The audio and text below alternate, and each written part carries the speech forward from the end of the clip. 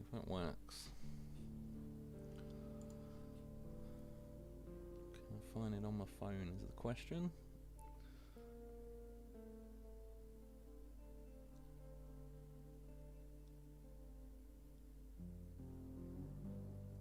It's not a good sign because I can't click on it.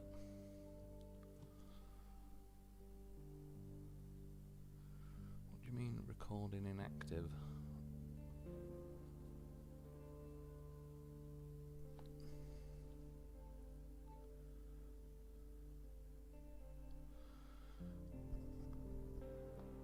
I can see Kenneth Russ, hope all is well. I appreciate it, dude. To be honest, I've had a banging headache all day, but it's mostly gone, thankfully. Sorry, I'm just trying to...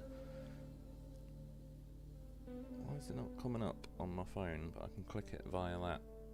Well, as long as it's working, that's a start. Right. Alt-tab. Yeah, remote. Loaf horse. Shit, sorry. I can hear myself on my own phone. Right, Aftermath. By the way, a few people were saying they were able to get to Incommunicado and Sunken after the first map, but they're still definitely locked for me.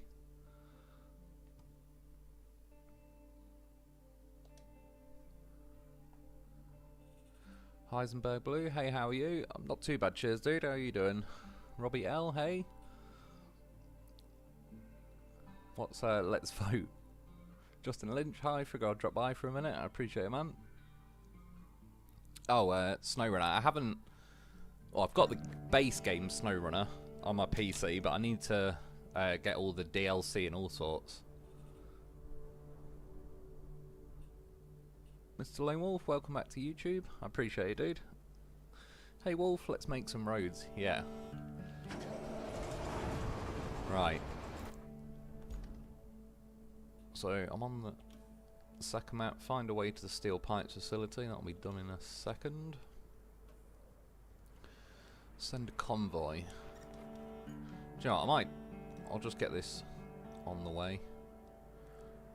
For a while, when I did this one on my normal playthrough, it didn't get stuck.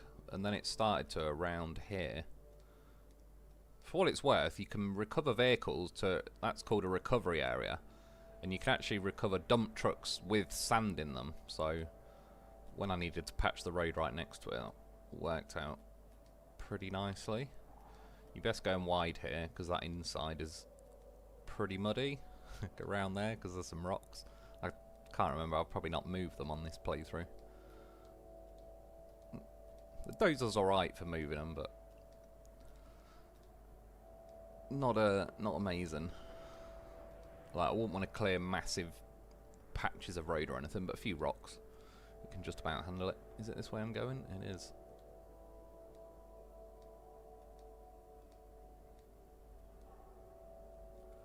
Alright.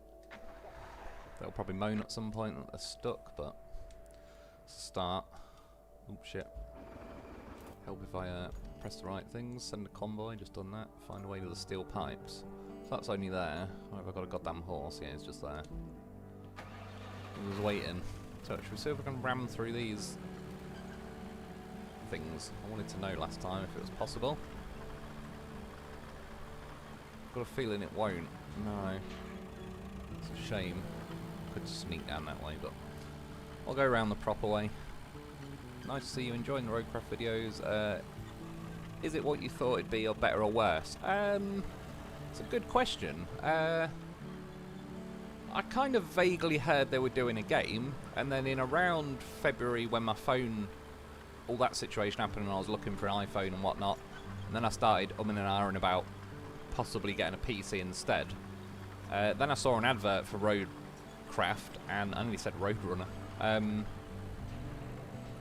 I more remember towards the end of the advert thinking, oh shit, I bet it's going to be on PS5, not PS4, and then it did say, yeah, it's PS5. I didn't put too much thought into it. Overall, like, I think it's a pretty decent game. Like, I'm not disappointed I've spent money on it or anything like that. It's not SnowRunner 2, but there's a lot of concepts to it I like. I'm just gonna, I believe, where is it? There is a setting, it might audio, radio message volume. I think that turns Kelly down. Oh, I don't know, still sounds a bit loud in my headset. Oh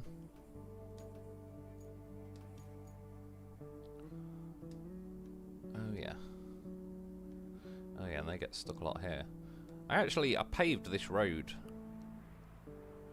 yesterday, I think it was, but my mum turned up and I forgot to save the last bit of footage, so I've kind of got 80% of me building a road, and then yeah, lost the last bit. But at some point I'll probably try that asphalt destruction mode and see if I can rip it up and or something. Or I could do it on this one at some point, I suppose.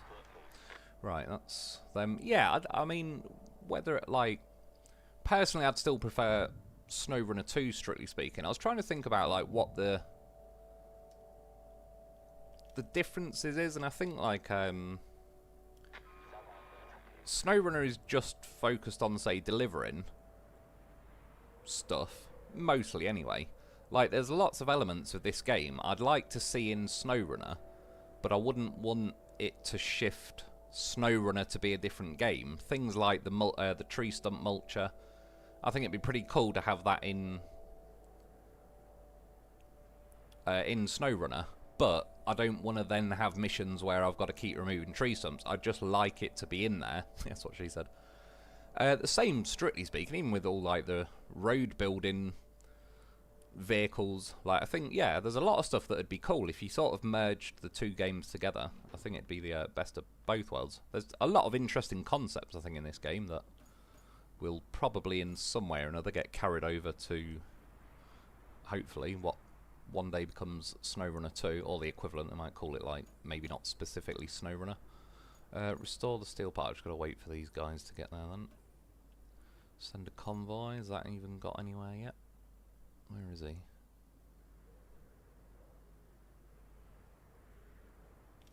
it already fail? Let's just reactivate all of them. Let's see what it moans about. Yeah, so he got stuck there on the rocks. To be fair, they are pretty big, fat, juicy rocks. He seems to have made it that time, though. Right, that's the steel pipes facility. That storm really did a number on the gas power plant. Let's find the breaches and patch them with the new pipe segments. Yep, you get to be a plumber now, too. Right, have I... I've probably not got a mule thing on this. Repair the piping system. But I'm going to need to build the pipes. Right, let's buy a mule thing. There it is.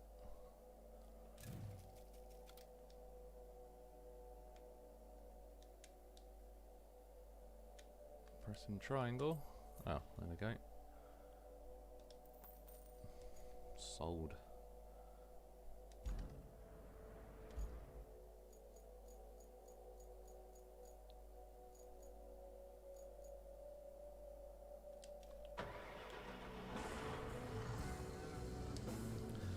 Bloody handbrake.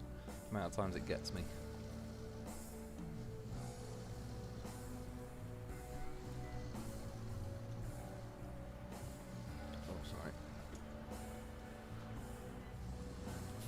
Keep missing some of the comments. Welcome out, Mr. Lone Wolf. Glad to see you back. John Perkins, I appreciate it, man.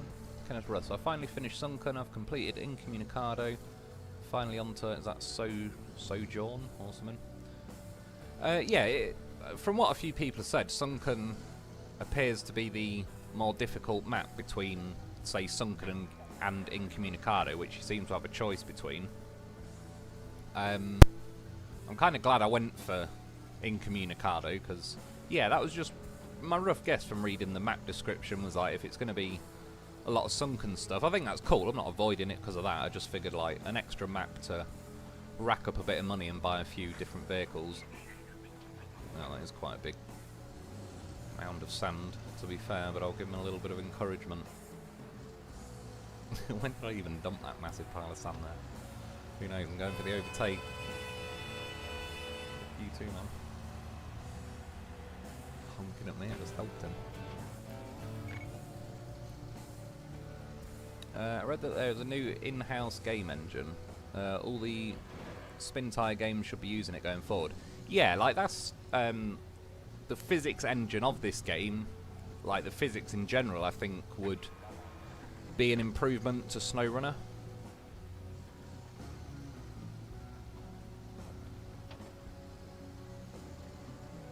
And yeah, again though, like if there was road building vehicles in SnowRunner, I don't strictly want to be made to build roads in SnowRunner. I suppose they'd do it a little bit, but it's more, if you imagine like just the game we know SnowRunner, there is bridges here and there on maps that you can't rebuild or anything. It wasn't part of a mission, and so that's it. It's just a non-bridge. Yeah, and like say tree stumps, if you can chop trees down and sort of build new paths through forests and all sorts, there'd be loads of interesting stuff.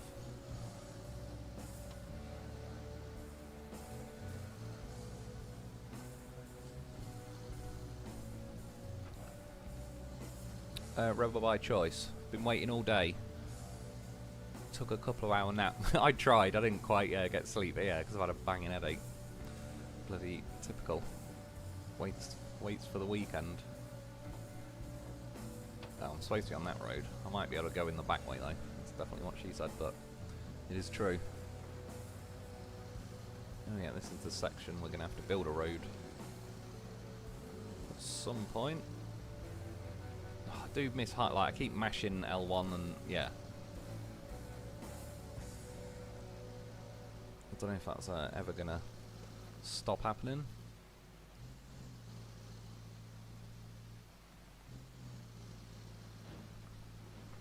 Trailer out of the way.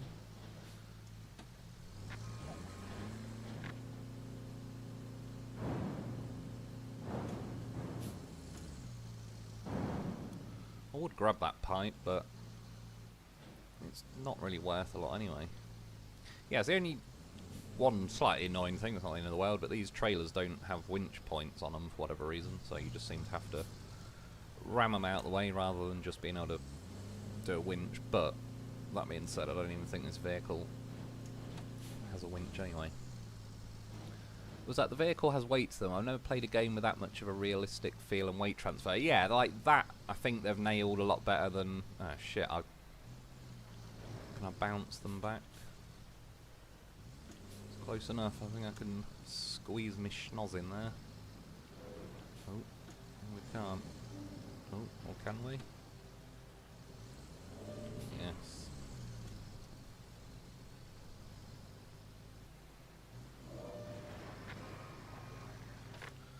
Reverse, hit that one open. In fact, yeah, fuck it, I'll do it anyway. I think when you send an AI vehicle from here, I think it just crashes through them. Scotty Chenoweth, I've finally caught a live stream. I've either been kissing a whole lot of them, or I assume missing. Or you just started live streaming again. Anyway, hello, how are you? I'm not too bad, cheers, dude. How are you doing? I've spoke mainly. I've just started live streaming again. So yeah, I think last week was like the first one I've done in a good while. Right, the easy way with this, you need enough metal to trade in for 2 steel pipes. If I'm not mistaken, this counted. Oh shit! The bloody anchors.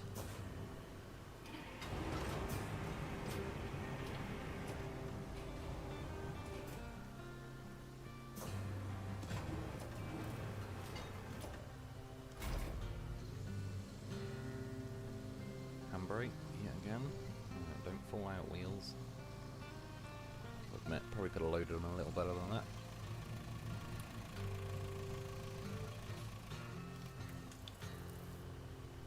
She's in. Right, is that, yeah, 2 steel pipes, so. Take out. Rebel, mention you in some of my videos. I appreciate it, dude. How you going with the old videos? Justin Lynch, Crane should hook them, I think. Oh yeah, that's true. Yeah, that's a good point actually, it probably would have.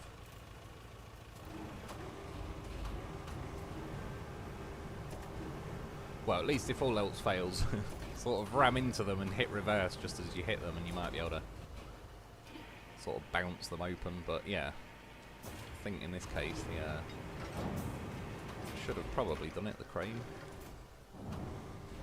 Close enough. Yeah, that's another thing, like the cranes are better in this game than SnowRunner. Easily. I still, to this day, don't know why they didn't just make cranes lift stuff. Like, there shouldn't even really be a limit, really, for game purposes. But then, because the vehicle's way less, that kind of created its own set of problems, that it wasn't really a counterweight.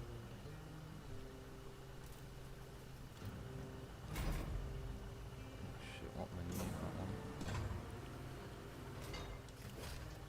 Strap it in. I'm good to go. Bloody handbrake again. Dustin.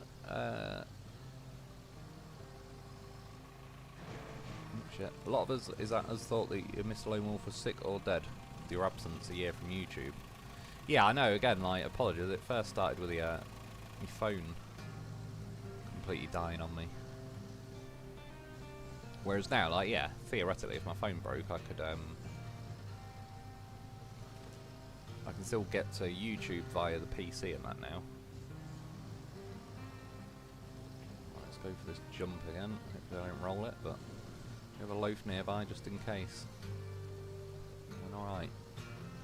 Scotty, so similarities and differences you see in the game, good and bad to SnowRunner and Expeditions. I'd say overall it's better than Expeditions. For me, Expeditions, again, I sort of said it before, I just assumed there'd be more to it.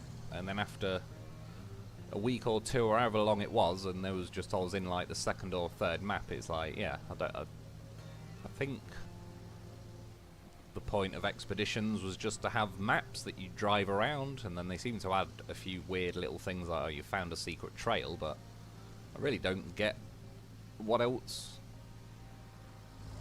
you were supposed to do. It'd almost be like making Grand Theft Auto 5, but having no missions or anything, it's just a map you drive around. Unless, again, I'm missing something, but I feel like I played the game long enough that if it was going to do something, it should have got on with it a bit quicker. Yeah, this obviously is like road building and all sorts.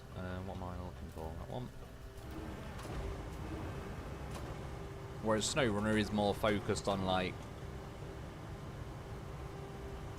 within reason. I know there is some bridges. Oh yeah, shit, let's take this off first.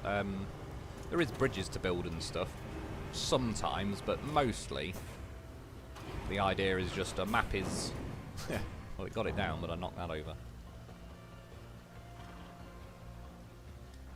Yeah, the map is what it is. Some maps are rougher than others, and you've got to get cargo from A to B, which is not, sort of does it a bit of a disservice and makes it sound really simple, whereas it's a good game. That is what that's what I want to do for the most part. But then there is elements of SnowRunner, like I've had, not to the degree that a mission can last on SnowRunner, but I'm not that far into this game.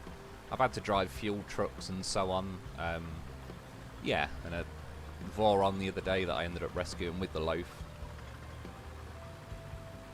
Because I got it stuck in like that big sort of gouge out of the ground. So yeah, there is kind of elements of it, but it's just also, I suppose, more involved. Like, you can build roads, and it's not just like, for example, just to show you quickly, if I go over to bridges, it's probably not, yeah, it's going to cap it because there's only, like, I can build a bridge anywhere though. Like, I don't know, this is a bit of a rough patch. Oh shit. I can build a bridge over that. I can dump sand anywhere I want and flatten it and build a road. Like, you're not just restricted to, like, oh, it said you're allowed to build a bridge there. Like, again, it's only because I'm capped at like a 20-bit limit. There you go though, I could build a bridge there. Yeah, it's probably just like the wider parts of the road that are not quite. I'd also say, like, see if it works, but yeah, it might say no there because, like, the bump in the middle is higher ground, so it's like phasing in. But then if I build from there, that in theory should be the peak, yeah, I could build a road across there, or a bridge In my normal playthrough, I built a bridge across there, but this time I've dumped sand. I could also go there and pave it all and roller it out if I wanted. Obviously over here, it's not anything it ever tells you. I just like that's a bit of a rough angle, but yeah, there's another patch there which can now connect you back to like near enough the starting point, the phosphate plant. So there's way more. Like even if the if you found like the missions in this game not that fun or whatever, it's more. I'd say there could be its own sort of amount of fun to this game if you just even after all the missions are done, you just have the option to build bridges pretty much anywhere you want, roads pretty much anywhere you want. And yeah, like a lot of people's maps will probably look quite different 6 months from now.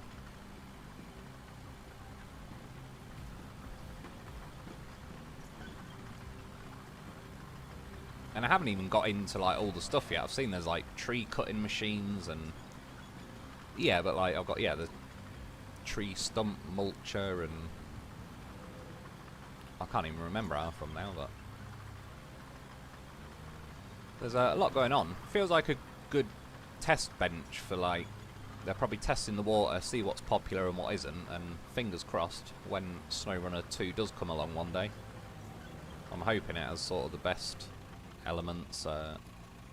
Expeditions, there's not a lot I'd bring from that. I'm not even like, I don't think it was a good game in the end because it didn't go anywhere, but the graphics on it were all good. Why can I not just winch?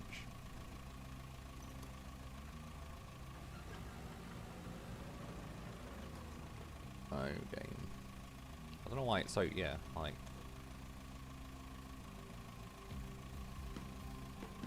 could be a little bit easier. Why is it not firing a winch? Alright, whatever.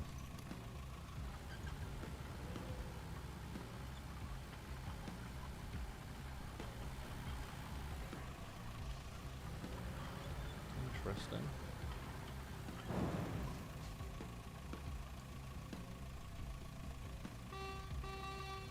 Oh, it gets a victory horn. Yeah, I can't really think of a lot from Expeditions.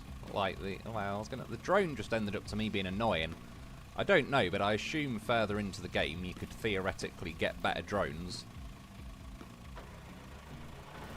But I don't know, it was just a shit idea. Even if there ends up being better drones, I don't even want to wait the time it takes to try a better drone. Like, they just was annoying, because by the time you pretty much got it up in the air, it'd cut the signal and all that. Typical. Right. I am going to leave that pipe there for this one. Drive forward a little bit.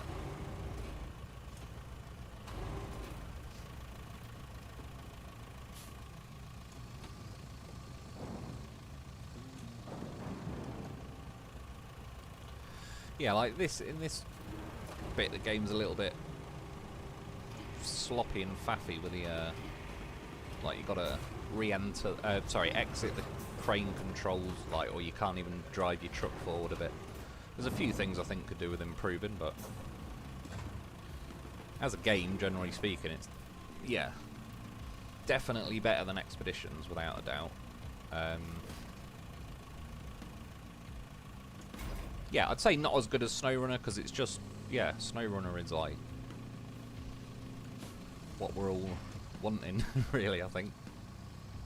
But I genuinely don't think this is a bad game in its own right. There is a lot of fun things, really, and pretty interesting and unique. Like, again, I can't think of any other games where I'm allowed to build roads or tree stump mulchers and build bridges and blah, blah, blah. This is one thing they do need to sort out. Slightly quicker vehicles.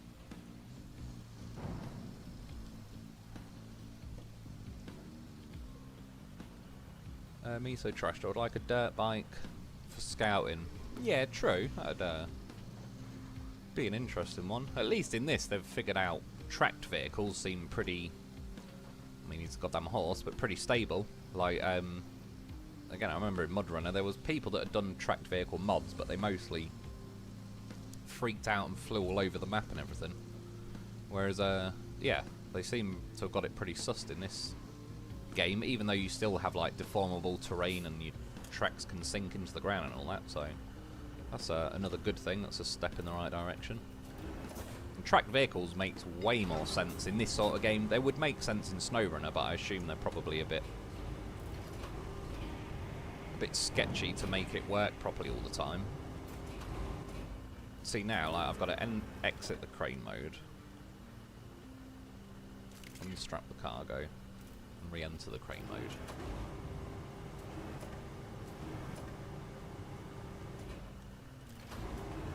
But once you get used to it, I mean, you're talking a matter of seconds. Like, it could be smoothed out a bit, but it's not going to kill me. Come on, you can do it. Yes. Rebel, only thing from Expedition are the land anchors. Yeah, that was it. Yeah, cheers for reminding me of that. Yeah, I do think that's a cool idea. There's plenty of situations that'd be an interesting thing to have in SnowRunner. Now, all we need to do is reconnect the town to the power grid. And while you're at it, here's a couple of things you can do to make life easier. This isn't essential, but if you want... And I think, I don't want to say, like, Expeditions was better looking than SnowRunner.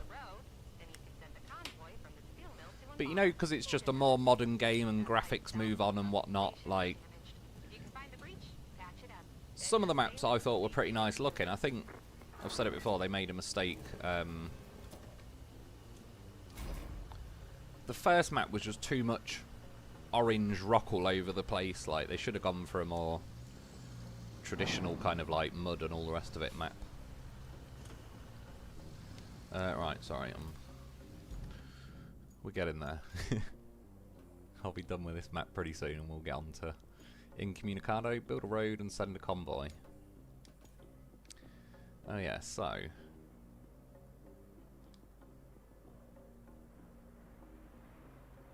best thing to do... where's the goddamn horse? No.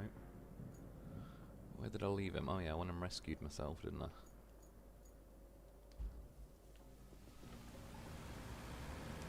The handbrake's the only thing that stopped Loaf. Is his handbrake.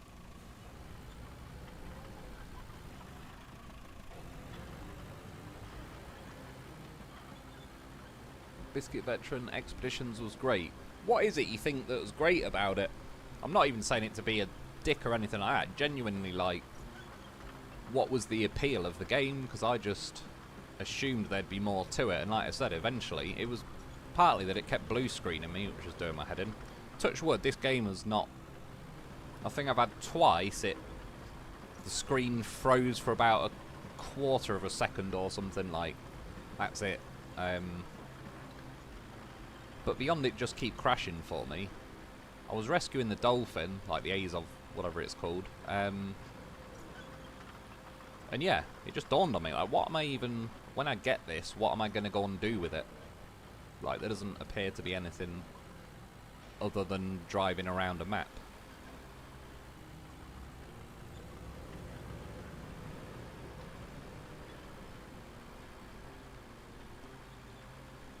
Justin Lynch, you can drive and crane at the same time with normal controls, but I hated that, so I switched to Legacy to be closer to SnowRunner. Yeah, same here. I think, to be fair, yeah, it might have been like that way around, but yeah, I went for Legacy. I tried the alternative. What was it that was...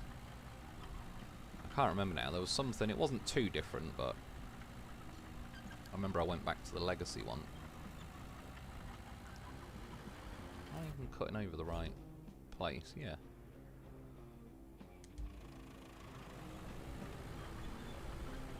It's good news.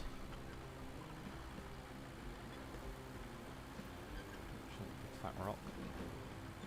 You say trashed. If you use the new control scheme, you can drive and operate the crane.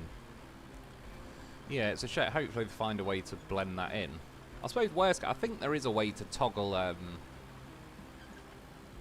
like you can press down, instead of holding down on the D-pad to enter crane mode, I think there was a way like you just press down, sort of, that'll make it a bit quicker, but then it wasn't that, it was staying in another menu that I didn't really like. I think that was what the alternative was, and I ended up going back. Right, get the loaf here, recall vehicles, got enough fuel.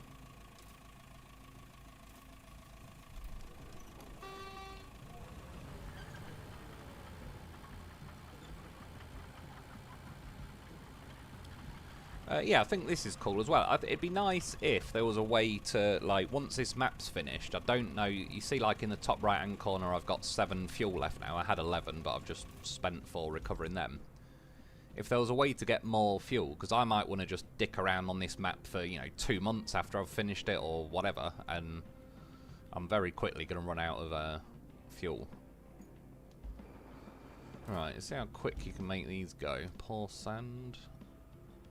Why is it not lighting square up?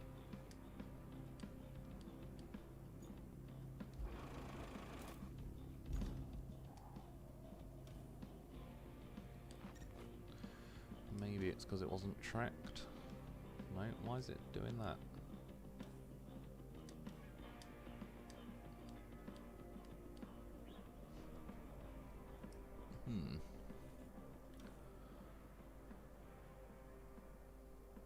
I need to repair the pumping station. Right, I'm just going to activate all of them.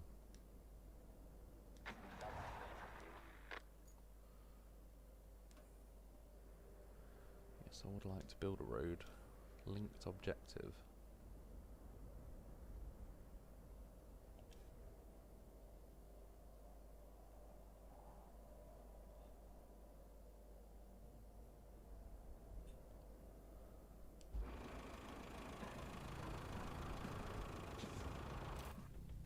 Unless I'm missing something.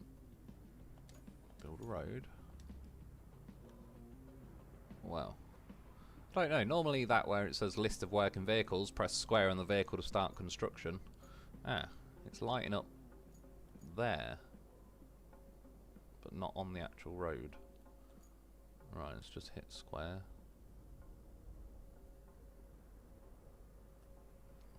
Right, I don't know why it's done that. It made me press square on the vehicle for some reason.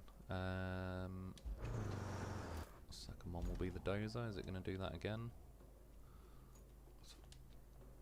That seems to be new from last time. It wasn't making me do that. Then the paver. Right, for whatever reason, you just press square on the vehicle first.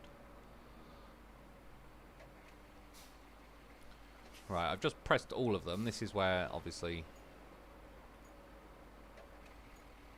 they're all going in the wrong order. Right, I was able to cancel that. Cancel that one. Right, now select that one.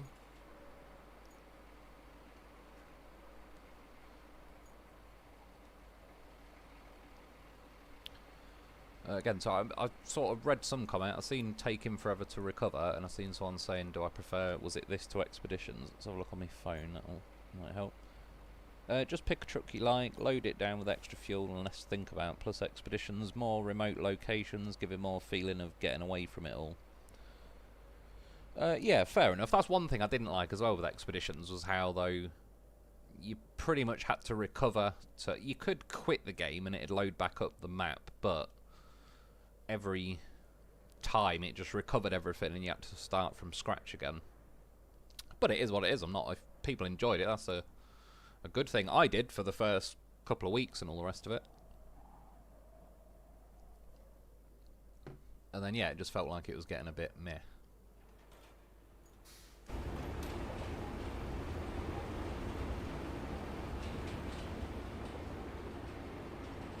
Once I'm tripping, I believe the paver was supposed to pave.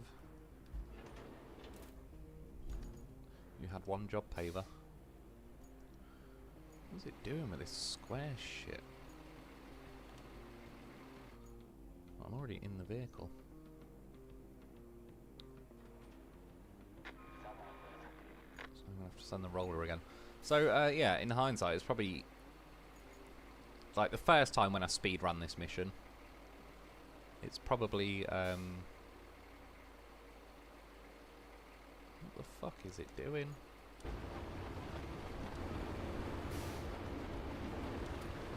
Right, well, I don't know. The game seems to have, like, for the first time since I've been playing it,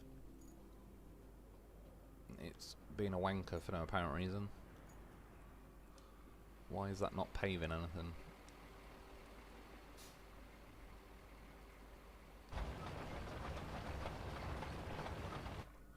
To be fair, the paver is the only probably vehicle I've had a few issues with because it sits really low and it gets stuck too easily.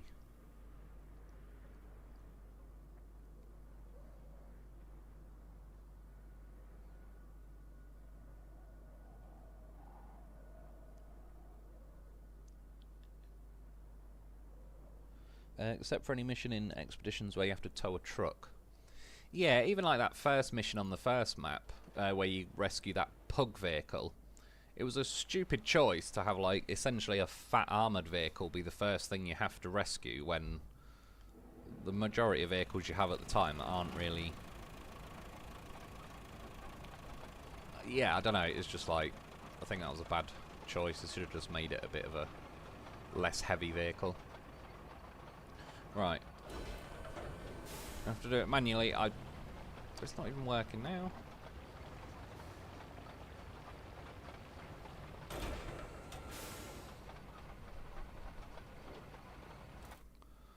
Well, I don't know what to say about that one.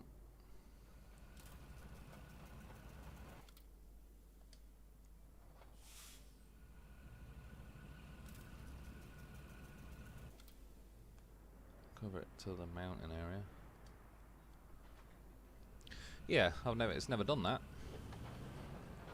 I don't know why it's being an issue now. I don't really want to drive it all the way back.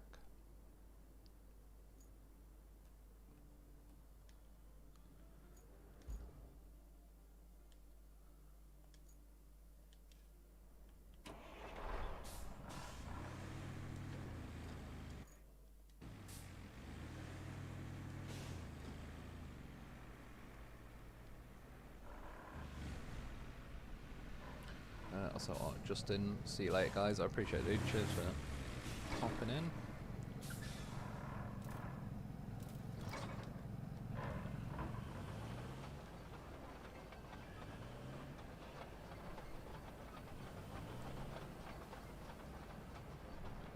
It's a bit sketchy to turn this paver as well. I don't mind that too much, but yeah, I do think overall it gets caught too easily.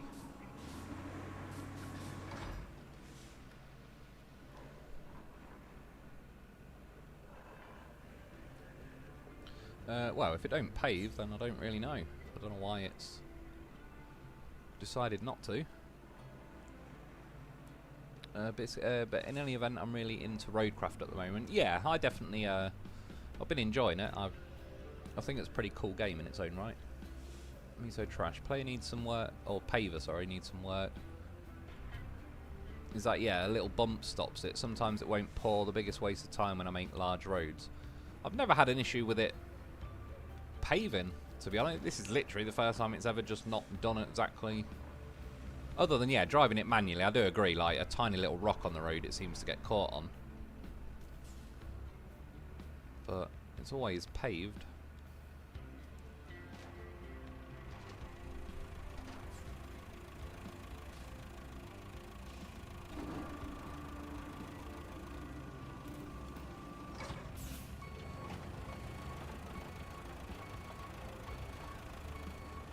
And yeah, even there, reversing off, it's getting stuck because it's too low for its own good.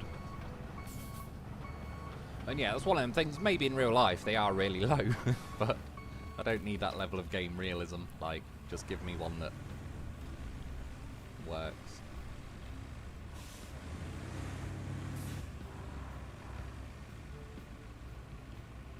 Well, game seems to be desperate to be a twat at the minute.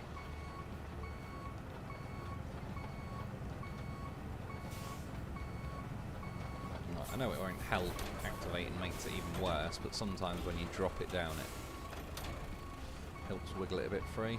No, it's just game's been a tosser. I've reversed this paver on and off this truck, I don't know, 10 times since I've had the game, and I've momentarily got caught for like a second, but I've never really had an issue getting it on and off that ramp either. Right, if it don't work now, then God knows.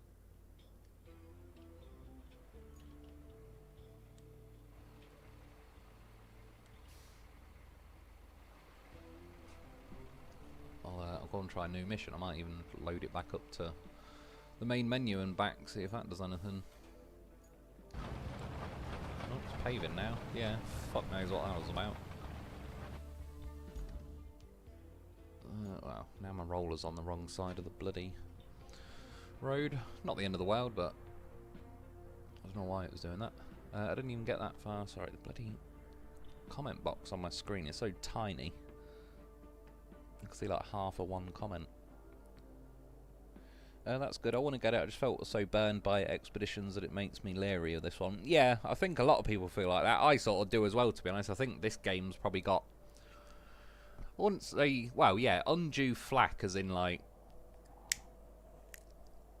I think Expeditions made most people a little bit hesitant to even want to call this game, like, any good. And yeah, I think that made people more kind of like, I don't care what it is, I just want SnowRunner 2. Like, I'm not even interested in a game that isn't SnowRunner. But I do think this is pretty cool. What are you doing, dump truck?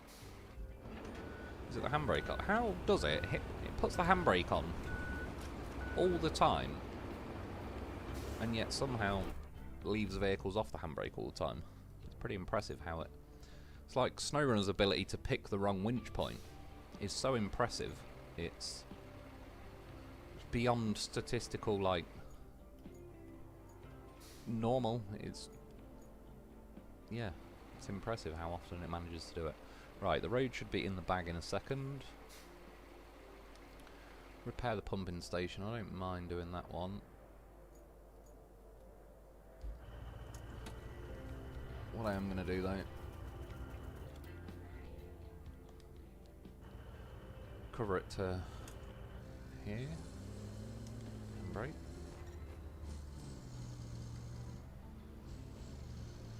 Go back to the steel pipes thing. I've got to build one pipe, take it back over to the first island. Have you noticed the paver being a bit better since the update? No. I've got to be honest, I did... the thought of it crossed my mind, because it was only just before the update, really, that I sort of started using the paver and everything, and I sort of specifically tried it after that, and for me, the most part, like, earlier on, I've got the footage of it, I got stuck on, I'd laid out some sand, and I was trying to pave it, and then my paver just got stuck, as if it was sort of, say, wheel spinning, but it's a tracked vehicle. You could see right under the vehicle, like, the rear paver thing wasn't touching the ground, only all 4 tracks were touching the ground, but it somehow got itself stuck. And then, funnily enough, it was that vehicle that's got the ramps on it, but that only has one winch point that's at, like, the back of the ramped flatbed part, so, yeah. It was, again, a bit of faffing around that's sort of a bit unnecessary.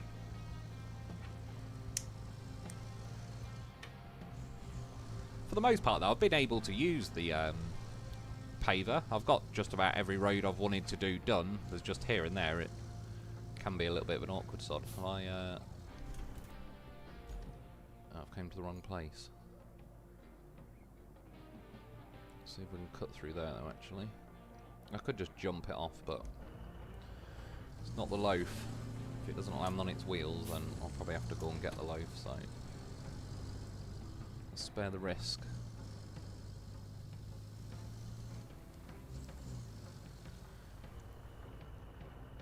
Get low, get low, get low, get low. To the window, to the wall. So the sweat drips off my balls. So, can you make roads anywhere? It seems like, from what I've seen, you can. Couldn't you just paste the whole, is that pave the whole damn map? Yeah, in theory, I think you could. Well, I will say, actually, while I remember... So, in my own game, like, the footage I lost, I paved... where was it? I paved from here, like a double, triple wide road going to there.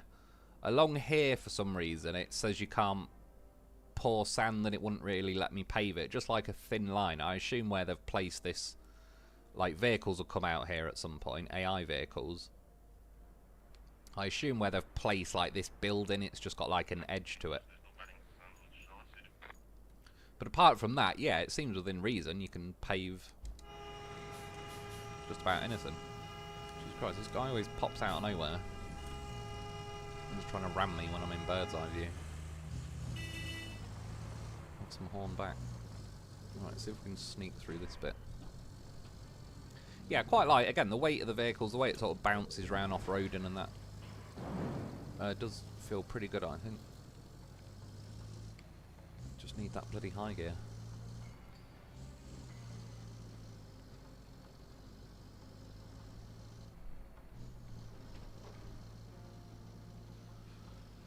Just yoink this bit of metal. For the first time ever, I remembered to put my anchors out before I attempted to pick something up. Sorry, it's backwards compatible. Rebel, I wrote Sabre today and asked for a meeting. What's that with? Right.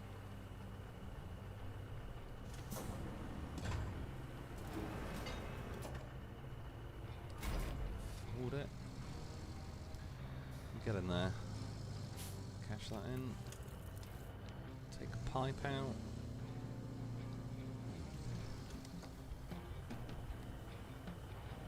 Right. Anchors.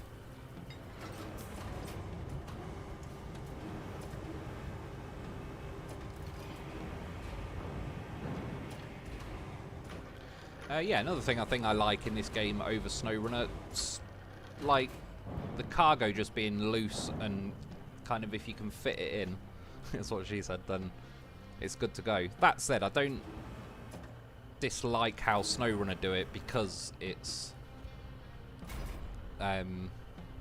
just sort of modular. If you've got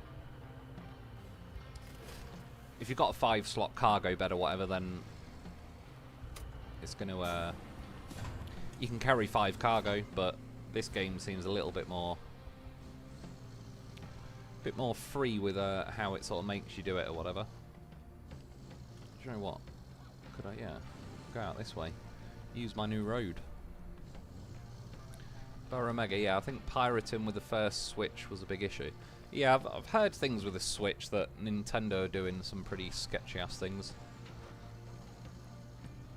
I've always liked Nintendo since a kid, but they seems like them and Ferrari are in a competition to see how many customers they can sue and cease and desist and this, that and everything. And yeah, as people, I kind of agree with this. I'm not saying pirating, but how they keep doing, like, you don't quite own the games anymore. And as people say, like, well, if buying it isn't owning it, then pirating it isn't stealing it.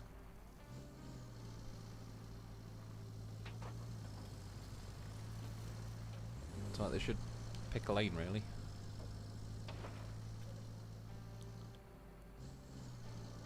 And in some ways, I don't even mind, like, I prefer to own physical copies. Like, I've got a physical copy of SnowRunner on my PS4.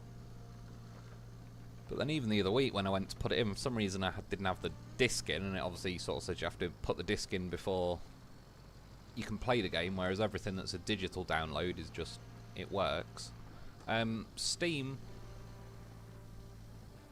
Steam's basically said to me, like, I'm buying a digital version of SnowRunner to use on Steam. It's like, but they tell me up front, so yeah, I'm not too bothered with it. Like, I know the deal. I could buy the game physically, but then even like now I've got a PC, I haven't got a disc reader thing or whatever you'd call it.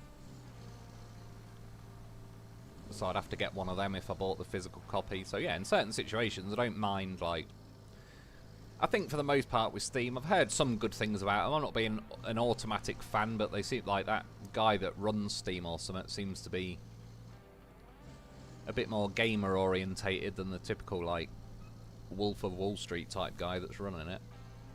And yeah, I think it seems like Steam isn't really going anywhere anytime soon, so I've bought a digital copy of a game on it, and within reason, like, if Steam crashes tomorrow and just ceases to be a company, then maybe I'll get swindled out of my game and I won't be able to access it anymore, but it's looking pretty reasonable that Steam is here to stay, so I think for all intents and purposes it's going to just pan out that, you know, I own this game and SnowRunner and so on, and I'll be able to access it for as long as I want. My biggest issue with Nintendo when it comes to the pirating thing is with old games. Like, there's no way to buy a GBA Pokemon game and give Nintendo money, so what difference does it make? Yeah, and there's also an argument to be made, like, I'll admit, it leans in the favour of pirators, but it comes like pirating versus game preservation. Like, some companies sort of, yeah, once a game's gone, it's sort of gone. But I don't like it. PlayStation does the same as well, which annoyed me. Like, years ago, you could go on the PlayStation store, and I bought Destruction Derby 1, I believe it was. And I had it, and then at some point, I just can't re-download it now, because it's not on the Play Store, and it's like, well, you took my money, and it's not that it's physically impossible to give me Destruction Derby. It's like they just decided one day, we're not doing that game on our Play Store anymore. And there's a lot of games you can tell, something like PlayStation, they don't want to release all the old games because people will just buy them and it'll reduce sales of their new games, which, I don't know, my argument to be that would be like, make better new games and then it won't really be an issue. So yeah, I sort of don't like that. I don't know, I mean, Destruction Derby specifically, I don't know if you can get it on Steam. You probably can't, because it might be something that Sony sort of hoards or whatever, but I think then at that point there's going to be somewhere that you can like emulate it or pirate it, yeah, and it's like you say, there's loads of situations where I'd rather give Sony my money.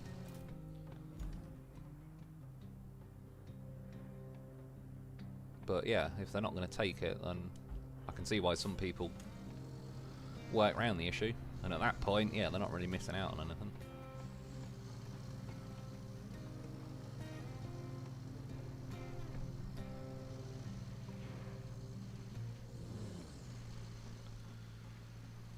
See there, I think like in SnowRunner, a lot of trucks would just basically be stuck there, and you'd just fire out a winch, so it's not much of an issue, but I think the overall physics and the weight of the vehicles helps push it into the ground and get you grip. That's what I always said. One thing I did like about the P16 in SnowRunner was it certainly isn't the best off-road truck or even close in the game, because it's just not really like off-road spec, but it's so heavy it sort of creates its own grip in a lot of situations.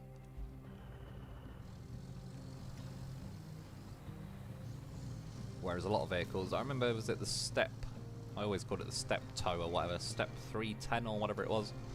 That thing weighs as like less than hopes and dreams, and yeah, it's just got no weight to it to like fight against the mud it gets stuck in. Same reason fan favourite things are not permanently on menus, you won't buy anything else. Yeah, exactly, which at that point it's like, just make your money off the thing. It can't be that bad. I know what you're saying though, I get what you're saying, and I agree that's why they're doing it.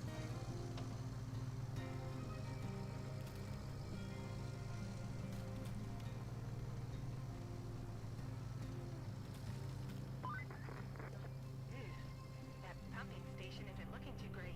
It's not on our list of required fixes, Right, but it could still use anchors. some of your magic. Rain. Put dial there. Oh yeah, shit, now I'm gonna go back out the menu. Unstrap.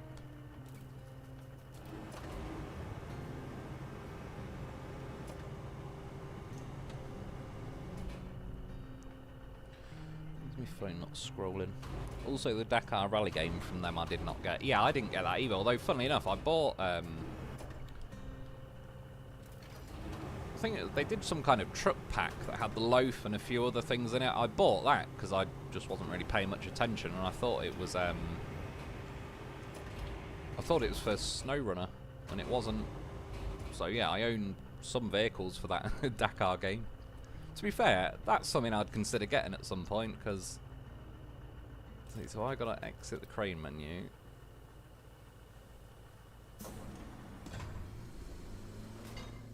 Fucking handbrake. Right. Yeah, like this is a bit faffy, just to drive a little bit forward. Anchors. No, route up. We're in.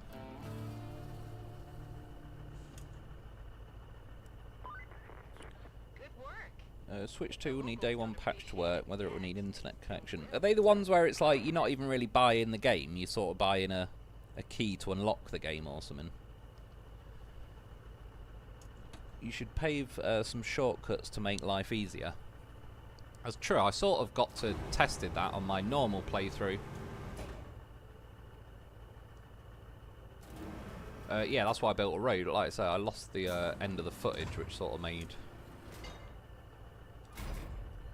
all the footage I got kind of pointless. Right, that's why I'm leaving these steel pipes everywhere. In my normal game, I'd probably pick them up, but... Right, let's recover. In fact, I'll leave it here for now, but we might need to recover. Rebel to discuss issues. Right, what else we got? Build a road. Oh yeah, and then plot route. Which this is where they would have just rammed through those gates, but I've already got them open now.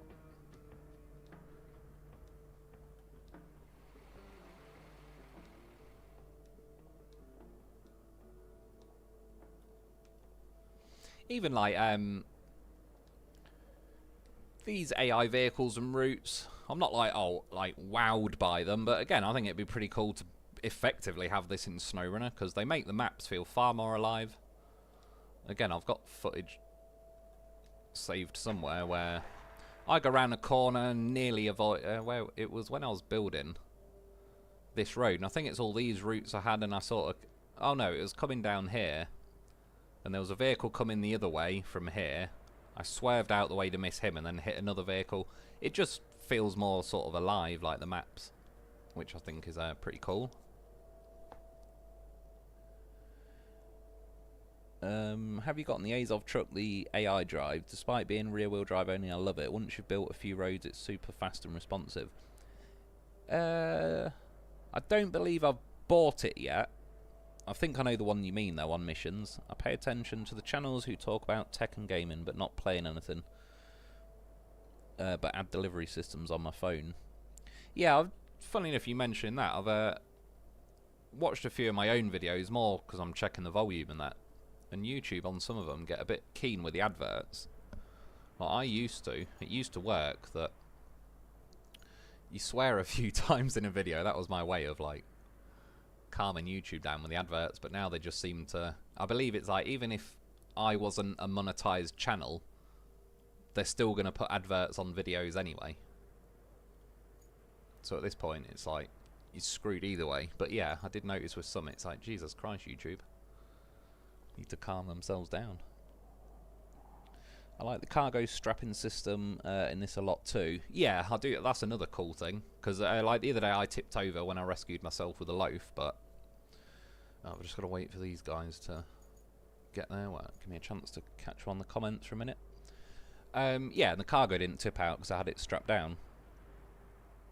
That's why I go with a disk drive console. Yeah, that's another thing though, you mentioned that. Like when I was looking at PCs and all the rest of it, I sort of considered, I looked into PS5s as well. And is it the Pro version of the PS5 doesn't have a disc thing unless you buy it separately? Which I'm surprised, well, I'm not in that, like, it's a bad choice for consoles, but I'm not surprised Sony did it, because I think they're pretty money-hungry beasts, to put it politely. I was fine with renting, but if that's what we're doing, say so. Yeah, exactly, it's like that Destruction Derby game I bought, like, I bought it, and I was told I'd have access to it forever, so to speak, and then, yeah, they just decided one day I'm not allowed it anymore. Which I find pretty annoying. Hard finding a PS5 disc cheap. Yeah, I don't know with them. I've not not had to go down that route yet. Worst thing is that physical games won't work without the online portion, so when they mod or cancel it, the disc would be worthless. Yeah, and that's what I sort of found. It's like, and it's true, even though I own the SnowRunner disc, it ain't really going to mean shit if I go to load it up and it says, oh, you need update, blah, blah, blah. I think, say with the SnowRunner disc, I think it'll say, like, I can't have any network features and all the rest of it, but I know there are games where it's as good as useless.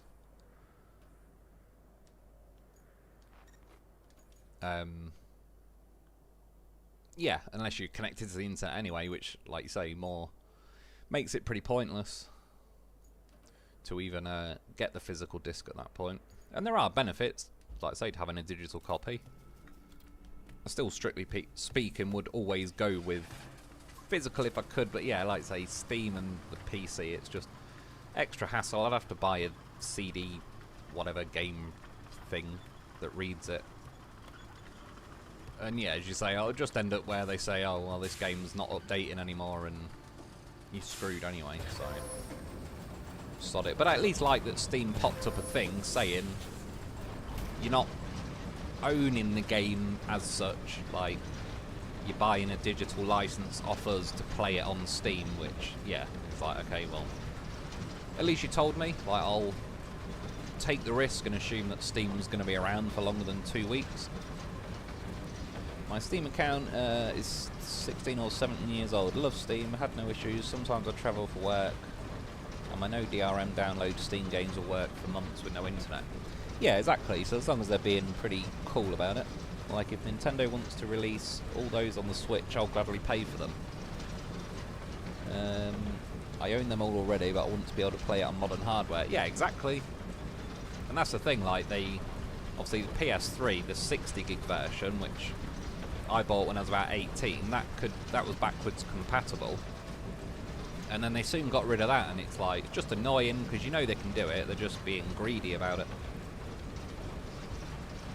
And at that point, it's like, they don't want me to be able to buy, again, say Destruction Derby 1, and play it on the PS3, but then they don't offer it in the online store. And yeah, I don't really own any, or many, PS1 games or anything anymore, but in theory, even if I had 1,000 PS1 games, I'd still consider buying various ones off PlayStation and just have, yeah, digital copy, like you say, play it on modern hardware.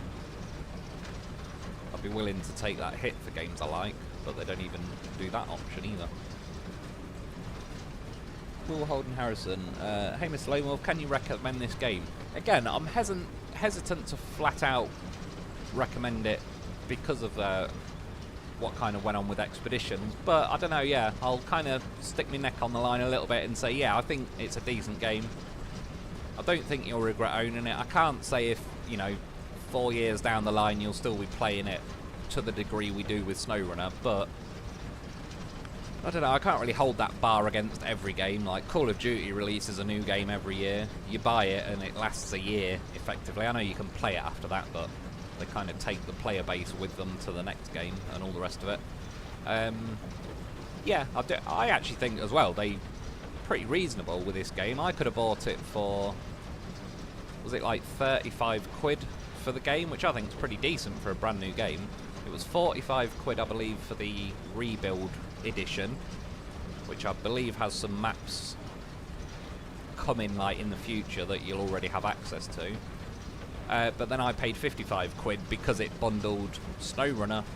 It did like a legacy bundle and basically said for an extra 10 quid you can get SnowRunner as well. So yeah, I think that's pretty respectable, because like I say, any new Call of Duty game or whatever, it'd be 60 quid probably minimum for the game. Then you're going to have like the deluxe edition, which as far as COD goes is basically the one you have to get, because it's going to have some good gun in it or something, so everyone who gets it's going to have an advantage. Right, it's the old cable layer done. That should be now. Kelly will yap on for a second. Look at you go. You just brought a whole region back from the brink. I'll pass on the good news. You seem like you're I live in the States. I'm sorry, I don't want to spend 100 on a GBA Pokemon game.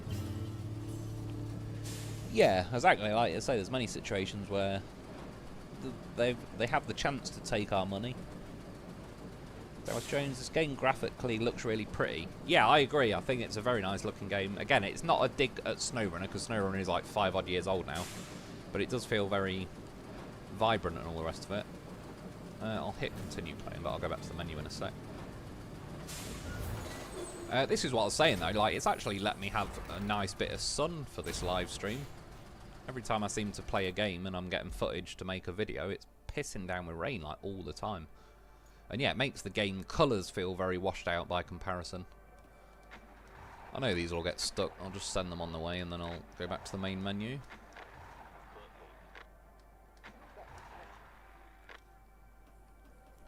Objectives done though, vehicles I don't need to recover any.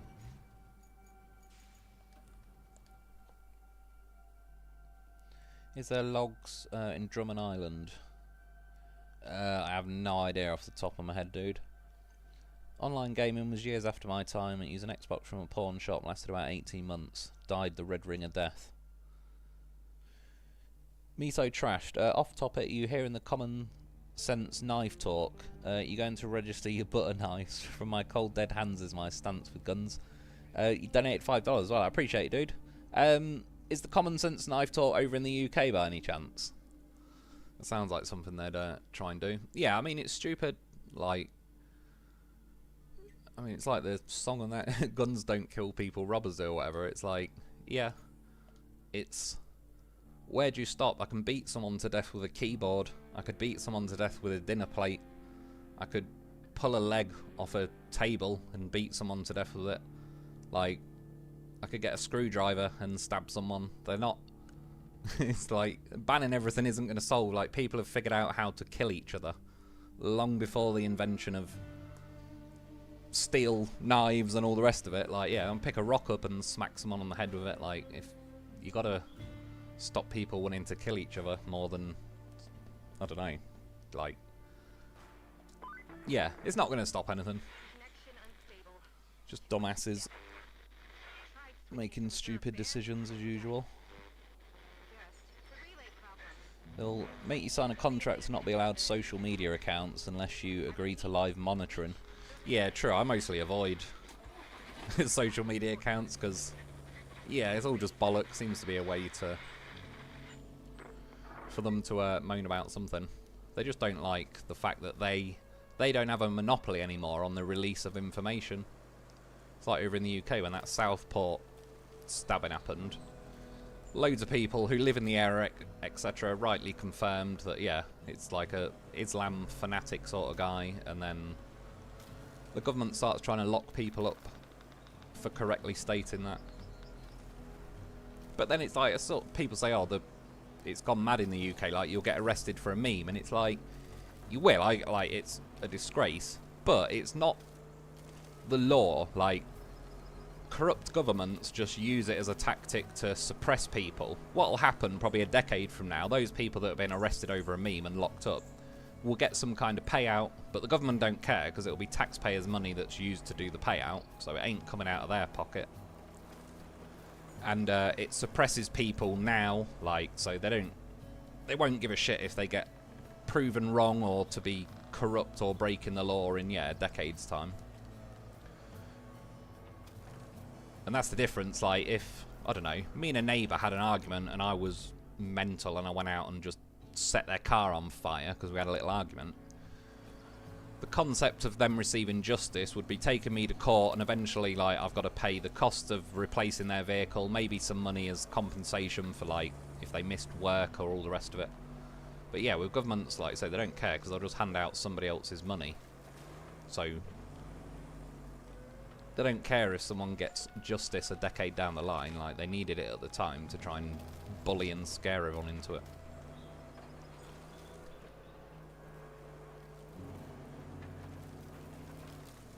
Which, I mean, in the last decade odd, how many, over in England now, how many prime ministers do we have to make leave?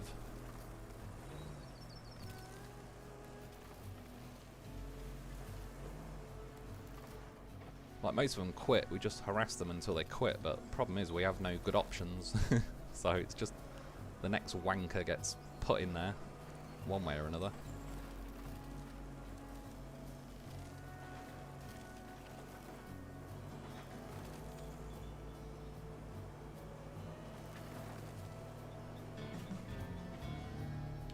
Oh yeah, well we're on yeah, Incommunicado. Only got this bit uncovered at the minute, but Hey, you're back on the air. I was worried for a hot minute there. So, I've been going through the list of damaged facilities, and you know what? It's one heck of a long list. And our list of assets is short. And by short, I mean it's just little old you. I'm sending you the to-do list now. That should keep you busy. while she's yapping on. Oh, this is a brown truck this time. It was blue the last time I started this map.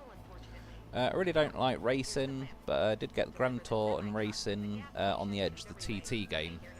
Yeah, I quite like that TT on the Edge. There is, I think there's TT on like the Edge 2 or even 3 by now, which I think the physics is a bit improved. Funnily enough, my brother owns it. I need to borrow it off him at some point. I just keep forgetting. Just to test it out. But yeah, it's pretty cool. The map's definitely very accurate. Like, I've been round the TT track many times, and they've got it pretty nailed.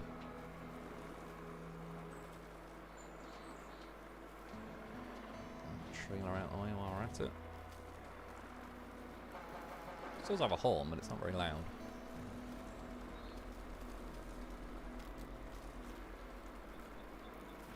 Oops, sorry, I'm trying to read comments at the same time. The P16 is arguably the best truck in the game. A missed opportunity not making it all-wheel drive and not allowing add-ons. It's a way better truck than the P12. Yeah, it eats the P12 for breakfast. I never really did like the P12. Felt just too slow for its own good, and yeah. It was alright as a base truck. There were certain situations where it did alright, but when it was towing things and stuff, I don't know, it just, yeah, felt like a bit of a wet leaf. The P16 had all the grunt and all the rest of it. It just wasn't, yeah, it wasn't an off-road focused vehicle. It's more like a gigantic highway vehicle. And I know in real life I've seen them driving like along dirt roads, logging and all the rest of it. But yeah, in the context of the game, it got stuck in a lot of places, but it was a good truck. I do like that. Still in my top favourite vehicles.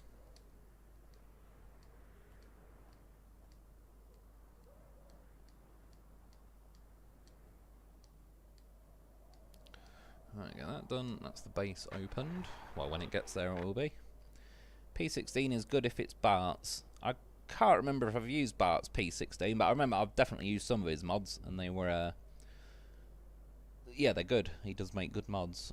Slim is what I run. Is that the PlayStation, do you mean? Yeah, the disc drive is like $80 US. Is that on the PS5 or the PC? Visit steel beams. I'll set up the highlight. What's he managed to get stuck on? What a tit.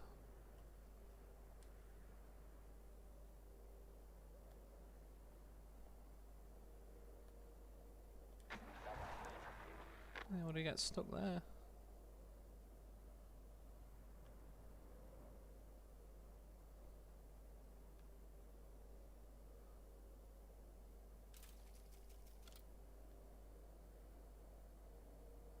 Bring it more over this way. Is he going to make an effort this time?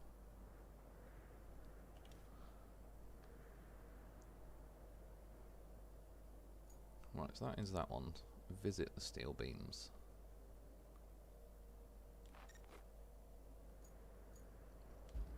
I quite like this vehicle as well. I need to buy it at some point in my normal playthrough. I'm just obviously trying to save money for like vehicles that I need, rather than like this would be a nice option, switch between this and the Land Rover. I think the Land Rover is cool as well. Again, I think they did a good job on this game with scouts.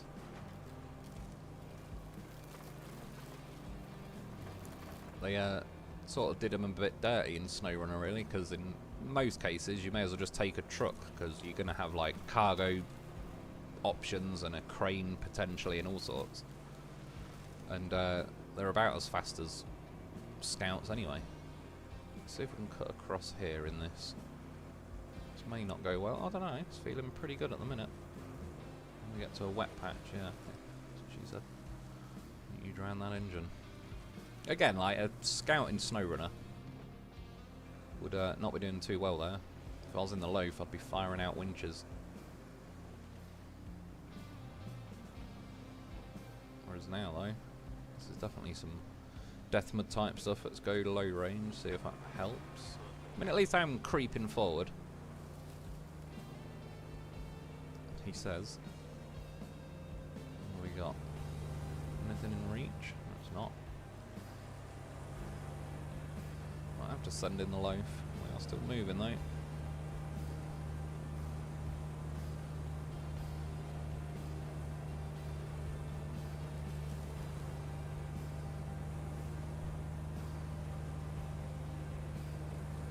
Yeah, it'd be nice if snorkels were an option, or unless they give us like a version of a vehicle that has snorkels, it'd be pretty cool. This place got messed up pretty bad by the hurricane. We don't get those where I come from. So, That poor AI driver. how bad we're talking here. Always ram into him. And report its current condition. Oh, is this the yeah, well that place is fucked.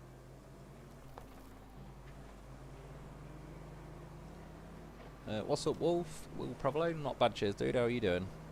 It's crazy how well SnowRunner has done in keeping people invested in it. Yeah, it has. Like, it's just one of those games that, yeah, it's good anyway. Like, definitely good. But I mean, I can just happily drive around it. I don't even necessarily need to be doing missions to enjoy the game. Right. Set up the Highland base. Has he not even made it yet? What a tit. When I mean, I pretty much did the same line the first time, and he made it there first time. For some reason, he's managing to find every way to not make it.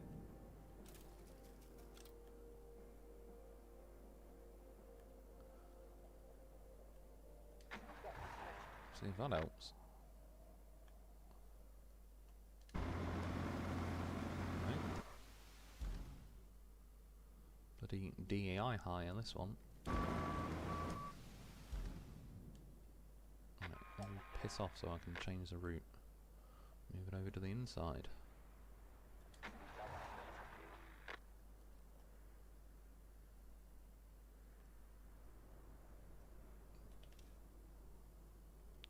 We should hurry up because set up the Highland base. I'm waiting for that mission to finish so I think I've got to take steel beams over here or something. Just need this Sunday driver to get his foot down. Who would have thought 5 years and 15 DLCs later it would still be so huge? Yeah, exactly. Like, it's, when you think it's got to be up there with games like Grand Theft Auto 5's obviously weathered it pretty well. How old the game is. Well, the game's like stupidly old at this point. What has he managed to get stuck on now?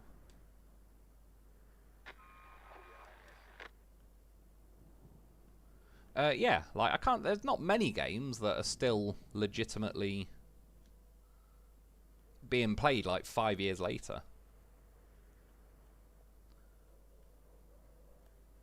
By like a sizable portion of like the original player base as well. I know there's always going to be some of us that enjoy a game that's 20 years old and we're still playing it or something, but SnowRunner has legitimately lasted 5 years, which is like bloody old age for a game, really.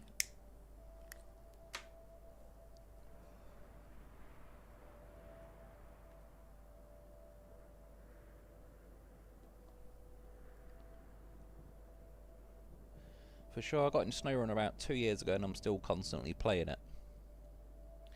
Yeah, and the fact that they keep adding stuff, and they're not even lazy with the DLCs either. Like, was it Tennessee that had that racing map on it? I see where they were going with it and whatnot. That ended up being a bit of a wet fart of a map. Power substation and restoring the electricity supply would be a huge help. After all, you can't really do much without juice. But yeah, like, a lot of the DLC has been great maps. Truck loaded with steel beams from the relays yard to the power substation. For sure you can handle it. But please. Oh shit, I'm not taking the cable layer yet. Caution. If the truck turns over, you'll be in a lot of trouble in a Listen, long Kelly, I've got a loaf. By the by, You do not need to be careful. You can be reckless. I guess.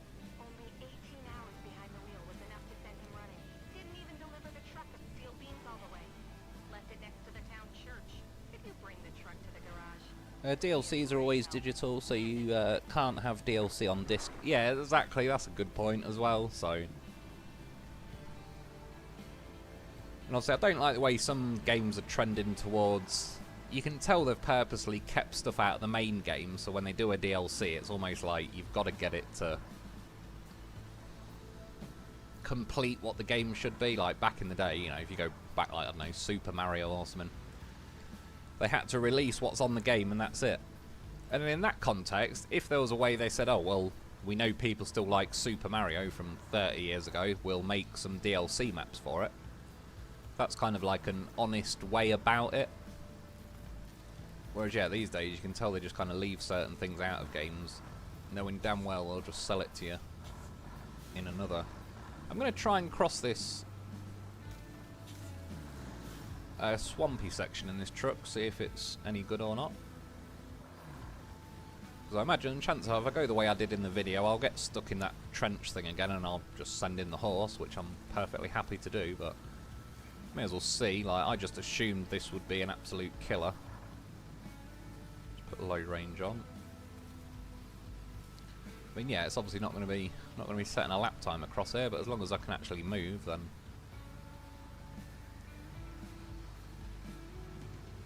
it's better than getting stuck. I learned the other day, if you buy a new Scout, they are much faster and more capable than the one you're given. Oh, are they?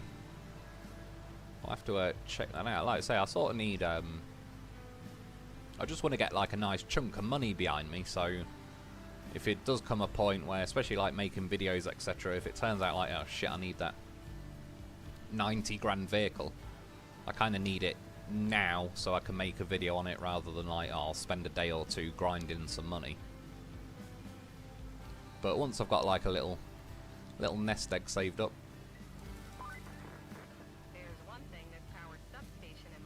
I'll yeah, start investing in some more stuff like that. I just thought, for what it's worth, track the mission.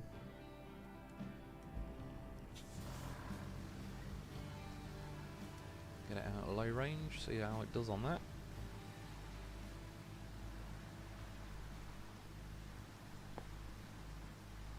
I'm going to scroll down a little bit. PS5 Pro disc drive is like $80. Yeah, I think I've seen it even more over here. I think it was up in the like 100 or something. Try low range. I think I am pretty... It's not looking good. Normally though, you can back out. Probably dug myself a bit of a trench, and this does not have winches. Might have to send in the horse after all. It is technically moving, but at this point I'll count it as she's a goner. Yeah, this is nice as well, like go into the garage though. I've already got a loaf, but I don't have to recover it from the old map, bring it over to this map, etc. At the same time, I can't sell it from this map or anything, but not that I would want to. But yeah, I assume I'm going to have like a loaf on every map.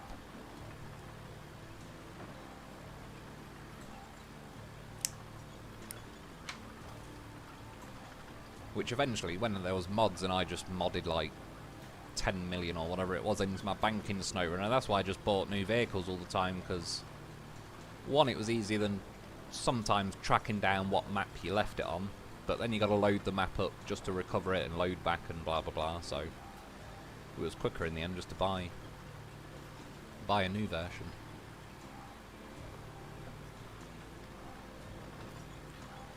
Rebel, sorry my spelling's so bad, fat fingers. It's all good, dude. After the stream, I'm heading back upstairs to finish tasks in NA.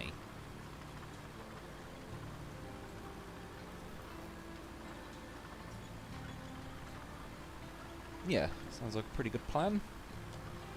Scotty, do you have to unlock trucks on every map? Oh, do you get to keep all your unlocked trucks? Yeah, as I was just sort of saying, it's like, just, I now have access to the loaf, like, or say that mule, T1 or whatever it is, I bought on, that Aftermath map, when I was just delivering steel pipes. I will now be able to go to the garage in this map, and it'll give me a mule, like, I won't have to buy another one, or, yeah, recover it or whatever.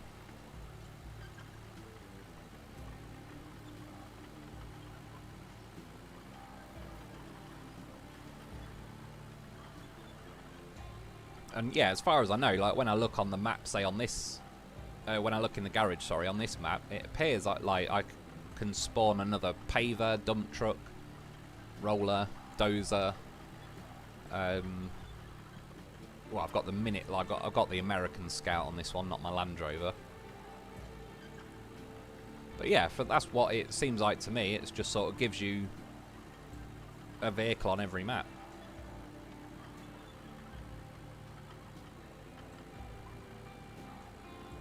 So I don't even think there's any point, like, even if I retained a vehicle on the Aftermath map, yeah, there's no point, because it seems it'll just give me one on this map anyway.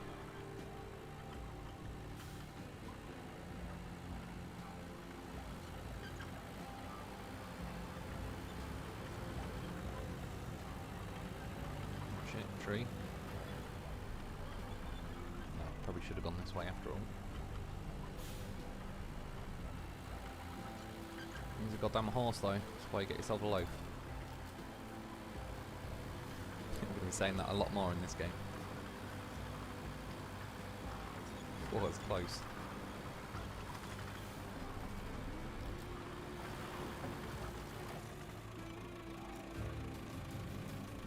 Goddamn professional, it's about an inch off hitting me, and the game took it. Rebel, Northern Aegis, it's a bit of a juicy map, that one. Rebel, SnowRunner game of the decade. Yeah, I reckon it's that's a fair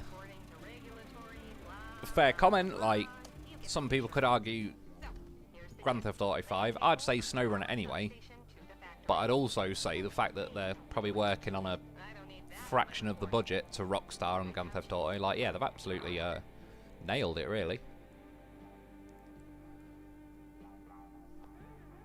And it's not just a case of like, build it and they'll come, like crank more DLC out and people buy it, because Expeditions doesn't seem to be having that same effect. And yeah, there's many other games. I think that's why, say, like Call of Duty came to the opinion, like, just release a new game every year, because obviously there's a profit motive, but it's also just brings all the player base back, refreshes it, whatever. It's like sort of easy mode versus making like a better fleshed out game to begin with. Right, restore power to the steel beams. That's going to be the... Oh yeah, it's the gas tank thing. Deliver cargo to the Highland base. I'll do that one... Oh, do you know what? Can we do it now, actually? Because it might... Does it reach location? So let's fuck that off for now, then.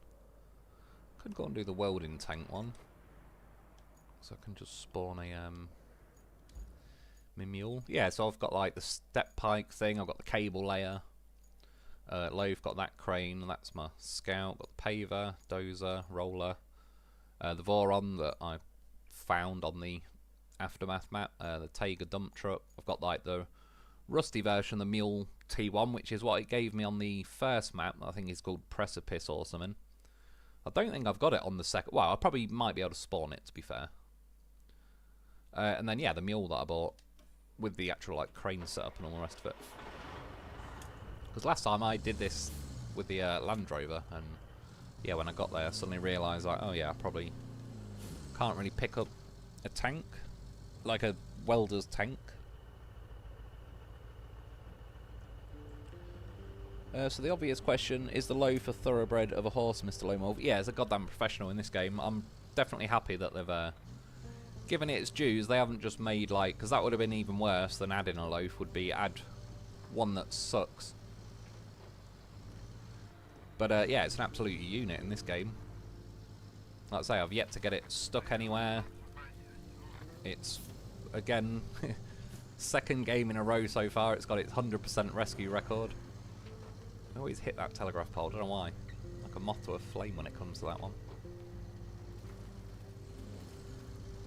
Even Online is like 20 plus years old. Sorry, I didn't see which game you meant. Juice of Cain, hi Wolf, how's it going, dude? Rebel, Tennessee, thumbs down. Yeah, over at, like, I don't even mind the concept of racing and all that, but it just doesn't really work with the physics and that are going on in SnowRunner. I mean, it is what it is. They tried, but I'm glad they got the hint that it's probably not not the way to go with it.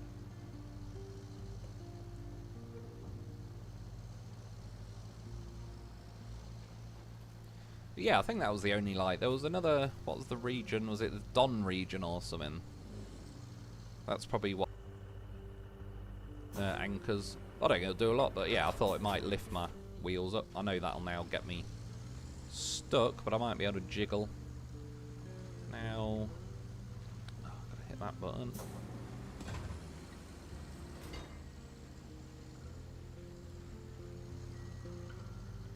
Right, so let's see then.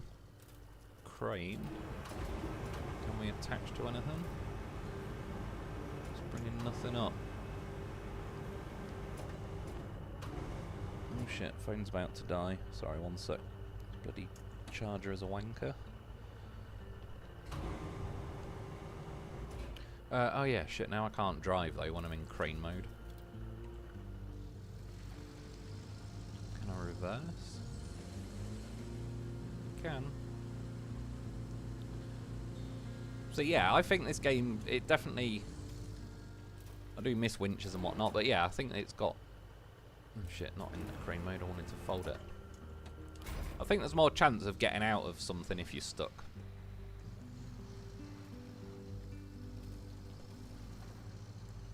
One thing I've noticed so far is this game's mud isn't like a more level difficulty, so I'll forever hate that map.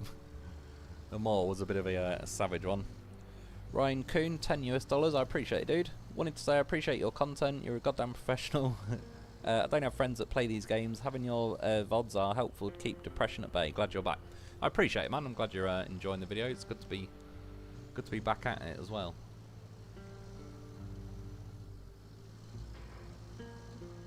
Yeah, as well. Yeah, thanks for the donation, man. I appreciate it. We'll go towards. Yeah, so that'll go towards getting the SnowRunner DLCs on the PC. Because like I say, I believe I've figured out how to transfer my save data from the PS4 to my PC version. But it's going to delete any and all DLC I don't have, so I've kind of got to get all that back as well. But it's cool that there's an option where I'll be able to transfer the data. I prefer that over starting again. I'm not anti-starting again. I still definitely prefer the fact that I don't have to. Right, where was this bloody thing?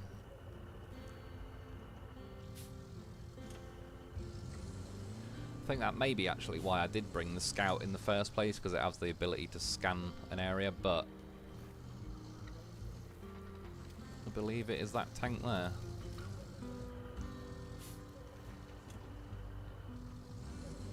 Hope it is, because I'm yonking it. Surprised I haven't said yet. I was going to say, how close do you need me to get? Right, anchors. Crane.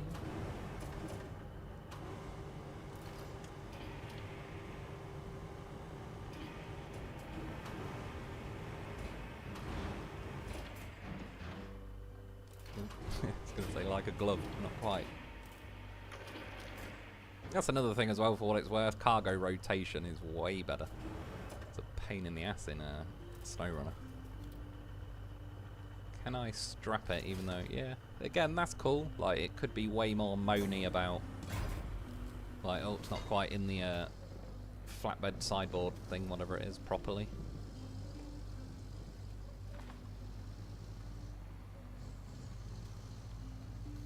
Obviously, if it was a bit more flush, it might make it a bit less top heavy, but we'll take that chance.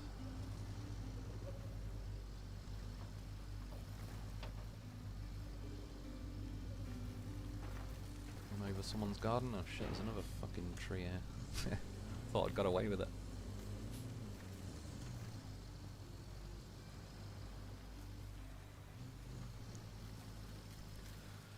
Do you know what, one sec, I'm just going to see if I can at least make this...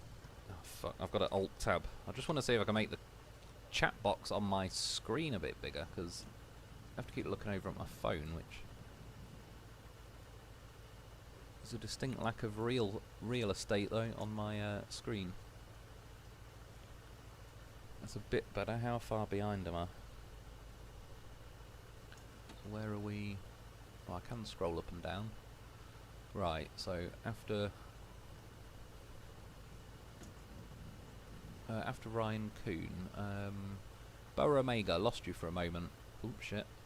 What happened? Did it go a bit funny or something? Oh shit, now Alt Tab. Back to this.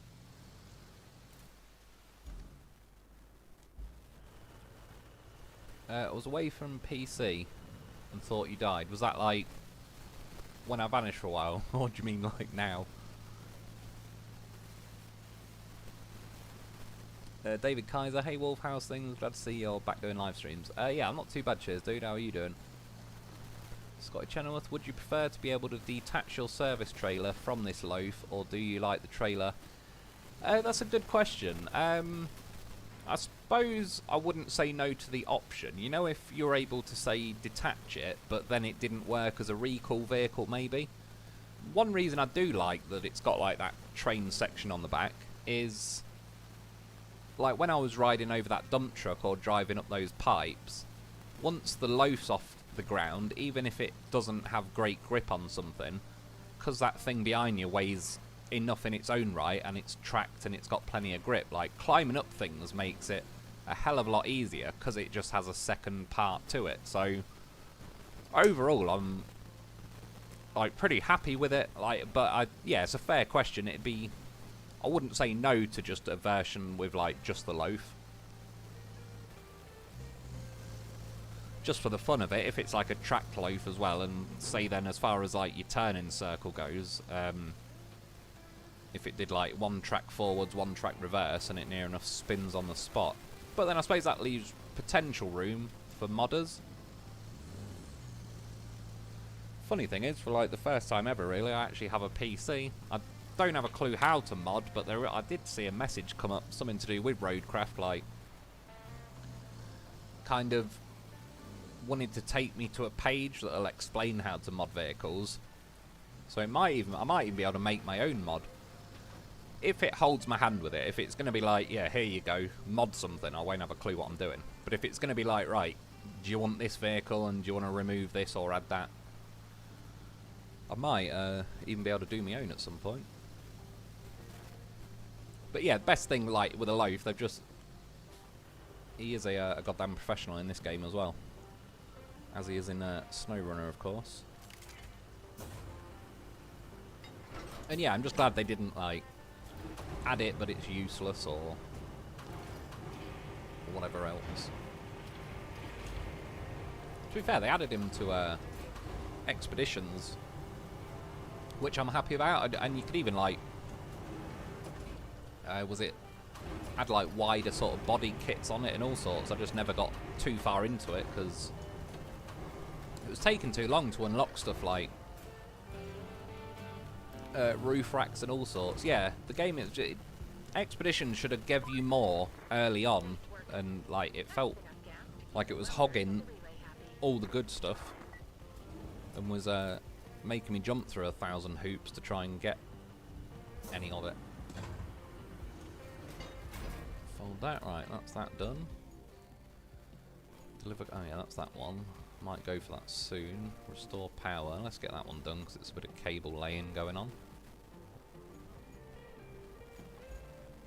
It's going to be a bit of a slow drive, but I will attempt to read some comments while I'm on the way. I wish they'd just make X deploy. Make triangle, like, square be the details or something. But apart from that, minor inconvenience, I'll soon get used to it. Rebel, don't get stuck, that's what she said. Didn't Harry get the shirt from Pops? Oh, is that, I think I know. You're on about Prince Harry? Wanker. It's the anchor emoji finally comes in handy. Add a W on it. Wayne Randall, it's nice to have a truck. Can I ram this car? I'm sure I can, but for science, we needed to know. We need to cash one of them in at some point and see how much it's worth. In fact, I'll unlock the steel beams thing soon so we could find out. It's nice to have a truck with a crane in the game. I just wish there were more variants. I've gotten that mule stuck so many times. We need something bigger. Yeah, I agree. I'm fingers crossed. I did see something that, like, you know, if you go on back to the main menu and you can, I can't remember exactly how, but you can scroll across and get like a big window of all your game progress. For some reason, it says I've made like 3.5 million, which is clearly not true. But it said unlocked, like, for me, when I looked at it, say it was like 6 out of 78 vehicles. So there appears to be, there must be quite a few combinations of vehicles. But yeah, so far, it appears to only be the mule that has the crane and the sideboard option.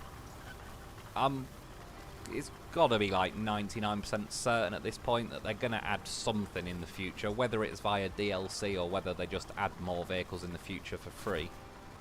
Most games I wouldn't hold out hope they'd add them for free, but in fairness, SnowRun, I believe, like, as a first year anniversary gift to people, they weren't the best trucks, but it was a Cat 681 and that HX 520. I believe they gave that to everybody, whether you got the DLCs or not.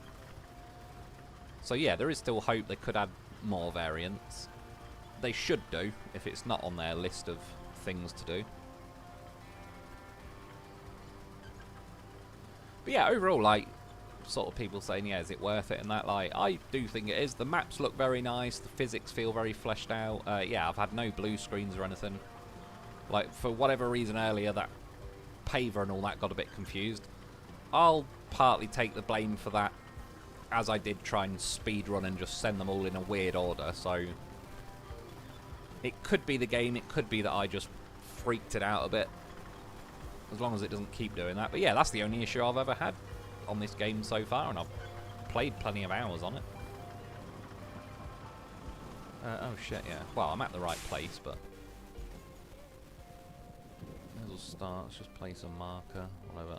Orange tree. Orange tree. Chip on the horse. Yeah, like, these tracked vehicles, they're pretty cool in this game. Again, like, it makes so much sense to have tracked vehicles in a game like this, and they haven't just made them useless either. This thing should cross this swamp, obviously the loaf did earlier. And that Voron thing I was driving, it nearly did. I got stuck right at the end, but there's hope. I think it'd be possible.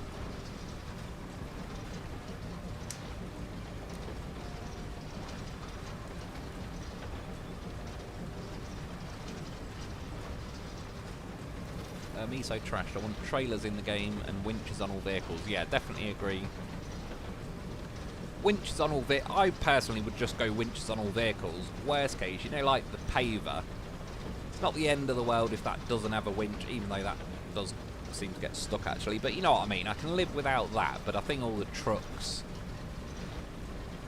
maybe even, again, I would just give it a winch. But if this didn't have a winch, it's like, fair enough. At least it's a tracked vehicle that appears to go just about anywhere. But yeah, like, the mule definitely needs a winch, just out of principle.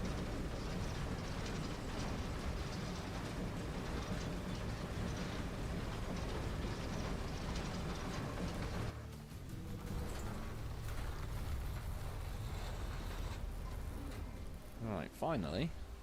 Oh shit, phone's about to die again. Stay on charge for 5 minutes.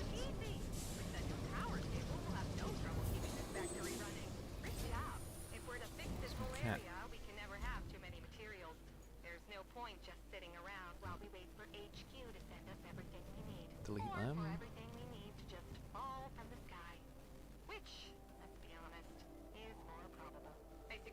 Oh yeah.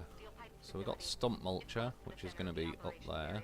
If it's working, we'll be cutting out a lot of waiting time. Speaking of cutting out time, there's a stump mulcher that might be very helpful in clearing a path for you. Well, I may as well go.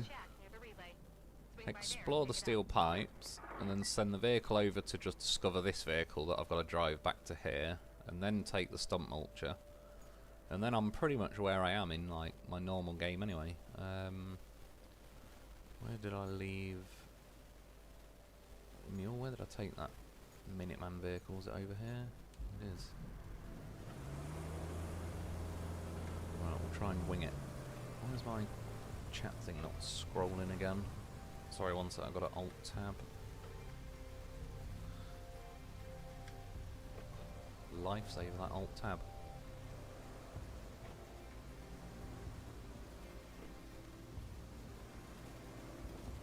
Shit, I'm gonna have to jump. Did not go well.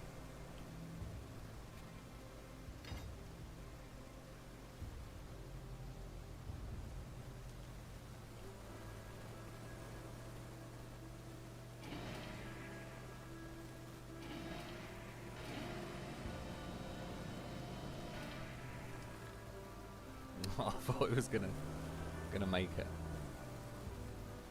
Right. Attach. Has that only got 2 winch points?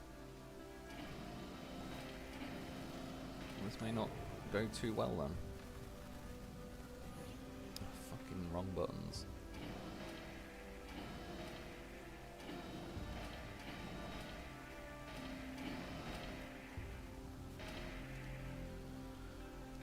I will say, the Land Rover I think rolls back to its wheels better, because I have rolled that a couple of times and it's not been as... really... Problem is, it's not the best design for aiming the winch. What did that just do? A button there? Let's just... hang on. It's a start. It's not over till it's over.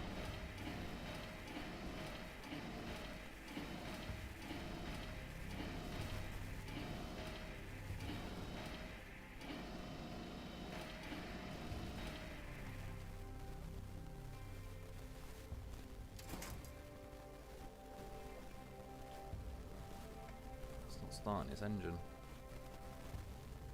It was so close. It's not really, oh. This might help though.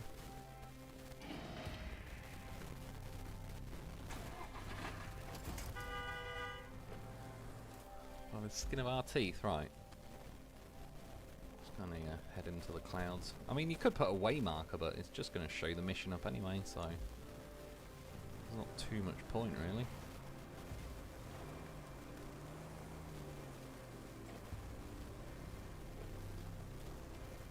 Right, well, at least we made it out there.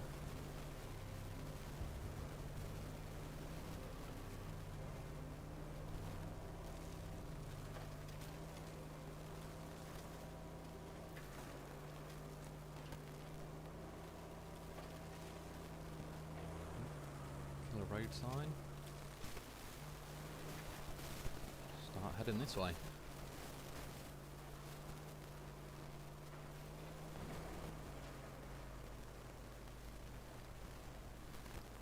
Can you actually be said to be speed running in that Russian mud? Probably not, to be fair. Although maybe relatively speaking.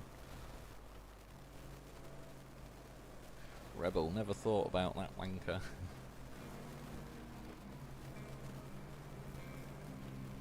Yeah, if that's Prince Harry. If you learn to mod, I can only imagine the loaf you would build. I must admit, I would be dialing his stats up to 10. Up to 11. Go spinal tap on him. Oh yeah, I've also used these cranes in a... I've not done the video yet. They were okay, apart from... there was one option to move the cranes, and it's like... it should just be the left analog stick up and down, but it was forcing you to do something else. And you have to press like up and down on the D-pad or something to operate it. I didn't like that about it. I came in from the other side when I did this in my original game, so I never had to drive through all this, but it shouldn't be too bad. We should be able to rally over this tyre. We'll just take it with us. Oh no, it did pop back out.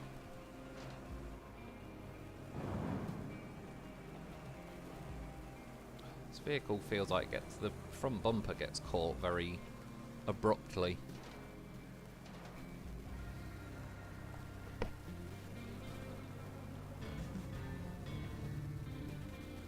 In this map I use sand to fill the gap to the cement factory.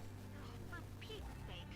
Explain. Yeah, that, again, one pretty cool thing about this game, you can kind of, anything you don't like as a road, you can basically go and build your own. At least there are some cranes that can help with that. Me so trash, use the jack, wrong game. Yeah, those mobile anchor points or something wouldn't have gone amiss either. Right, so just sort of head out. Let's put a flag. Let's make it a green one. And then up that way.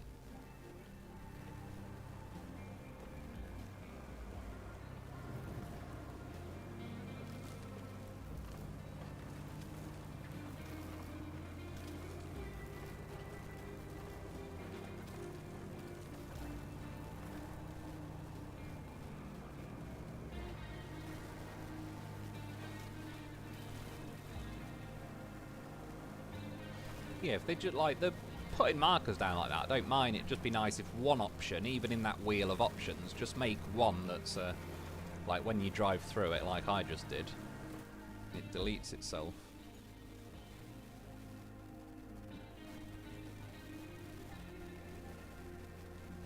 Yeah, so that's that one. Just track it so it shows up on me game.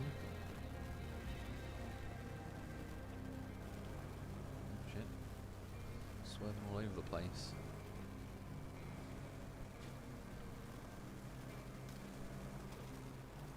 Oops, and nice. Was that getting that thing stuck? Ballet stream now. Was a bit of finessing going on there. The Grey Wolf, David McLean. Hi, Mr. Lone Wolf, and chat. How's it going, dude? Oh yeah, it was that vehicle. There is over there. Can you see in the distance? There's like a drawbridge thing I'll have to pull down at some point. I won't yet, because I believe it's going to be a mission coming up pretty soon, but yeah, there seems to be all sorts of random things in this game. Right, handbrake. Swap vehicle. So then now... Sorry, I know oh no, I think I actually came across this bridge. So I must have gone along here.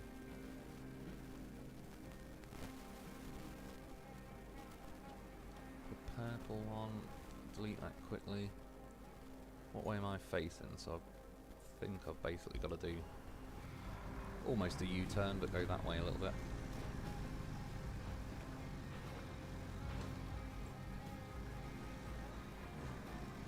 Wayne Randall, loaf trained. That loaf training came in handy.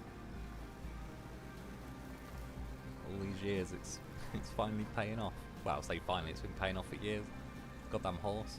It's part of the reason I've enjoyed the shit out of SnowRunner for the last 5 years. Ryan Coon crashed my PS5 first try. What, this game did, do you mean? Touch wood, I've not had anything.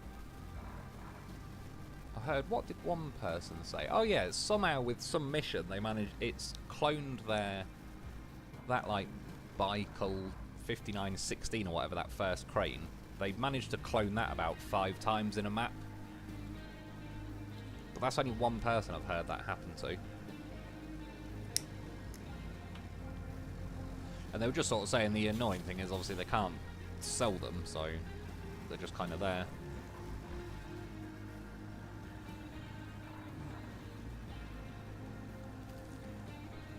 Is there anything you haven't hit yet? No, I've hit most things. In fairness, I'm trying to read the chat as well, so I've literally sort of look ahead and think, right, can I not look at the screen for 10 seconds? But yeah, it does result in hitting a lot of stuff.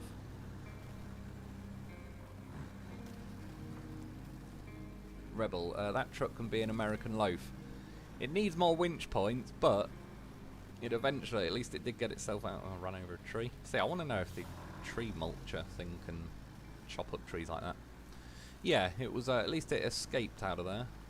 It could have gone worse, I know that. Oh, shit. There we go, chat's back. Was that playing up as well? The blue trailer thing over behind the crane is worth $2,500 if you sell it once you open up the store on this map. Yeah, I want to get one of these stores open, because I keep seeing all these yellow items. Like, they had them all over that Aftermath map, but there's no option to sell it, so kind of a waste of time having things on that map flashing yellow.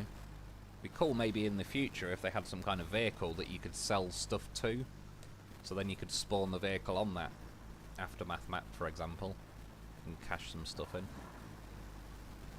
Does the Hilux make the Tacoma for Europe? Is the Tacoma a Toyota? I mean, obviously it's like a Japanese company, but yeah, we do have Hiluxes over here. I assume we still have new ones. I just always remember the old ones, like the one on Top Gear that was indestructible. That's one I drove in the Isle of Man, and we had to go and fix a well up in the mountains, and I was driving through the field, and it was like where a hedge used to be, just a bump that must have divided two fields, but I kind of flew over it, like ramped over it, and there was sheep on the other side. I swear to God, like, me and this sheep made eye contact, and it dived out the way like a movie. It was one of the funniest things I've seen. I'm glad I didn't kill a sheep, but yeah. I swear, man, it dived. Yeah, like the films. There's a right beast doing that as well. It's fucking snowing on the mountain, -degree weather.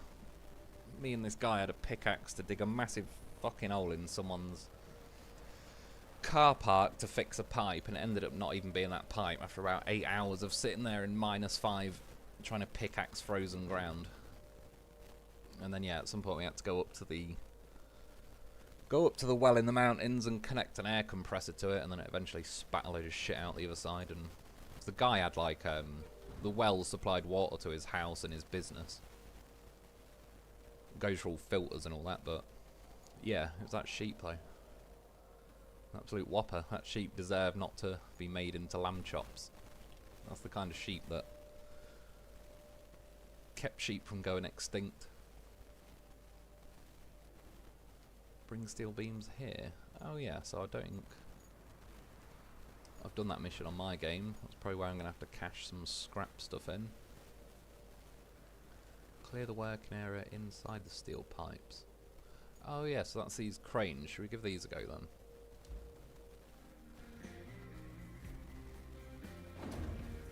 Right, that's it. You can move left and right with the left analog stick, but you can't push the analog stick up and down. You have to do up and down on the D-pad. And then is it R1 and L1 extend it. Apart from that, it's not too bad, but it just gets confusing. What is it? Yeah, that's why it just doesn't feel natural. No. Up on the D-pad.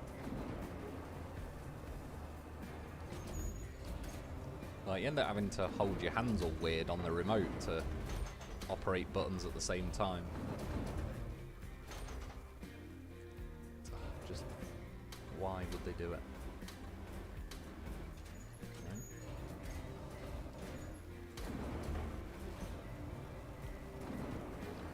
I'm sure it's one of them once you get used to it, but it just doesn't feel like the correct, obvious way.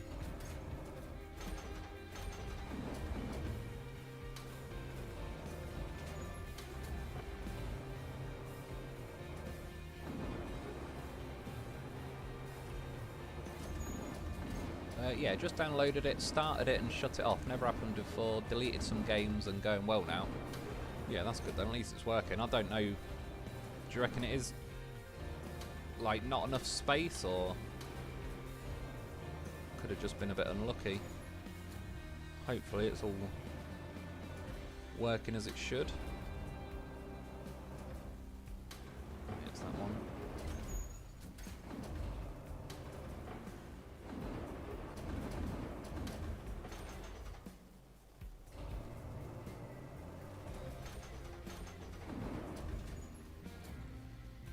Get it? I did. I have to say, to be fair, it didn't really dick me around when I did this last time as well. It does. It's not too ruthless with like grabbing things. If I remember correctly, I just shove these out of the way. I don't think I pick them all up. I'm probably just gonna be quicker. I think with one of them, I actually just drove the vehicle I drove over here in and just ran over everything to get rid of like the little things.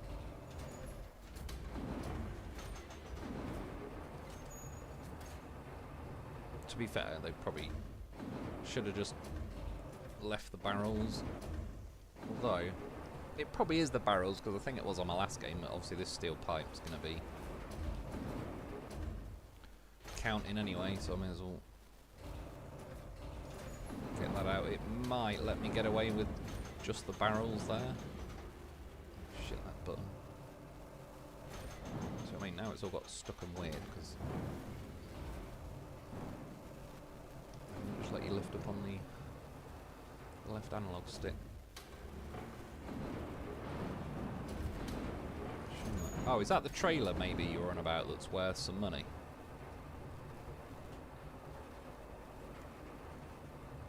So it sounds like we may be getting a smaller work-orientated variant called the Hilux Champ for the US market. Yeah, the Hilux, I've always liked them. They are pretty renowned for being indestructible. Most farmers, if they don't have a Land Rover, they normally have a Hilux. Or I'd say most probably have both, to be fair. And yeah, it's like Top Gear show. If you've seen like the UK Top Gear where they tried to destroy one, it took a beating. I know to a degree shows like that are staged, but you know, they did set it alight and put it in the sea and all that. Like, it, there's only so much you can stage that. Like, it did actually take a beating. Alright, so that one's done. I don't know if it came up and said it was done or not. I just see that the silvery looking rectangle thing was gone.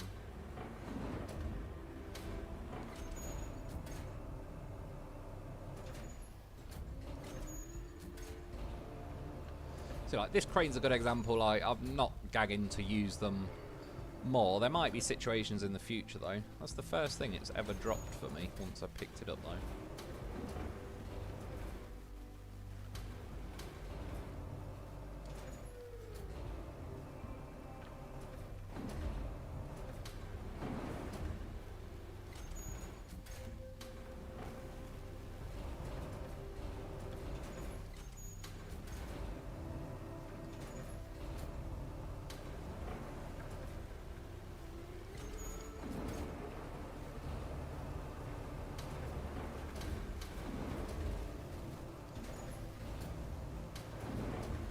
Once you sort of get it, you remember which button to press. It kinda, it's not the slowest thing in the world, but again, it's just not very well thought out. Quarter-ton Toyota. That'll do. When me and my brother started landscaping, it was like just before we got the tranny van, but my brother had a Skoda Fabia, or no, the Skoda Valencia or something. And we went and did a job and trimmed hedges and that. And yeah, we ended up putting, it must have been like, fuck knows, like half a ton or more of hedges and branches and logs and stuff in the back of the it.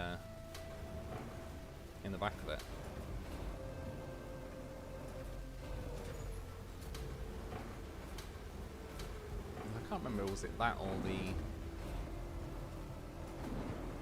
was either that or a Mondeo we had. We went round my mum's for a coffee, and then when we came back out, there was hundreds of spiders that had gone all over the car. Like, they were on the sun... You put the sun visor down, they'd dangle down off it, and I'm kind of 90% sure it probably was the Valencia, and just took it to a scrapyard.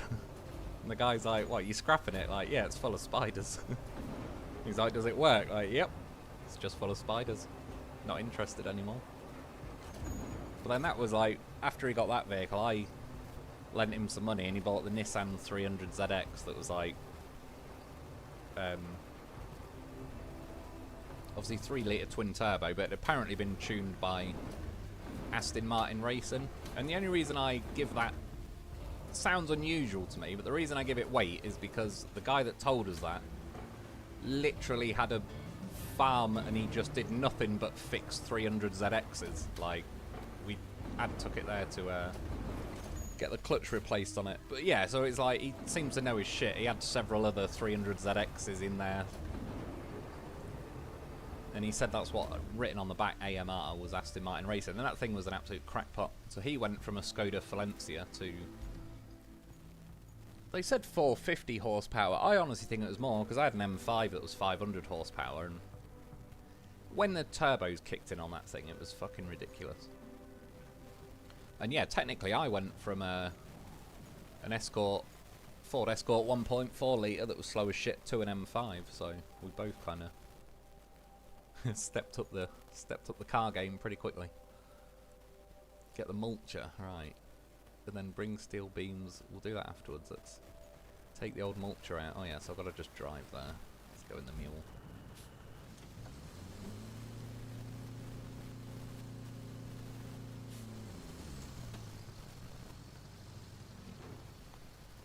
Oh shit.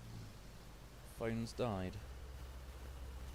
This is what I mean, it's such a pain in the ass. Don't even know if it's going to come back on. Fuck knows. So this is now where it might just get stuck in like a cycle of trying to boot back up for weeks.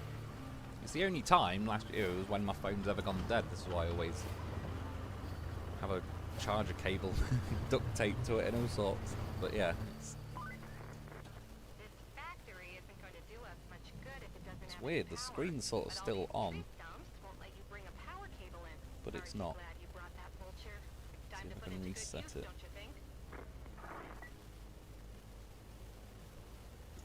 I might have turned it off at least.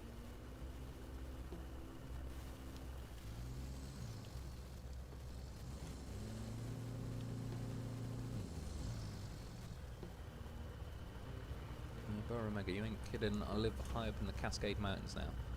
A lot of the problems with the controls, brain slips into SnowRunner mode. Yeah, that doesn't help it. Based on that, they should have just made it SnowRunner controls more or less. But you are right. If it was a completely different game, we wouldn't already have like the SnowRunner option in mind. So it does sort of get more harshly judged based on like we already know what we like.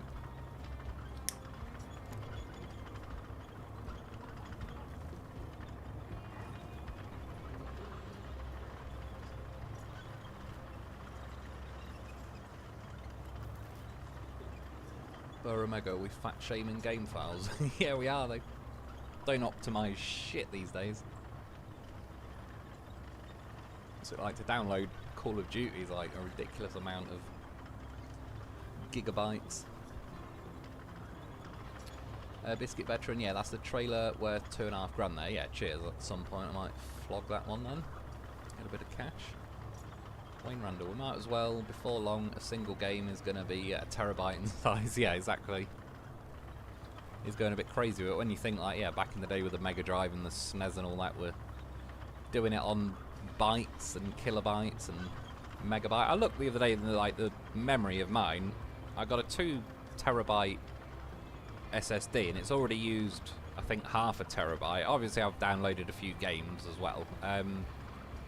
But it displayed it in, like, did it say like I've got 2 million, was it megabytes or whatever? It was just the point being, I was like, yeah, back when the PS2 came out and it was an 8 megabyte. Oh shit, I might have slightly gone the wrong way. I have. Yeah, 8 megabytes, and it was like, that was a beast. PS1 was, I believe, a 1 megabyte memory card. And yeah, that's nothing by comparison these days. I've been hunting through the map to find those $2.5 grand trailers. If you can find a forklift, they go for $5 grand when you open the store. Those little tyres and things are mostly $250. That's pretty handy though, that the forklift, I've not seen one on this map that I can remember, but I have seen them. I'll keep an eye out for them. Miso Trash, it dropped because the crane got tired. It did a bit, it was like one of those bloody arcade machine cranes. Tried to bait me into thinking that it's picked up the toy and at the last minute dropped it.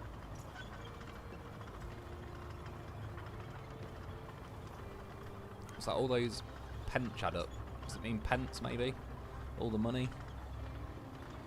One journo making jokes about a BMW smart car, 600 Canadian a year in repairs. If it were a smart car, it would drive itself off a cliff. Yeah, I'm not too into, like, I don't really want a car that drives itself. I don't know how people can trust it when you see them videos of, like, people having a sleep in a Tesla while it's driving along. Like, geez, I struggle to sleep when I'm in bed. How the hell can anyone be that relaxed about life to be sleeping in a car that's driving itself? Like, hell no. It's not for me. Michael Scott Trucking Company, sup? How's it going, dude? Rebel, need a coffee. Wolf, you. Yeah, I've got one here. It's going a bit cold now, but it's better than nothing. It'll do. I drink probably more coffee than I should. Me so trash. Do you play on this on a CRT monitor? No, I've got a 1440p monitor. I don't really know. Well, 180 hertz, but I don't know. Does this show up actually? If I do Alt and R, it says FPS in the top corner. I don't know if it's showing up on the stream. It's not. Apparently I've got 70 frames a second or 69. Nice. GPU 90 odd %, CPU 30%. I'll turn it off though, I don't think it's showing up on the stream anyway. I got that 4K texture pack, and it doesn't really seem to have affected me, as long as I'm like, I believe when I do the DaVinci videos, it's when I import the video it just says change it to the FPS. I think I'm recording it at 60 FPS anyway, so as long as this stays above 60, it's not going to make any difference to me. I know this was slow as shit before, but this feels even more of a piss take than it was. No wonder I edited it out of the video. 5 years ago, 20 Atari 2600 games on a thumb drive. Yeah, wow, is that, yeah, fitting them all on a thumb drive. Wonder what they've actually got. You know, like, I've seen 8 terabyte sticks, but I'm sure there's probably bigger options than that. But I wonder what they've actually got, like, the biggest they've made so far. It just isn't released to the public yet. Or, like, yeah, the graphics card. I wonder what the craziest graphics card is that AMD or Nvidia have made. But let's say, for example, it cost them, like, 50 grand to make it, and it's just not particularly, like, a viable option to release. But they're obviously going to be, like, research and development and seeing how far they can push it.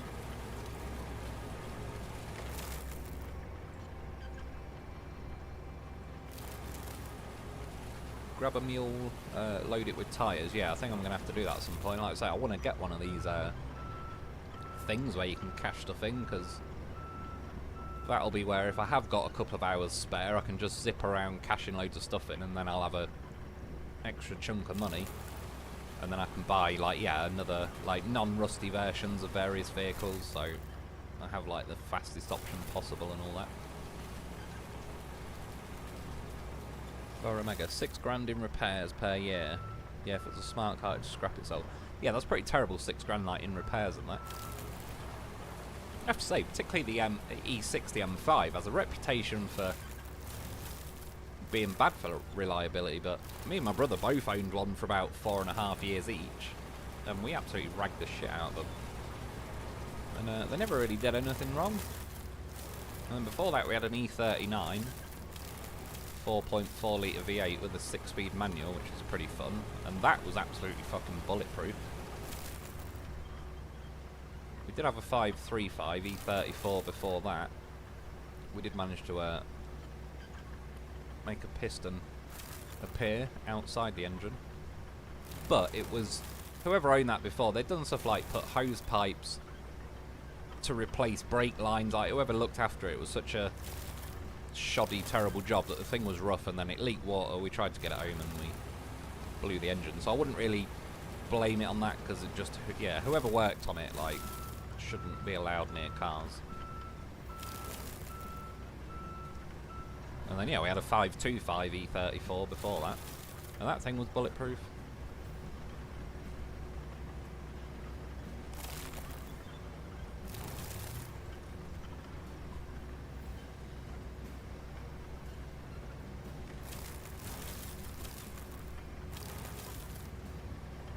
Right, that big fat tree in the way. I'm not expecting these to really be able to delete a full tree.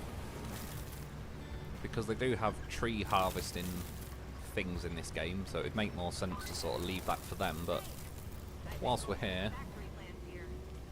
Right, so I'm guessing that's a no. It is hitting it, but it's just sort of deflecting off. Oh, it must auto, yeah, just saying I'm not allowed to use the mulcher. Because I swear this thing is slower than it was for me, like, yesterday or the day before when I used it. Nope, it's not going to do them either. Okay, will it do this tree?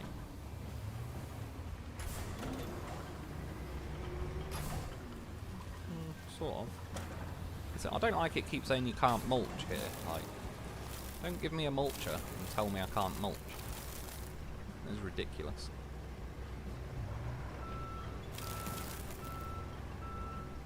Like, even if I can't, at least let the wheel keep spinning. Make me think I can.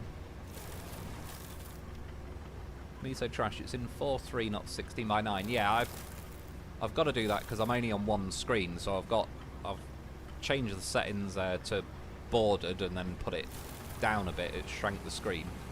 I've got like OBS and everything open on the left hand side of my screen, and it's the only way, like, well, in theory I could now go into the game settings, make it full size again, and then just, but I won't be able to see any of OBS. I won't be able to see the chat window or anything, so for now that's kind of the best option I've found so far. There we are. Mulching on its own now. Right. Oh yeah, that's the cranes. Find piping equipment. Oh yeah, I've not done this mission yet. That's where that drawbridge thing is there, so that's probably what it's going to want me to do. In fact, fuck it, we're already there in this. Keep your eyes peeled for suitable pipes and a valve. Oh, what I'd give to have half your energy. The kind not fueled by caffeine.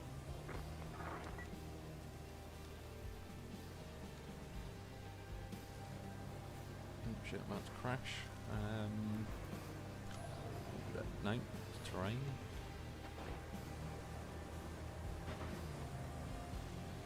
See, I've drove over them in the Land Rover and it got over them. This vehicle seems to be slightly struggling by comparison to off-road.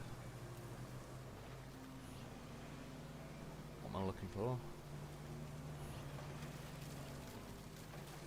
Piping equipment.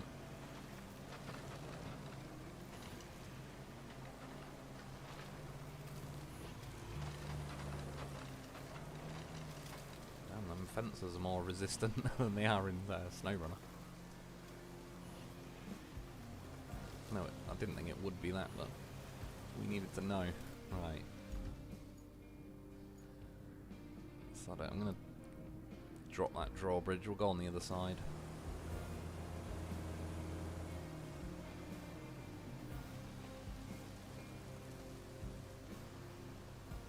It doesn't particularly bother me or anything, but these missions where you got to search is a bit meh. I don't really care too much about that.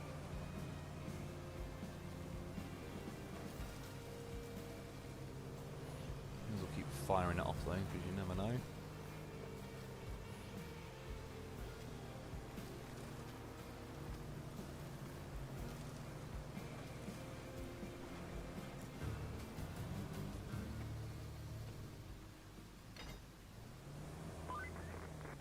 Now that you have the pipes, Huh. you can use them to restore the water supply at the steel pipes facility. You'll also need some steel beams and a functioning power cable. Mix all the ingredients together, shake a bit, and voila!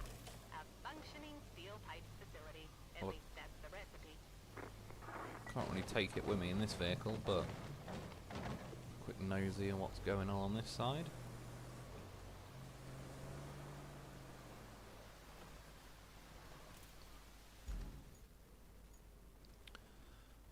Where's me bloody mule?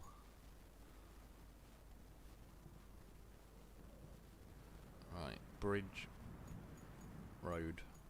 Let's just put a marker. Go for that one. Let's go for a red one. Delete that one while I'm here. Shit, I forgot where it was.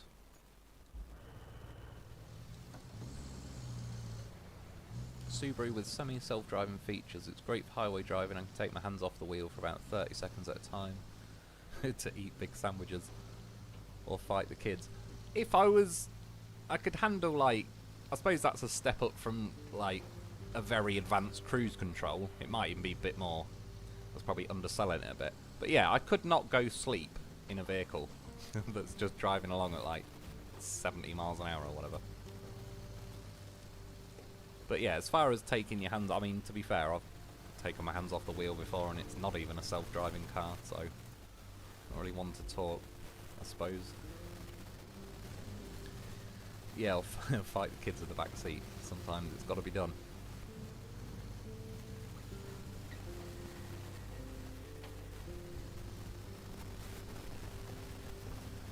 So does the monitor read Etch-a-Sketch on the side?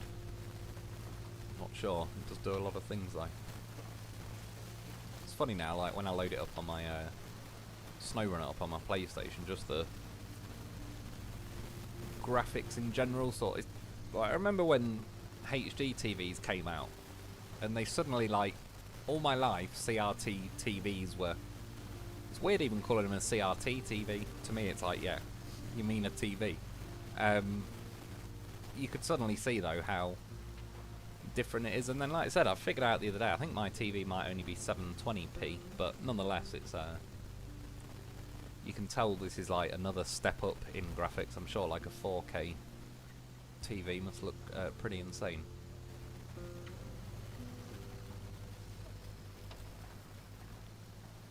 It's all about the Pentiums, baby. What Pentium are they up to these days? I remember hearing the word vaguely in adverts when I was younger.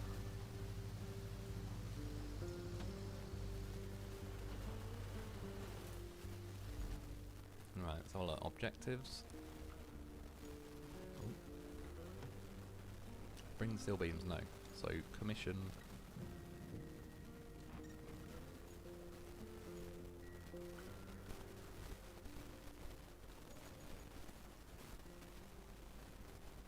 Right, replace pipes.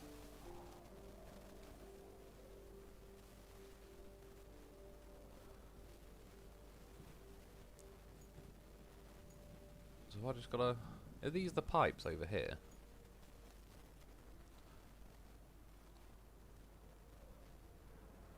There is some kind of box there. That's what she said, of course. Just goes to there, but I'm assuming. Do I need to get electric there first? Then it'll let me cash in pipes, possibly, and build pipes. So let's get this thing. I'm going to go from about. Let's do red flags.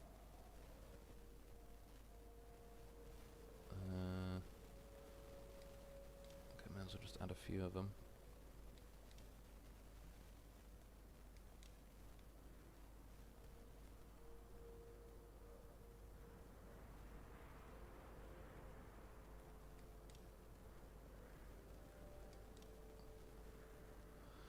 Like that. So the problem is now that I'm assuming it's going to show up like loads of different red flags. Yeah, I mean I can roughly figure out where they're going, but most powerful supercomputer out there is a few hundred PS4 hard drives running in sequence. Makes you wonder what they do have though. Like if they're just showing us AI and all that now, you can guarantee they had it for a while.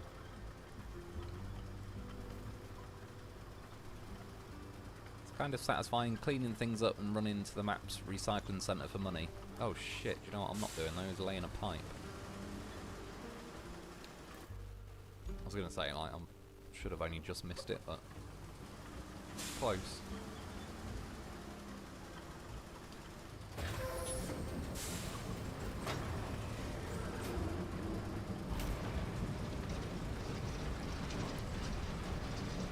Running to the map's recycling centre for money. There's one of the hidden achievements about it as well.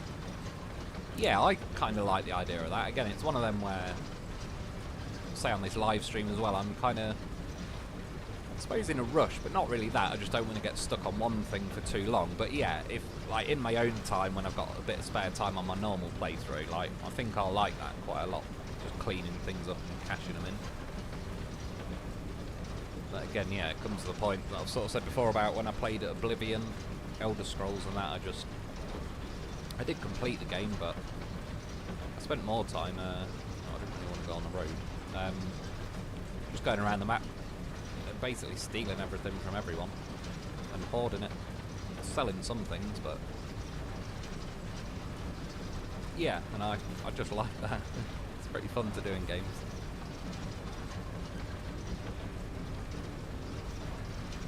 It was like, I thought it said Weird AI, Weird Al rules. Yeah, he does. He's a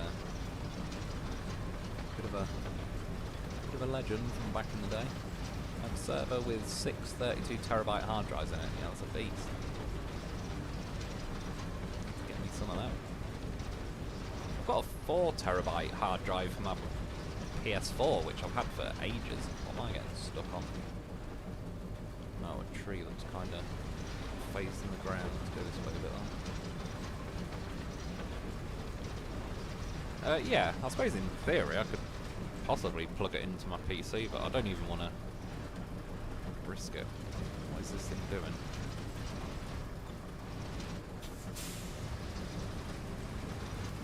So it's not really stuck, it's I'm turning and it's kind of stopping me as I'm turning, but then when I let go of the steering it carries on as normal again. I think there's like that tree that's just sort of catching on the hitbox of that. Don't confuse it with a stump mulcher. She is a crazy gal.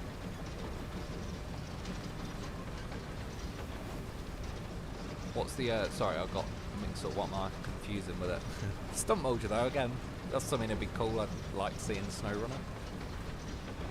Hope they had the destructive horn. That's true, I do sort of, I quite like that. Even though it is a bit of a random thing in SnowRunner to have a horn that sends out like a pressure wave, but yeah, I do actually quite like it now that it's a thing.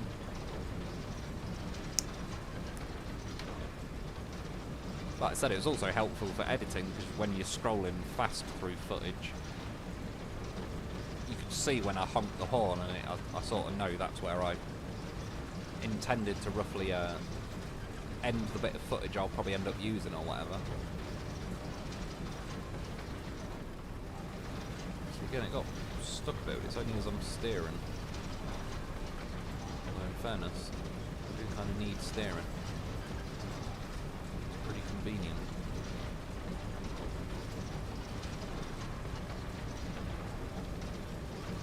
So trash. My motorcycle has fuel injection that is as advanced as I want it.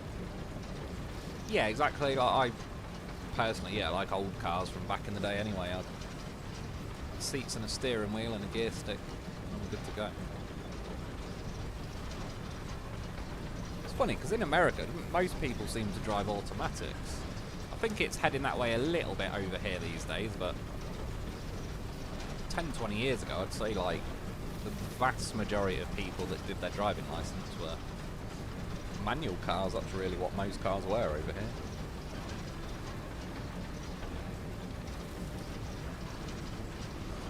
Yeah, I miss the horn having physical force. Yeah, it was oddly convenient here and there as well. There's sort of no harm in it, really. Like every now and then you could, something that's a bit glitched, you could kind of make it jump and stop it glitching or whatever. Like there is, or something was like when you disconnected the cargo and it was floating in the air, honk your horn and that'd be enough to like make it drop back to the ground. I'm gonna have to cross this road, although, let's be honest, using the word road is a bit generous. I have to come back at some point with me paver and me roller. One sec, sorry, I gotta cough.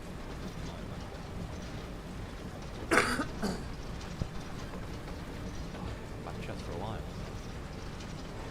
Pipes and some other stuff are in that building. You have to knock down the big door down. Yeah, cheers, man. So I'll just pick them up. I've got the mule there.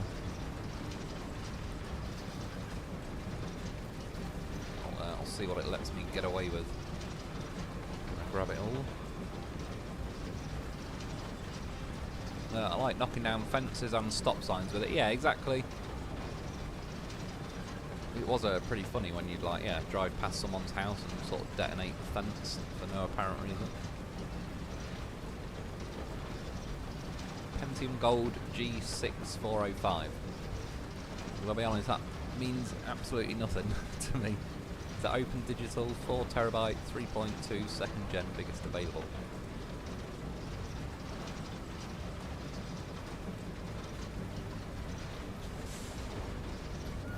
Right. Connected. Just delete these quickly.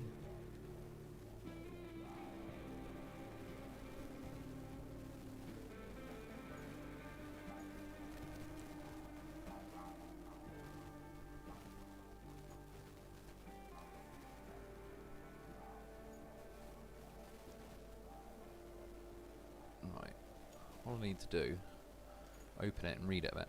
Alright, the plant is nearly operational. Now the last hurdle is to reopen the steel pipes facility. Our next steps, getting it hitched to the grid.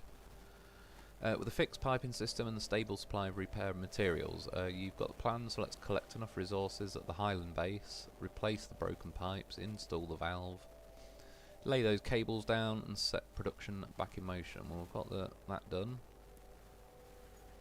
Steel pipe, so yeah, we need steel beams, so I can take stuff to there. Deliver object.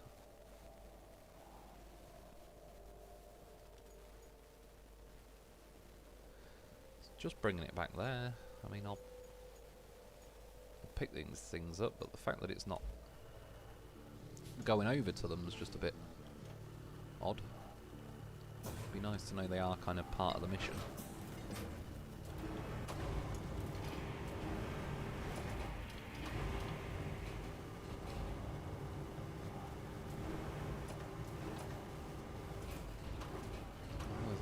Flashing yellow, probably something I can cash in later. Do I need any of these pipes? Whose genius idea was it to put these in a building?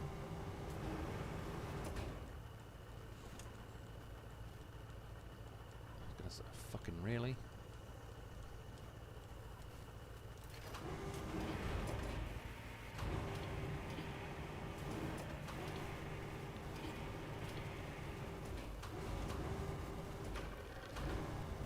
This is going to go down, but we'll see. Of course, it's going to try and roll off.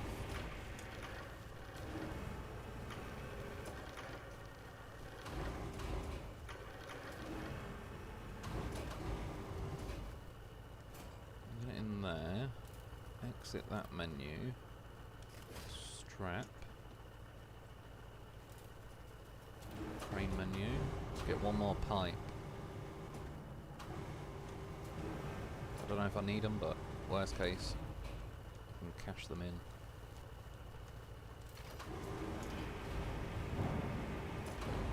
I'm just going to hold this because I haven't really got any more room.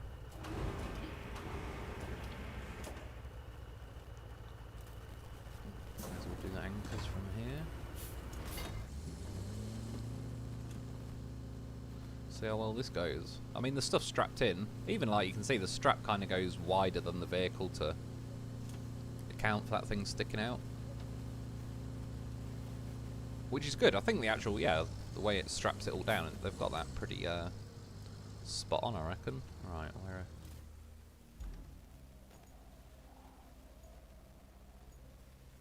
I'll head this way for now.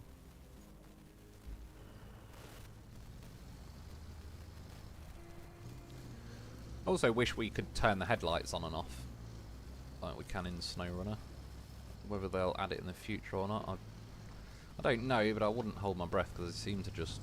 No, they're not. Are they on? Yeah-ish. But it's not really going night time at the minute.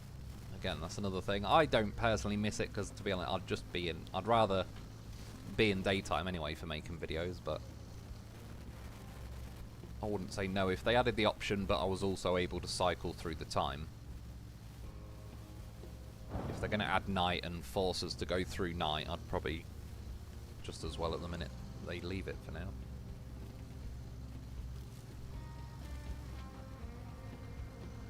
So I'm mechanically connected to the transmission now. It's electronic. I can't see the rest of that. Yeah, I mean, it's not on the road or running or anything, but I've got a old E30 BMW 325 thing, and yeah, I'd like one day to get that sort of restored and back on the road, but that's pretty old school. I think it's an IS, so it's probably injection, not carb or whatever, but yeah, it's basically seats and a steering wheel and a gearbox, which is more how I like it. You asked about the latest Pentium chip. That's the number. The specs are a whole paragraph. Can't post. Yeah, no, I appreciate it. I just... the words don't mean a lot to me. But yeah, it's... the attempt was made. I appreciate it. Oh, shit. Oh, I've got no bloody... Could we enter the crane? Use that to prop myself back up.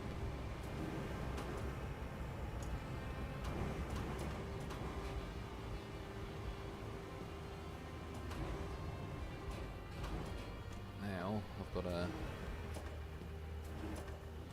exit crane mode. Just need to get off that concrete.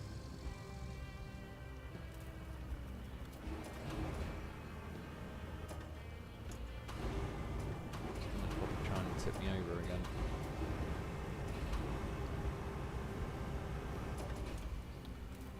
I'd hope if I didn't have to keep exiting the bloody crane every time.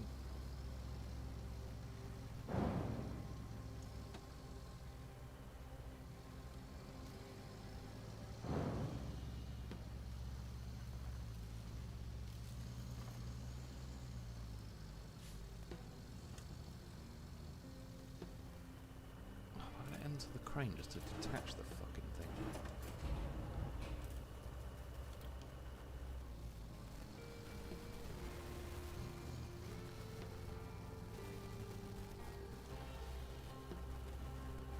Right. Unstrap. Anchors. Crane menu.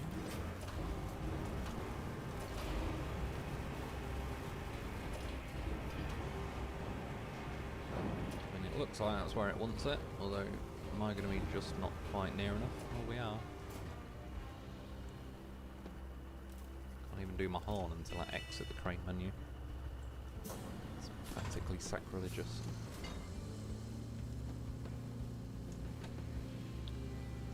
Right, I think there's another one in the bag, or another part of it.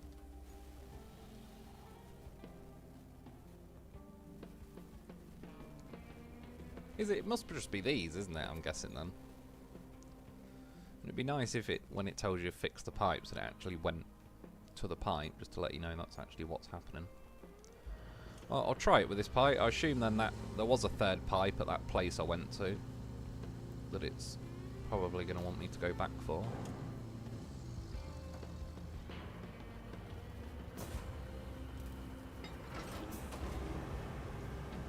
But it's all good as long as we're heading in the right direction. Oh yeah, sorry, look on the blue line on the map, that's where the pipes go.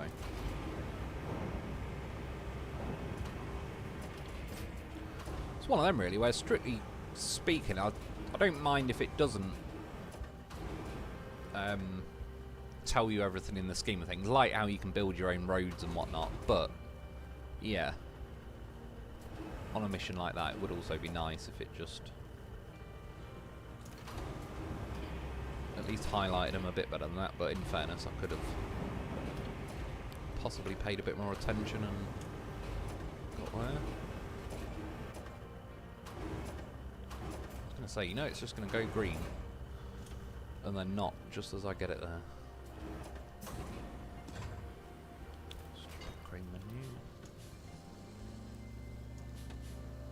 Handbrake.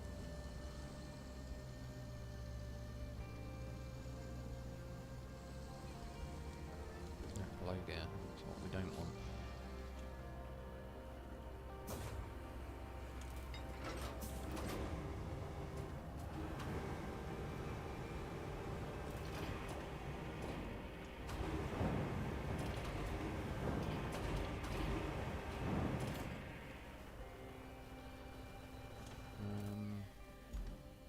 what's that there? I mean, to be fair, it's only over there. It's not really the end of the world. I may as well fix this one first. That one's technically a little bit closer. The anchors.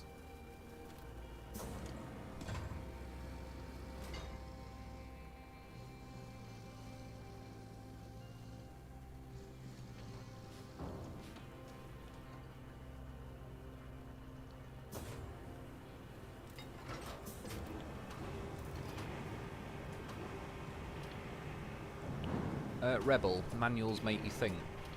Yeah, I just always like them. Like, to be fair, the only car that wasn't full manual was the E60 M5 I had. But that had something called like an automated manual, so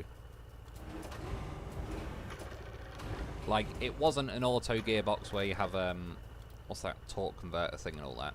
It was basically a manual, but apparently the way they laid out the gears to put like the first and second gear in the strongest parts of the gearbox or something. Why are you not going green? Oh shit, 'cause I've not removed the other pipe. Yeah, so they just made it automated. Otherwise, like the sequence with which you change gears wouldn't be like a typical H pattern. But it had flappy paddles and it had a gear stick that you just push up and down like a Tiptronic type thing or whatever it's called.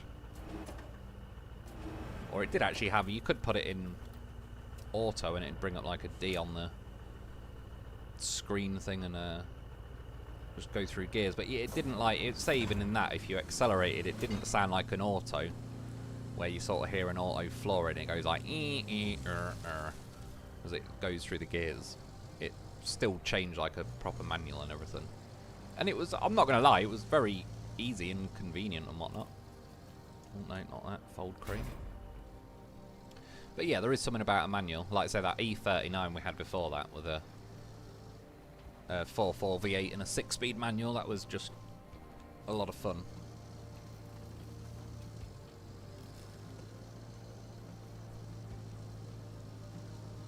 Right, so that's the last one it wants me to fix.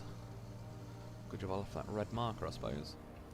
There is a subgroup of youngsters that drive manuals so they can manipulate their fart muffler Hondas. That's true. We had a guy over here years ago, but yeah, he had a Honda Civic thing with the is it the Civic? But it was like the version with the boot, not the little hatchback. And yeah, he had the most stupidly loud exhaust on it, and he'd go up and down and up and down, and it's like, dude, have you not figured out yet? Like, okay, we get it, you own a car.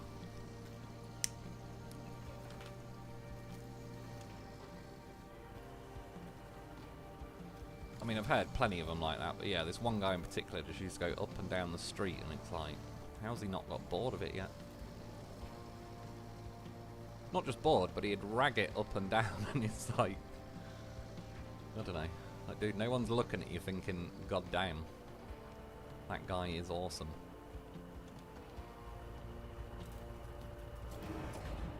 Like, even car people weren't, just because it was stupidly loud for no reason.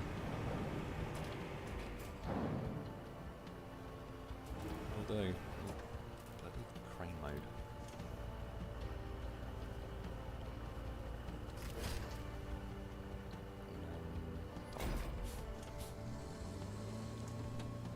Oh, sorry, I'm a little bit behind the comment. I can see, yeah, you're going to need 3 pipes there. To be fair, I wouldn't have really fit them all in anyway, so I suppose it was going to have to be another trip. Millennial and younger anti-theft device. I was going to say, that's what I've heard in America, is like people saying, get a manual, that's like basically an anti-theft device, which, yeah, if most people don't know how to drive them, that wouldn't really make sod all difference over here. Or again, maybe like the last few years there's probably, I don't know, I still feel like over here practically everybody would still just do a manual car test. They might end up getting a car that's an auto, but it's very rare you hear someone who's only got a an auto driving license. That cargo strap is still super useful. Yeah, it's pretty handy, I think. Still no antonym of muffler. What's that thing you're driving or dragging? What's its purpose? Not familiar at all with the game. Not sure actually. What was I dragging?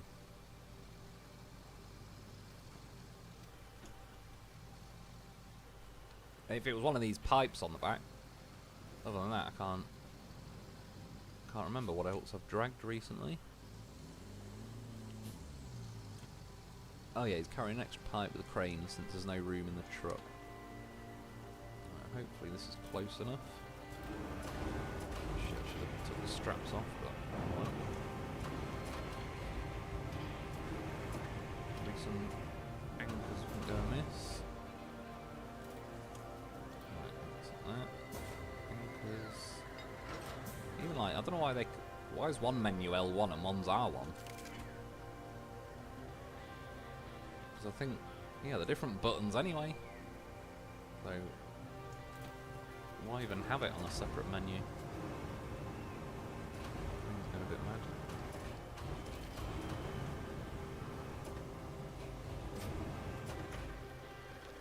Dramatic music for laying pipe. I must admit, I was just going to say, it has piped up a bit in my headset.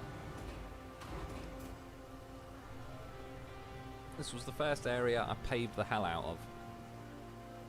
Yeah, it's one of them where, obviously making daily videos sort of cuts the amount of time I get to just mess around really, but eventually I will get myself around to paving everything. Like I say, it'd be handy if there was more options to collect fuel in the top right, so bringing everything just directly where you are would be a bit quicker. I could imagine this game, if you had multiple people and you're all like driving a different vehicle. But yeah, I'm either going to sort of recall it there with a loaf, but I'm soon going to run out of fuel to do that. Or I've got to drive it, or I've got to sort of use that step pike thing to deliver it. Right, what do we got left? Steel beams. I'm assuming purple scrap. Oh yeah, there'll be enough. So basically just got to head over there. Where the hell am I again? So I'm just gonna do it the cheeky way. I'm just gonna recover to the garage.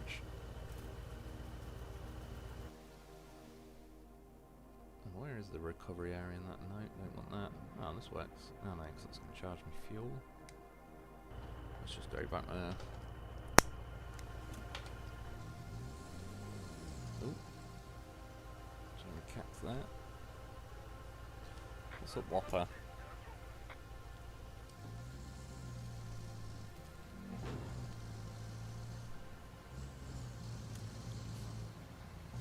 I could grab. Oh yeah, I could grab what that scrap car. I'll take that over there. See what that counts as.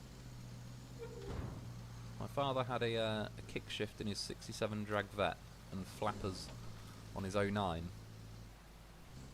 His kick shift like sort of like the auto where you sort of floor it and it does its own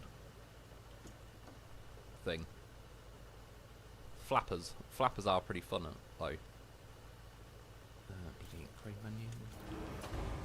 Yeah, probably crane legs out. Picks it up, no problem.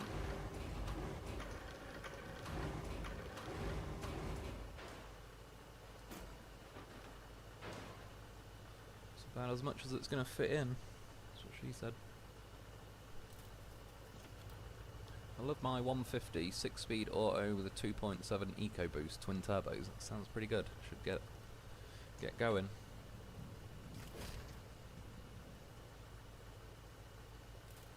Although it's not so bad anymore. It used to make me laugh with America. You'd hear like, I've got a Cadillac that's like an 8.7 litre V8 and it makes 190 horsepower. And it's like, what? We get 190 horsepower out of a pencil sharpener. But then we only put like a 2 litre engine in most cars. My fold crane is what I wanted. Yeah, the old twin turbos bit though, that does help. Good old British flag. Well, it used to be. Showing themselves up a bit these days.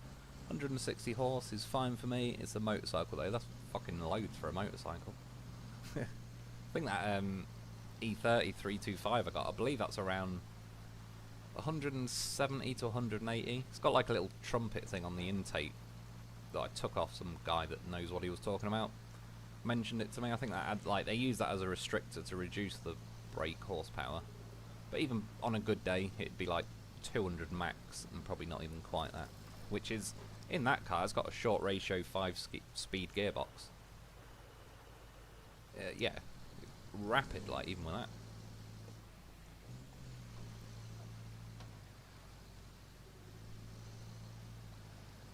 There is no auto manual license here in America. What, so do you just... Could everybody theoretically drive a manual, but just no one does, or really learns how? Or then, when you do your test, do you do it in an auto? Because over here, it's like, you can get an auto car test, and then obviously turn up in like an auto learner driver car, but... Again, the absolute vast majority are manual, and unless you specifically said you wanted auto, there's a 99% chance they're going to turn up in a manual. And then when you go for your test, like, I think you specifically say as well, I'm doing my auto test or manual. If you do manual, you just get auto as, like, that just counts as well.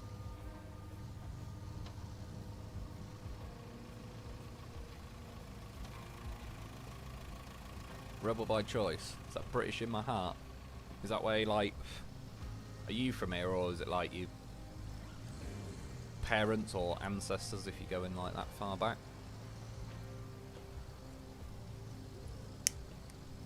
Like, England's cool though, or Britain, it's just a bunch of wankers running the show, but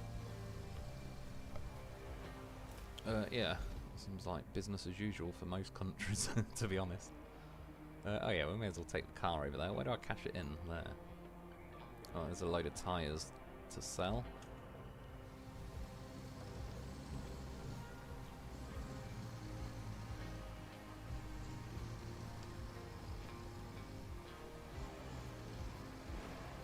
Kick shift, you just flick it with your palm, but it's like a normal shifter. Fair enough. Still, sounds pretty good.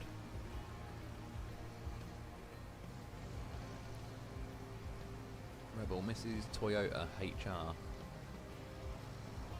Not sure what that is. Like, say from 5 years ago back, I knew just about every car that was made that you'd ever see driving around or whatever. These days I sort of, yeah, don't really know every car. I know, like, probably the main ones, but too many these days to keep track of.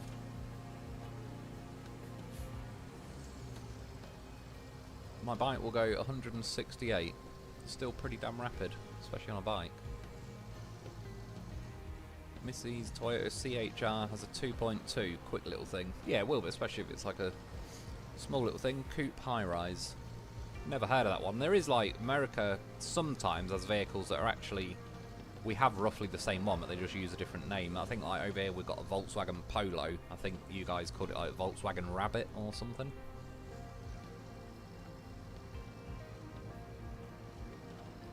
Dig a bucket. Good.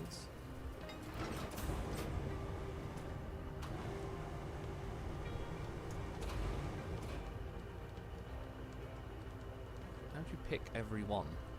Like, how's the logic work on that? Did I say you bring your own car to the test? Fair enough. That's what you don't over here. They've got, like, well, not like in my case, it was the guy I was learning to drive with. You then book, like, I suppose essentially book his car.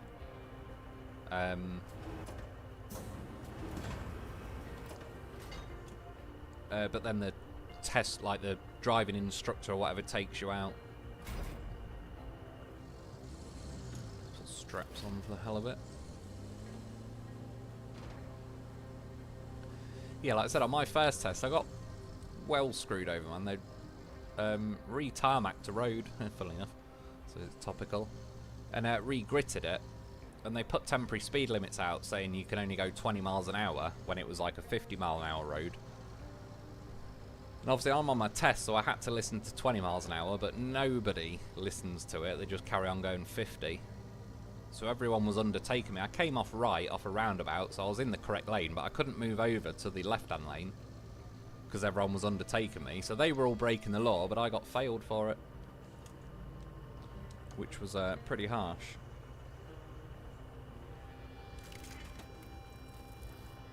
Right, steel beams. It said take 1. Or did I, was it 3 I needed? Good stuff. Spin the truck around while I'm here.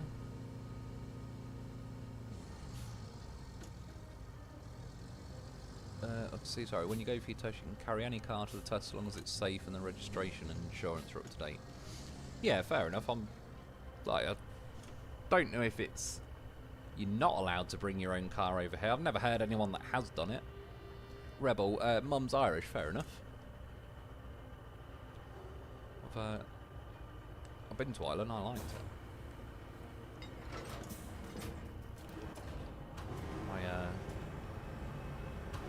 Like my grandma, I suppose strictly speaking, like my step grandma, but yeah, she lived over there in Northern Ireland.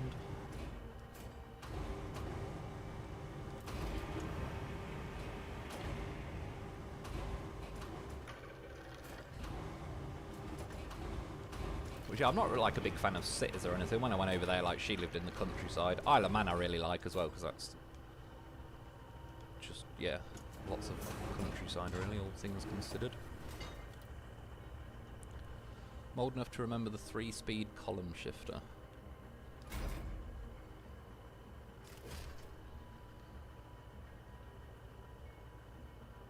2022 Toyota HR Nightshade Edition. I think I've heard of that actually. Sort of vaguely rings a bell anyway. Objectives.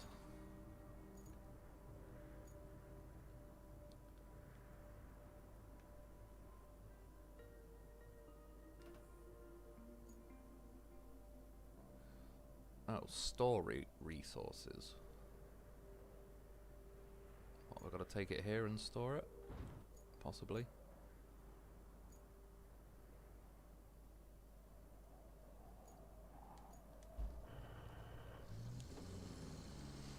It's one of them really. Once I've done everything once in the game, I know what it's getting at. And then I'll be able to fly through it, but at the minute I'm not sure what it is. Precisely what it is, like what the game's gonna let me do or want me to do or whatever. Let's not go through the swamp. I had an old Nissan Maxima. Oh sorry, actually became the Golf ever since. I had an old Nissan Maxima that's called Bluebird in Germany. Yeah, I believe I've heard of them as well. We had the Rabbit and in later years the newer Polo, so they changed it now. Lived near a VW factory in Pennsylvania. They made Rabbits. Yeah, I believe they're pretty much the same vehicle. It's the same as well. I've seen, was it on Demolition Ranch? He shot up a Ford Escort. Similar, like I had a Ford Escort, but that did actually look like a little bit different. Not much though, you could tell it was roughly the same thing. I never bothered to get my motorcycle endorsement.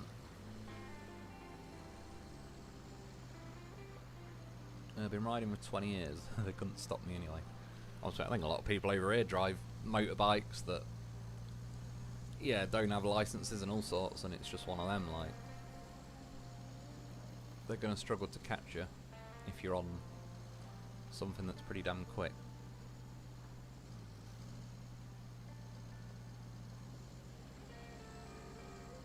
Mr. Kids are hopeless if they can't even figure out where to top up the blinker fluid. True. I think now they try and make you point out a few things like it. I think, in fact, even on my test, that one where they failed me, the first one, I think she made me point to the washer fluid or something. That was quite a new thing at the time. But yeah, really, it wouldn't go amiss to teach you how to, like, change a basic tyre. Like, alright, you might have some weird car that has some weird way of changing a tyre, but for the most part, give you a rough idea of, like, how to jack a car up, what jack points are, and yeah, change a tyre. Yeah, washer fluid, oil. Rebel Mums and Irvine. I've heard the name. Is that like an old like clansman that I used to call them? You get a lot like in Scotland as well that have names that go back a long way. Crappy luck for your test. I had to take mine in the middle of a blizzard, but in central New York we got snow by the foot often. Yeah, that would... I did some of my driving lessons, or a lot of them really, in snow, because my birthday's like near the end of November. It was quite often snowing when I was doing them, but yeah, I didn't do it in my test. My second test, there was another place where it was just nearer to where I lived and that, and it was a lot better. Like where I did it, it was in Leicestershire, and you come out, what the hell is it called? There's like a horrific set of traffic lights that are like famous for being one of the most ridiculous set of traffic lights in the country, and it's, you literally come out of the fucking test centre to these crazy set of traffic lights that people have been driving 20 years trying to avoid it. So that didn't help, but I got through that. Yeah, it was just the bloody grit in the roads got me. You get a motorcycle permit with a written test. Never bothered to get the license because of road test. I'm not sure. I think I'd have to do, like, I think I can drive a moped or up to a 125 off my car license. I believe. I wouldn't 100% quote me on this, but I think if I wanted like a, you know, like a 600 motorbike or whatever, I'd have to go and do a test. But it wouldn't be anything. I think, especially because I've already got a driving like road license, car license. It would just probably to be like just to make sure I can actually I'd know how to change gears or whatever on a bike, but I don't think they'd try and make me go through the whole, like, you know, this is a traffic light and blah blah blah.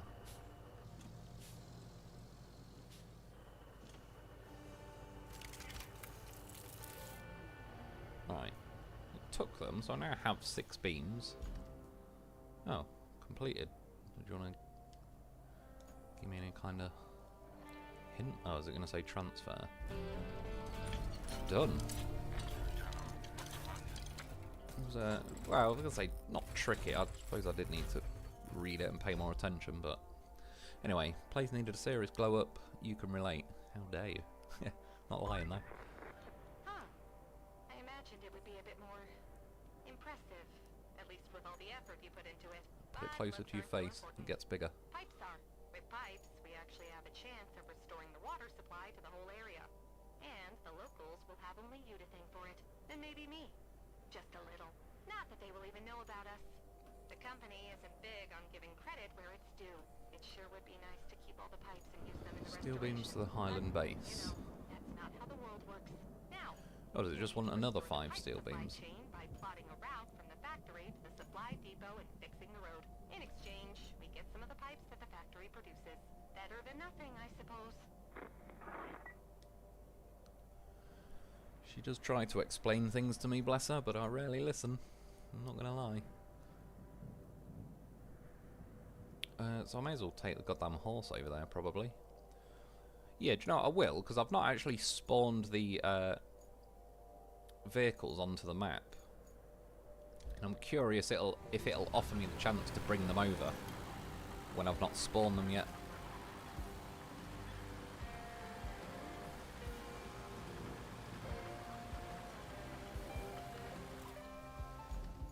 It'd help if I tracked it. Is it this one? Yeah, build a road, track.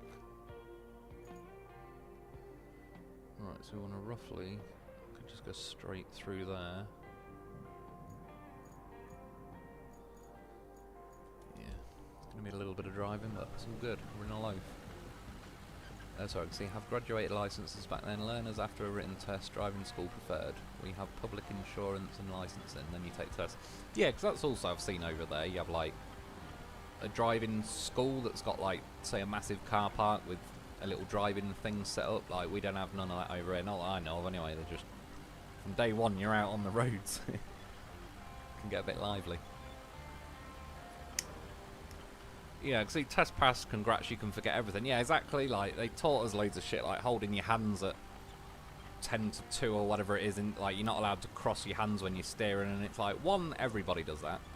2, I think it's pretty conclusively been proven that's better. Like, if you're about to have a crash, you're not going to go, whoop, 10 to 2, keep my hands at 10 to 2. Like, you're going to fling the steering wheel over, and rightly so. crossing your arms and all sorts. So pretty well, that's what my driving instructor told me.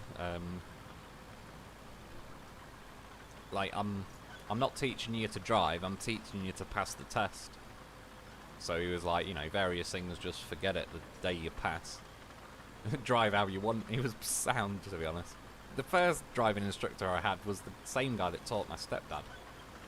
And he was a pain in the arse. He's like, you're in a 30-mile-an-hour limit, and he'd be like, well, 30 is the maximum, you can go 20, and it's like, yeah, great, now everyone's honking the horn at me. Because I'm a fucking learner driver going 20 miles an hour, and everyone's like, what a dick. What a learner.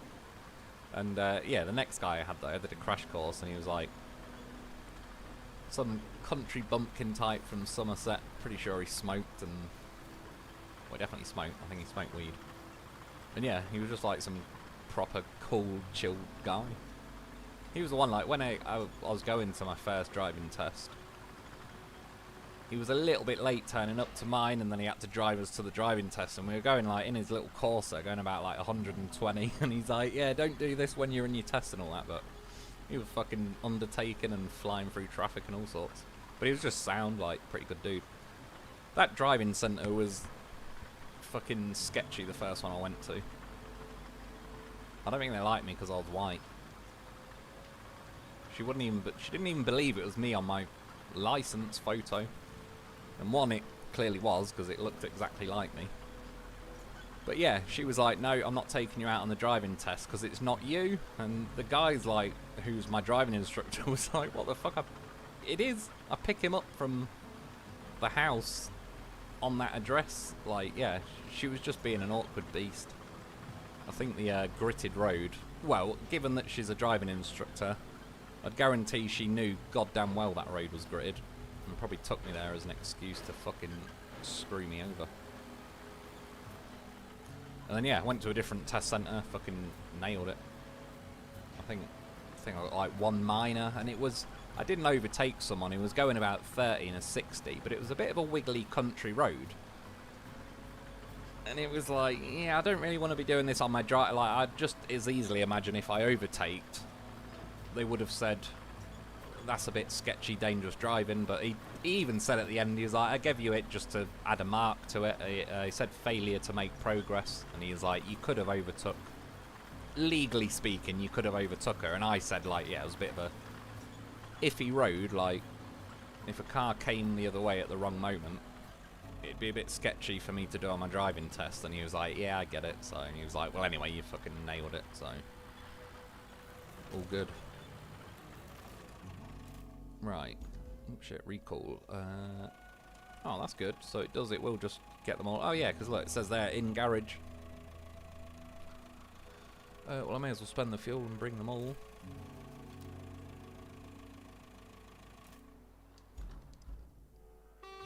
Let's get a victory horn. Wouldn't have been the same without it. Right. Is it going to do this weird thing where it now...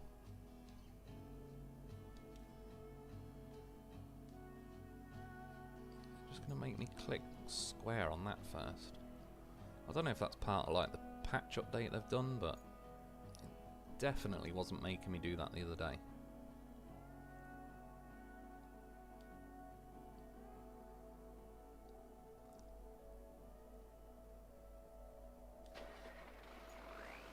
Get on with it. Dump truck.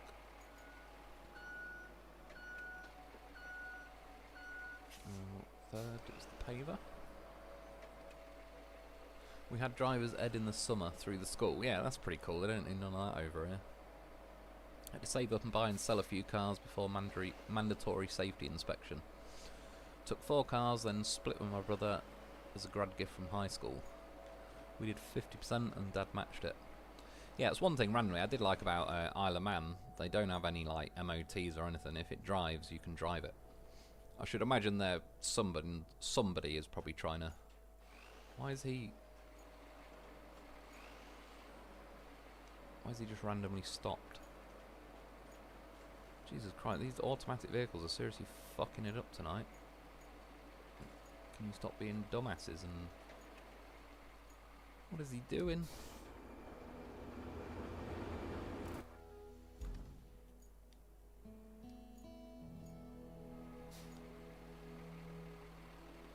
not even bringing up the pressing square on it. God knows the AIs have turned into fucking idiots tonight.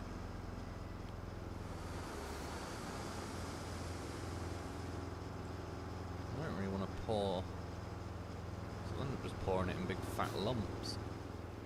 Let's see if I can get to this side and he'll go back the other way.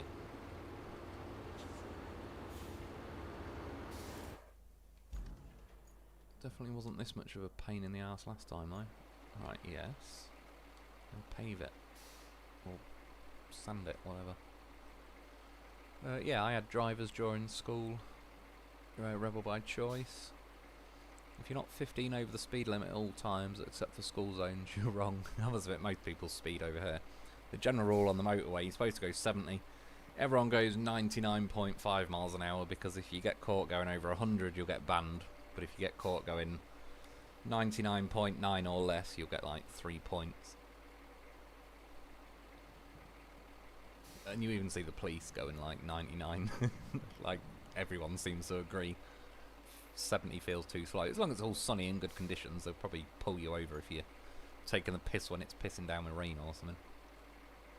Reliant, as in K-Car, 1982 in 1994. Yeah, what, like the old Robin Reliant or something similar? Right, he's done that. Even though I've entered the vehicle. Is it going to make me? Yeah, just press square on it. And then square on that. Now they're all going the wrong bloody way, so I'll have to wait for him to get to the other side.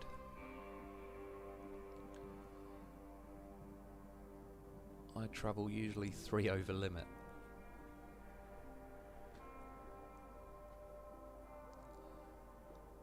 We had driver's ed in high school, but it just helped with insurance. Got my licence at 16, then they bumped the age to 18.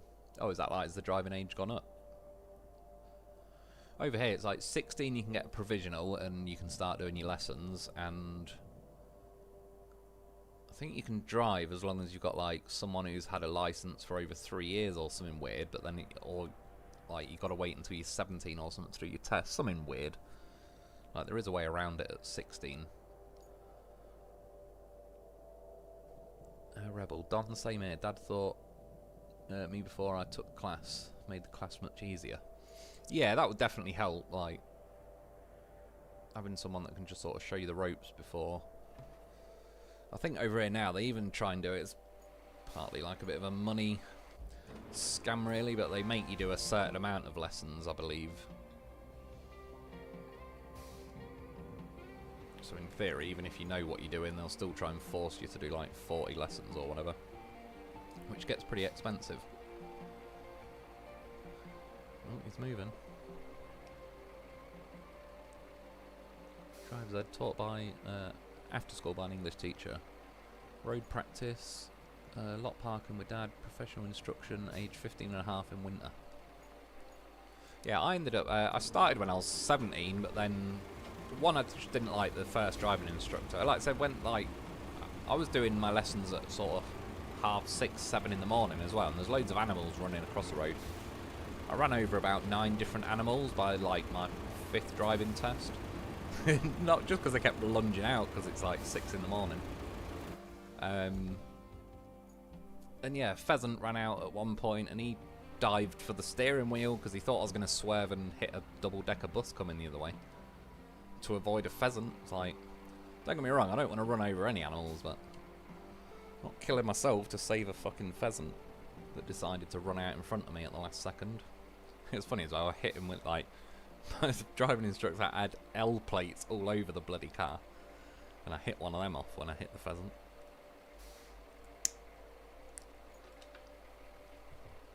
And then yeah, I left it for a little bit, and then I did a crash course and just, I think I went over the Isle of Man and that.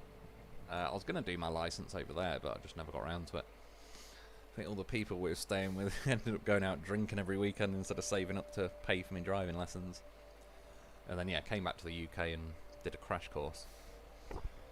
Excuse me. My driver's ed teacher was the basketball coach, so it's pretty cool though that it's like, it's also a cheaper way around it. So I see, I can't, hang on, I'm going to have to Alt-Tab. The Alaman TT is on my to-do list before I die. What do you want to go there like and watch it, or do you want to like compete in it and race? Lobotomy, 2 goals in 1. Rebel. Bella, remember night driving with mates and driving and drinking. Don't really like. I've drunk drove once, but it was to stop a friend from drink driving while he was hammered, and it was like, I'm either gonna. He was convinced he was driving, and it's like, we're either gonna have a fight or I'm gonna drive for him, and I opted for that option because, yeah, he probably would have killed himself or someone else. So I had to risk my own ass. We actually, police did turn around as well. We hid in a field, hid the car. It's like it's like a really steep hill on a farmer's field, so you just went over the brow of the hill. Again, wouldn't recommend it. Didn't want to do it, but I think in the scheme of things, he was the kind of drunk where he's like arrogant drunk, like, yeah, I'll drive like a fucking professional rally driver, and it's like, no you won't. You'll hit a tree and kill us both if we're lucky. Think standard UK size door with bonnet and boot lid, red outside and a 2.2 cylinder. Yeah, it'll still get moving though. 2.2 litre, little 4-pot.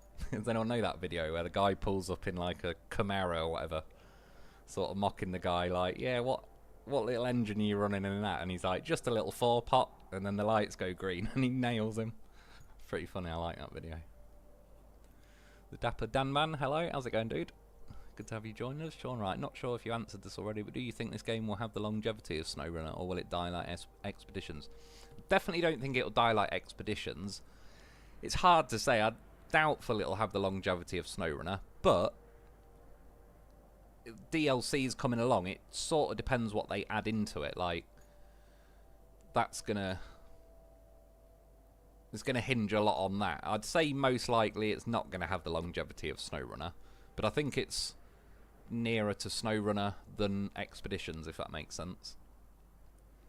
I got my license at 16 in America. That's what it's been for a while. Yeah, it's pretty handy. I mean, around that age, it's nice to get around on your own. I used to walk everywhere at 16. No friends and a teetotaler now. My brother, yep, 77 Oldsmobile Omega. Robin Egg Blue. Yeah, I stopped drinking at about 18 and a half. I was, funnily enough, thinking about this the other day, and, oh my god, plot a route, let's do that. Where am I going? Yeah, to there. Oh, so it's probably going to want me to use my road. I sort of been there and done that with drinking anyway, but I think as well, it was like, about the time I passed my driving license, and it was like, well, I don't want to drink and drive. I'm not trying to get myself banned or... Yeah, it's just not really... It's one of them, though, like... People who, if you live out in the middle of nowhere and that, I kind of see why people do, to be honest. Even in the village I lived in. We had a police officer in the village I lived in, and he used to get smashed and drive home. And yeah, out in the middle of nowhere, no one really gave a shit. But then you get people who wreck it and, yeah, think they're Colin McRae after 18 pints and then kill a family, and it's like, right, that's not good.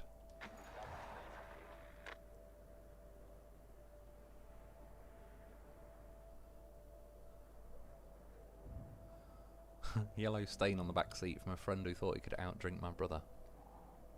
It's funny, like I say, I used to drink when I was like 14 or 15. I'd outdrink adult me any day of the week. Right, I think as I got older, I'm yeah, could handle less alcohol than I could back then. It's good though, it's cheaper these days. One beer and I'm done. I'm cooked. Kids in Sweden drive old Volvo wagons with governors on them, so they can only go 30 with the big orange triangles on the back like a tractor. I suppose it's better than nothing, but that's a bit on the keen side, only limiting it to 30. Right, sorry, objectives. Provide the construction depot, yeah. So if I just gotta wait... Yeah, that's that. Where are they? taking their time.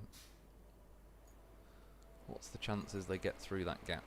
Why is the first one being such a slow bastard? The back one knows what he's doing. What's he doing?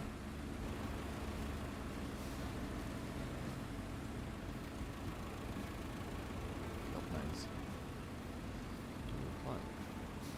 We'll go through. Take your fucking time, mate. I'm only on a bloody live stream.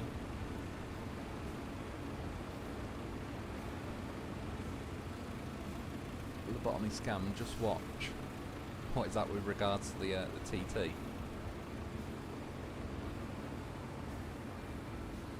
Rebel by choice. RC is next. Snowrunner. Yeah, I'd say closer than not. It definitely is clearly better than Expeditions. I think, like, pretty conclusively. Ugh, fucking wankers. Right.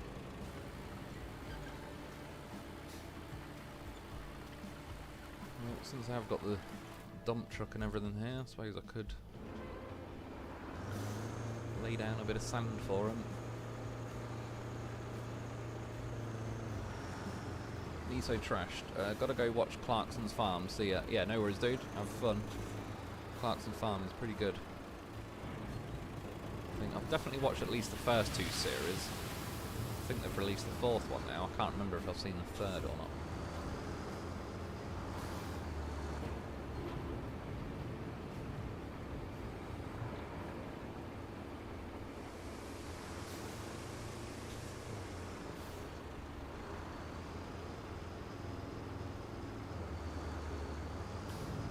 Do another load about there because I think it got stuck on that bit. Lone Wolf carded 0 to 100 in 12 seconds. To be fair, my escort was bloody slow. That was probably about the same. Well, I remember near where I lived, I said before, there was a speed camera that was a 60-mile-an-hour speed camera, and as I came off this roundabout, I used to try and go over. Obviously, I'd stop if I got to 60, so I don't get a ticket, but I couldn't even make it get to 60 by the time this speed camera was there, and obviously anyone in just about any car. Like, that's why they put the speed camera there, because it was doable for most people.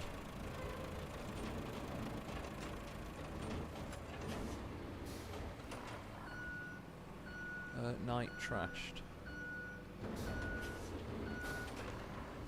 The Dapper Dan Man, northern part of Sunken is going to do your head in. Yeah, I'm kind of... It seems like it was a good choice to choose Incommunicado as my third map instead of Sunken. I've heard it's a little bit of a beast in certain areas. So that should get them past that bit. I know I could smooth these out a bit more and do it double wide and all sorts, but again, try and get through a bit more of the game. I can always go back in the future and do a bit more of a professional job.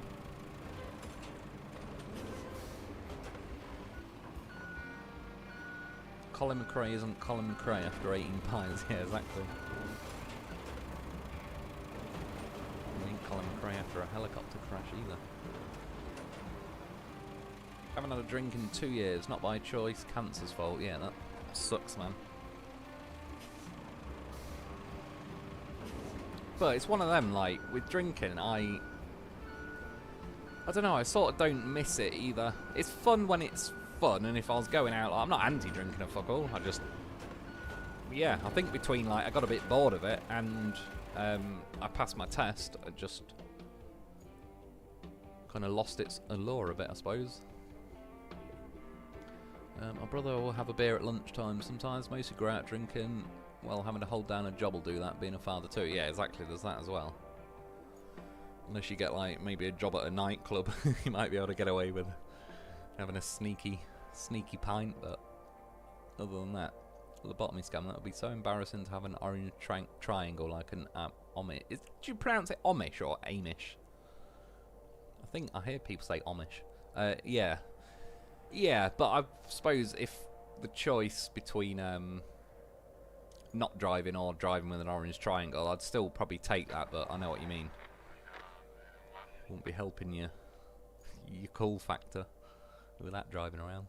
All for the Expeditions bashing. I'm literally the only one here who likes Expedition. I think you might be, dude. It definitely didn't seem to go down too well with most people. But again, if you enjoy it, that's not a bad thing.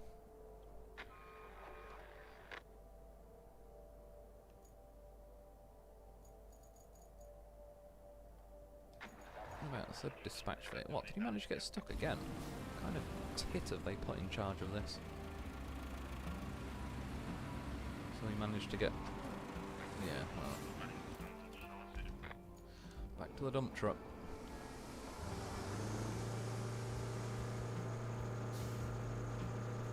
Where'd they get these pair of plonkers from?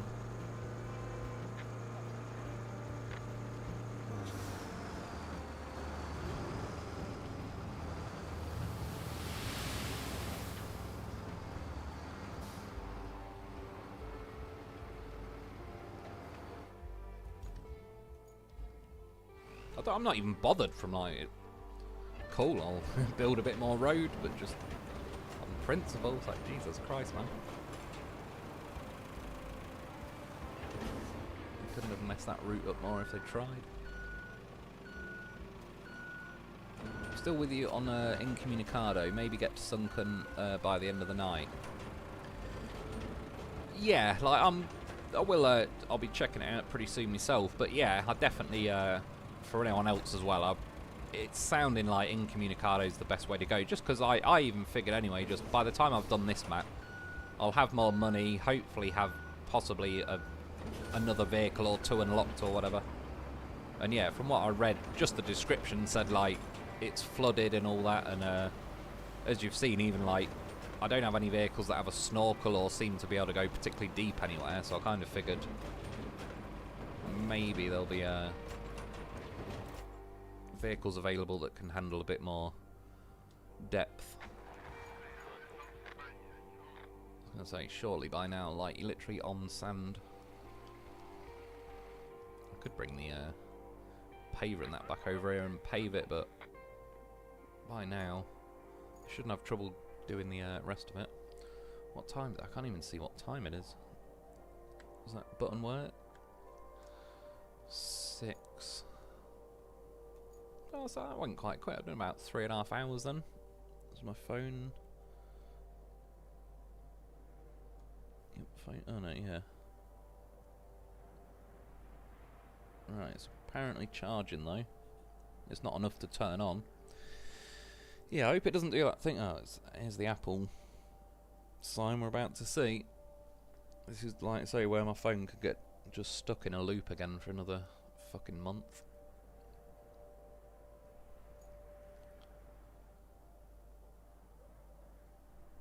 That's one thing, when I nearly got an iPhone, one of the happiest things I was going to be about getting an iPhone 16 was it was the USB-C, not the stupid bloody lightning cable. Lobotomy. I was an alcoholic from the age of 14 until I was 32. Yeah, I honestly found I drank genuinely like near enough every day from probably 14 to 18 and a half, and then I just got bored and stopped one day, and it never didn't feel like I missed it or had withdrawals or anything. Could you go and check it out, pretty please? What's our mish? Lobotomy and rebel. My drinking at this point is about similar to my eating in the sense that it's all about looking for new exciting things I've not tried before. There is you get an element of that. Hang on, got some new markers. Get concrete. Oh, get to the concrete plant. Side missions. Steel beams to Highland base. I'm not anti doing it. Hang on, I heard a noise when my phone turned on. Yeah, 5%. Think fuck for that.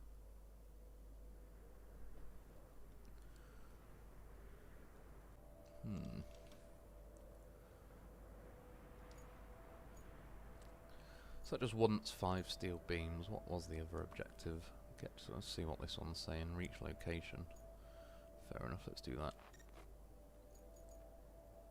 This goddamn horse. He is reaching.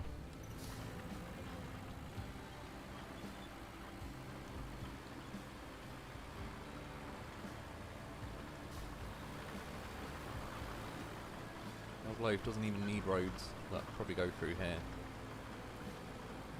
Just an absolute fucking unit. Tree stump saw that at the last second. I was just about to look at the chat screen. It's like, hang on. Remember these bastards? See? I will have a lot of joy bringing a mulcher to just eat them. The only thing I'll have to test at some point actually is if you destroy a tree stump, will it come back the next time you load up the game? Because, funny enough, on my other playthrough, I built that road where I said earlier on the Aftermath. And when I reloaded the game, there was 2 barrels that were sitting on the road that were there again. One of them was on top of the tarmac, but the other one was actually like phased into the ground. And thankfully, when I nudged it out the way with a vehicle, it just popped out the ground, didn't damage the road I just laid or anything. But yeah, they seem to come back. So I wonder what the deal will be with the tree stumps. Because if I'm only going to clear them and then it's just they're going to appear again when I reload the game, then that'll kill a lot of it off, really. In theory, it shouldn't do. I mean, the game keeps updated, like, you lay a road, and it's a road from then on. So there's no reason why they can't keep track of what tree stumps you've killed or whatever in real time. Hang on, it just come up. Let's say YouTube is not responding. Sorry, one sec. Error. YouTube is...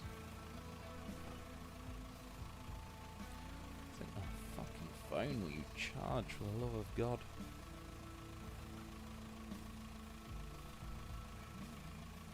Roadcraft Livestream. It says, yeah, error, YouTube is not, I assume, responding.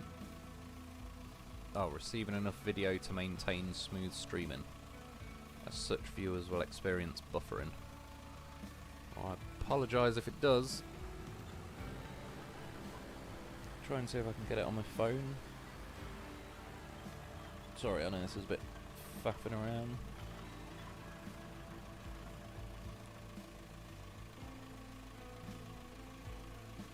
Right. It's on my phone, so it appears to at least be working to some degree. I'll probably do another mission or 2 and then I'll call it a day anyway. Oh shit, sorry, what? I've just quickly got to alt-tab up, block the chat screen. We're back. You won't need a snorkel. The thing in Sunken just requires more work. Fair enough. At least, oh, hang on.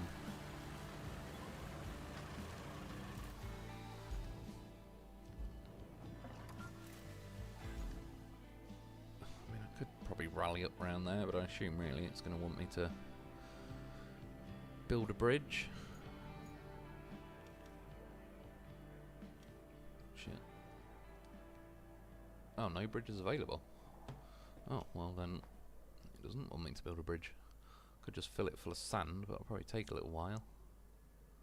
I've obviously put all this in the way on purpose. Probably could go round that way. Or go up here. I know the loaf will do it, it's more the, they seem to have blocked everything off, like to purposely make it a bit awkward.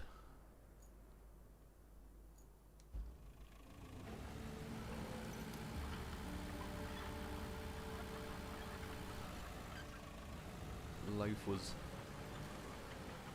born to take on the awkward things. I won't drink anything, no desire. I don't know why the alcoholism left me out the blue. Yeah, that's kind of what it did to me, but I wouldn't have called myself an alcoholic or anything, just based on, like, I didn't feel like I needed to do it. It was just sort of coincidence that I was always out with my mates and we'd end up having a drink, but if someone said I was, it's like, it's not a completely unfair statement. But I didn't feel like I needed a drink or anything. Yeah, it was just more coincidence. And then, yeah, one day just like, meh. Done.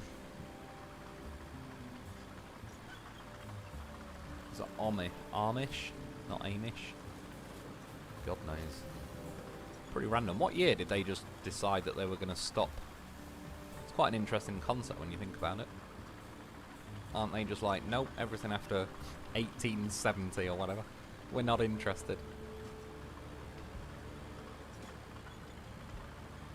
Shit, that was my van. I wasn't looking.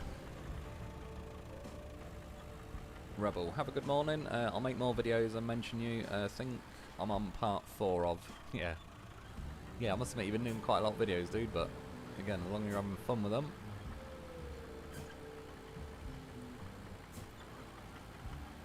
The pronunciation of... Oh, yeah, when you're saying Amish. Weird Al Amish Paradise. I'm probably still going to say Amish. I'm sure I hear loads of people say that. Well, you know, relatively. Not loads like I hear it all the time, but I'm sure when I have heard it. But anyway, I'll try and say Amish. So is it like an arm? An Amish? Like, if it's not quite an arm, but it's an Amish. Everyone is mentioning Al tonight. I must admit, he's had a few shout-outs. Good for him. Not me mentioning Al. Never you, Rebel. You buffered again. Yeah, I don't know what it was doing with that. I saw it sort of flash blue on my something control panel thing, but I'm not sure why. Hopefully it's not going to do it again.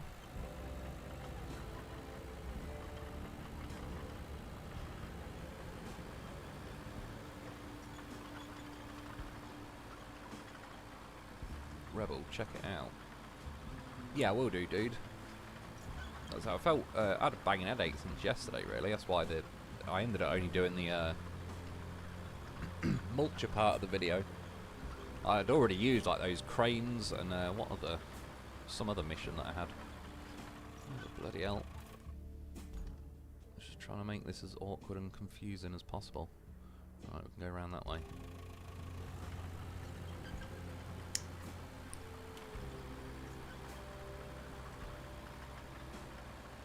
You have to unlock bridges on this map.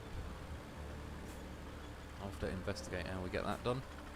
Still, get yourself a loaf, goddamn horse. Where he's going, he doesn't need roads. He is the road. Okay, I think we've seen enough for now. Will the Tatra make its way to this game? I don't know, but certainly possible. They had it in SnowRunner, so...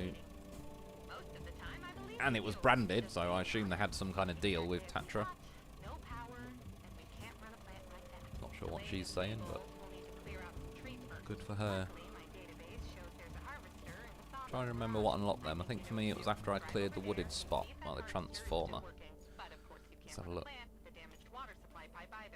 So, once you get there, you'll want to clear the driveways for the trucks and repair the water pipe. I heard water pipe.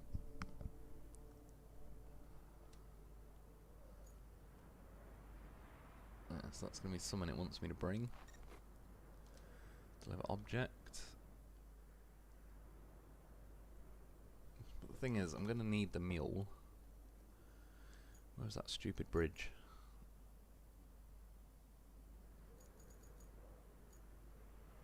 Where's my mule? Is it here? So if I go out here, still have roads. I can, one way or another, get over to there.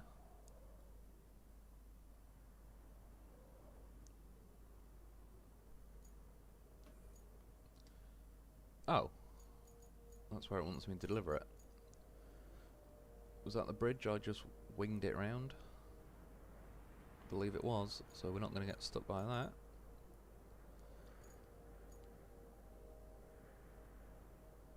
May as well go there then.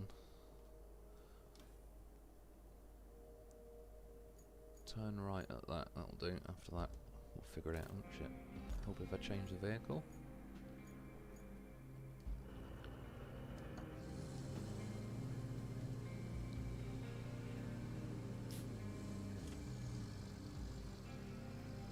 Think Amish, been like that their whole life. Yeah, it's probably, again, that might be the way British people pronounce it over here. I'm sure when I've heard it, it's been on like YouTube videos and that, I suppose. The Amish near where I grew up would get rides from other people in their trucks. Cheating. Can't say I blame them though, to be fair.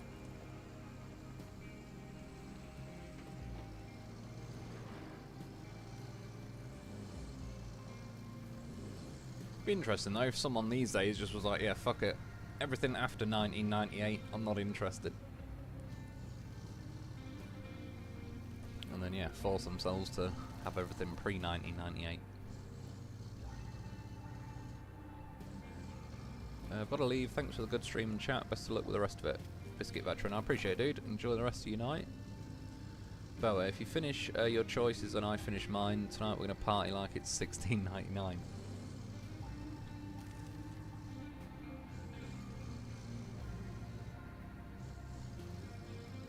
Wonder how many of them, like, yeah, sneak in a bit of modern technology. I don't blame them. In their defence, whoever came up with the concept, it was a lot easier to stick to 100 years ago. Now you're talking like internet and all sorts. It's there's a lot more on offer that they theoretically have to say no to. Bunch of jagoffs. One tried to fight my father when he visited my dad's equipment rental shop. Hang on, no range. I'm not looking, but as long as it keeps going. My dad just pulled his gun out from the cash register and he ran. Ultimately, sure the guns help settle people down. Rule by choice. Seems like you need to lay power, then tarmac over it.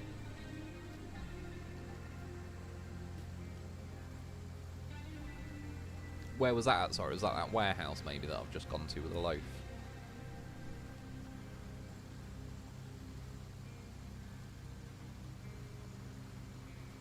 It's close. Steering tends to help it find a bit more grip, which seemed to be quite consistent in Mud Runner. I think it was with Snow Runner as well, but I remember specifically Mud Runner was like wiggle your wheels back and forth to get a bit more grip.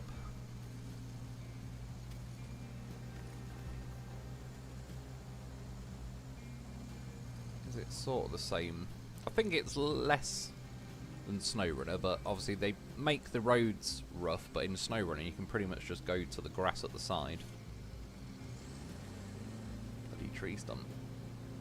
Put him on the list.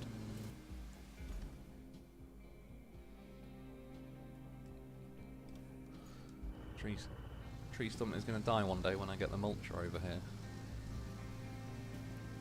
Yeah, you don't seem to just be able to skip over the grass like you used to be able to in SnowRunner. It seems to behave more consistent across, like, the terrain or whatever. I'm not even in low range anymore, feels a bit slow. Gangster Drolmo, hey Mr. Low Wolf and all, I remember seeing a video where a kid had a deep cycle battery in a car stereo with amps and subwoofers in his horse-drawn buggy. Sometimes it's got to be done. They should just have a new rule, like move themselves up to, yeah, 1970 or whatever.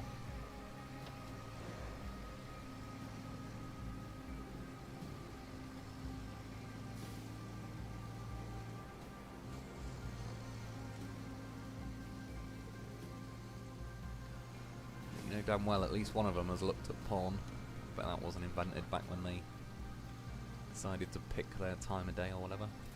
Time of day, yeah, whatever it is. Oh shit, did I go all the way past it? Well, guess we're going back then.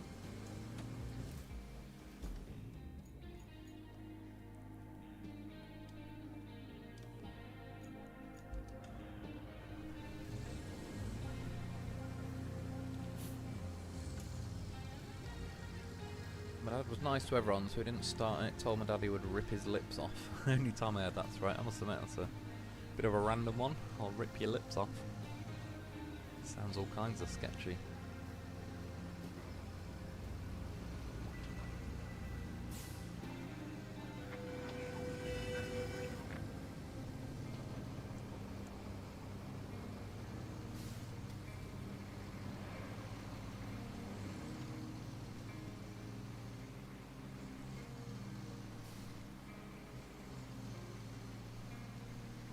So that's funny, G. There are different groups, not all as strict. The point is, it's like too much, too easy breeds laziness and moral corruption. Hard work and no luxuries, nothing more than what you really need is better for you.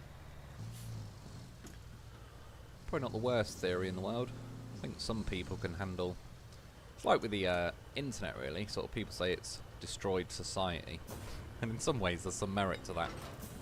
But then there's some of us that, I don't know, not addicted to social media and haven't gone completely like off the rails and addicted to random likes on Instagram or something. Like, there's obviously nothing wrong with being on it, but some people do get a bit. I think it becomes like an addiction. Like social media and the internet is almost like humanity's first digital drug. I think in the scheme of things, one day it'll be counted pretty much as like, yeah, an addiction, like sort of anything else really.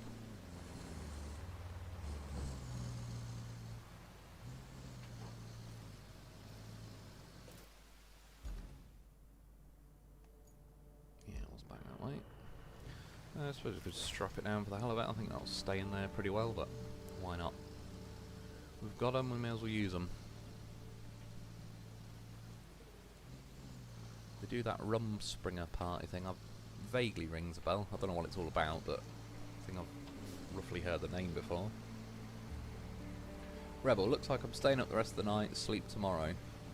Outlet hours, then back to SnowRunner. You are putting in the hours.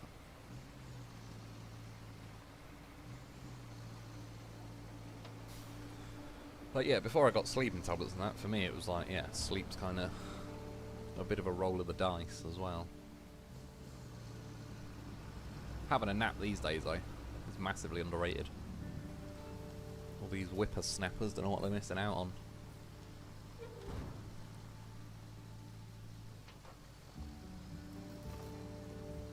The simple part of the Amish life, Amish, whatever, looks appealing, except for the religious stuff. Yeah, I'd agree. I was going to say, like, it don't sound that bad, but there's certain aspects of it that I probably wouldn't be too keen in. But the general concept of, like, a pretty simple life, yeah, I can see the appeal of some of it.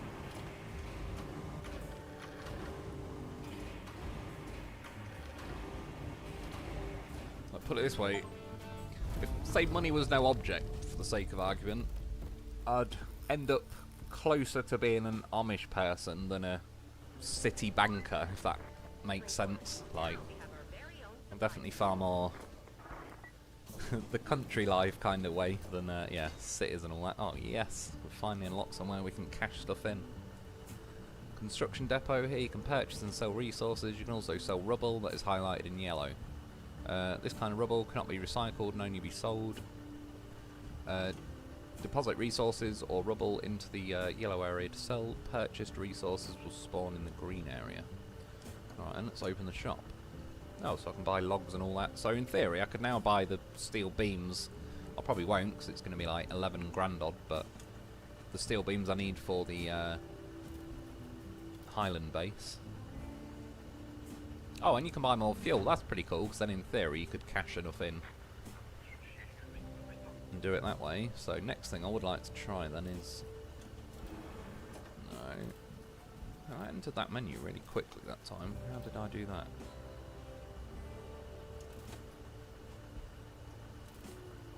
Not sure. That entered the menu, like, I didn't have to hold down on the D-pad for the whole time. Right. So yellow box, that was... Oh, so yeah, if I purchase, say, beams, that'll appear there. Right, let's get some into... trade in. Anything yellow. I mean, that's flashing, but... would like a bit more than... It's looking like a good little spot here, though. Mind a forklift now. Now I've had some big money. I mean, yeah, I was going to say, this is like a scrapyard, so there's got to be quite a lot of shit. There is that trailer. I'll leave that there for now. Is that... No, it's a car. That's a tractor, but it's flashing purple anyway, not yellow. Oh well, we'll just go and get some tyres. That'll do for now. I just want sort of the basic concept of what's going on. pick one of them wheel cable wheel things. Marker. Let's go for trees. Blue tree.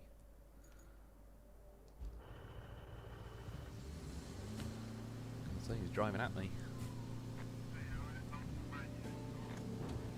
Went to a bar in Phoenix and a whole group of people were sitting there staring at their phones. It's true, but then I did see a picture a while ago that showed, like, say in the 40s or 50s on a train or whatever, and everyone was reading newspapers, and it was like, yeah, I sort of get what they're saying, but I also get, like, yeah, you do generally go anywhere and everyone's just staring at their phone. But then if I ever go somewhere in public, first thing I do is, like, yeah, I'll stare at my phone. If you went, like, waiting in the doctor's office or something, it's like, phone.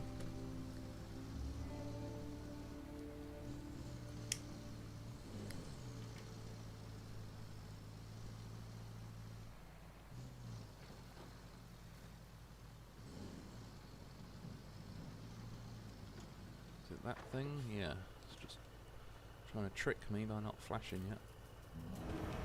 Let me pick it up without anchors.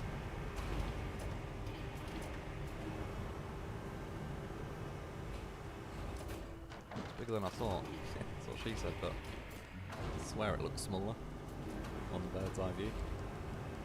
So I could get that tyre. Oh yes. Good job I didn't have to pick up that fatter cable wheel thing. It's funny, I saw not too long ago a YouTube video. Someone just made a video that was like, there was a big spool of copper cable or something on a thing like this. And they just made a video saying, well, imagine if you got that, you'd be minted. And then in the comments, everyone was just making up stories about, like, how they robbed this cable. I probably have explained it pretty terribly, but it was pretty funny. It's the only time I saw everyone doing it, like, every comment was someone saying, yeah, back when I was, oh, this guy said he left it on, like, an interstate or something back in, like, the 80s, and then everyone's like, yeah, I remember when I was a child and me and my dad stole this spool from the interstate. And then another guy's like, yeah, I remember when I was homeless and I lived on a spool of copper wire in the 80s on an interstate. And there was, like, 1,000 different made up stories that everyone was, I don't know, kind of taking this guy's story video and just faking it. Again, I've kind of explained it terribly, but it was pretty funny when I was reading it. Oh, shop. Why is it not letting me cash them in? Have I got to drop it off first?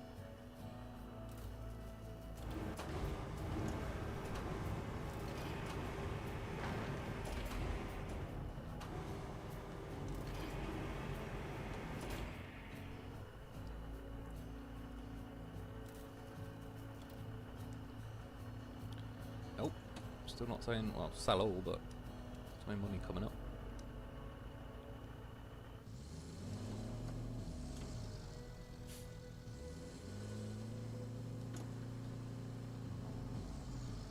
Not sure why it's not taking my goods. They're not good enough.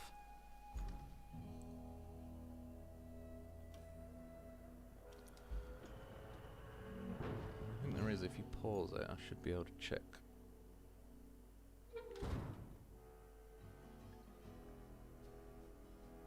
Didn't she say something about a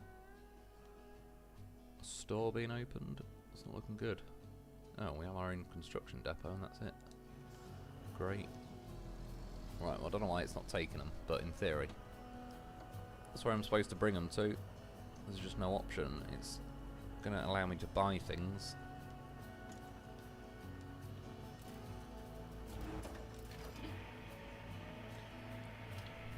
I doubt it is, but... Oh. Is it going to make me, or they got to be in my sideboard, but unstrapped?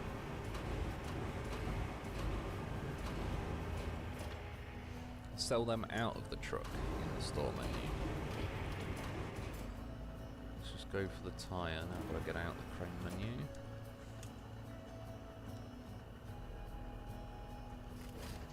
Strap it. Open shop. Still not sell all, but there's nothing to sell. Am I tripping? They are flashing yellow.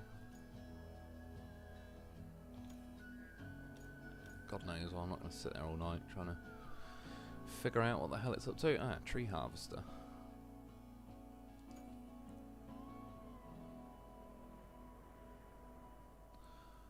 May as well go there then. I might make it the last mission, but we'll see if we can... Oh, fucking hell, stupid crane menu. Yeah, see if we can use a harvester thing quickly before I call it a day. See, less people is always better. Rebel, by choice. Next life, I'm going to be a hermit. Looks like the next life will be in a decade. A hermit is the way to go, mate. I am a full-on, full-blown hermit. Not scared of going out or anything, I just don't like to. I like staying at home.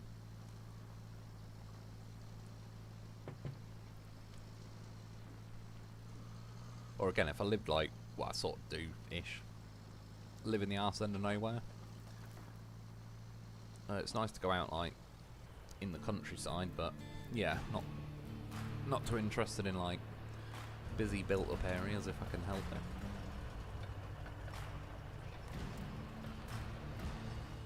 But at a bar where the point was to socialise, that is true. Now, all we need to do is fix up the plant's power supply. You'll want to use the harvester to cut down the trees around the transformer station. But then what would it be like socialising at a bar these days? Like if you want women there and that, you'd probably get 10 years in prison for offering to buy them a drink. I'd rather avoid all that anyway. Oh, we've got a log thing as well. Right, do we have a mission? Clear trees, yes.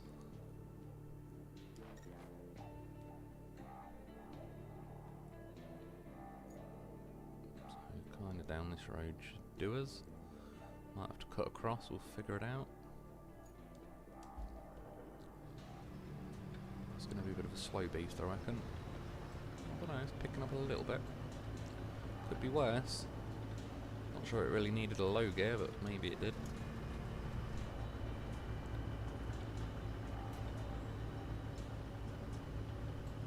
Spoken like a eugenicist. Or was that less people the better?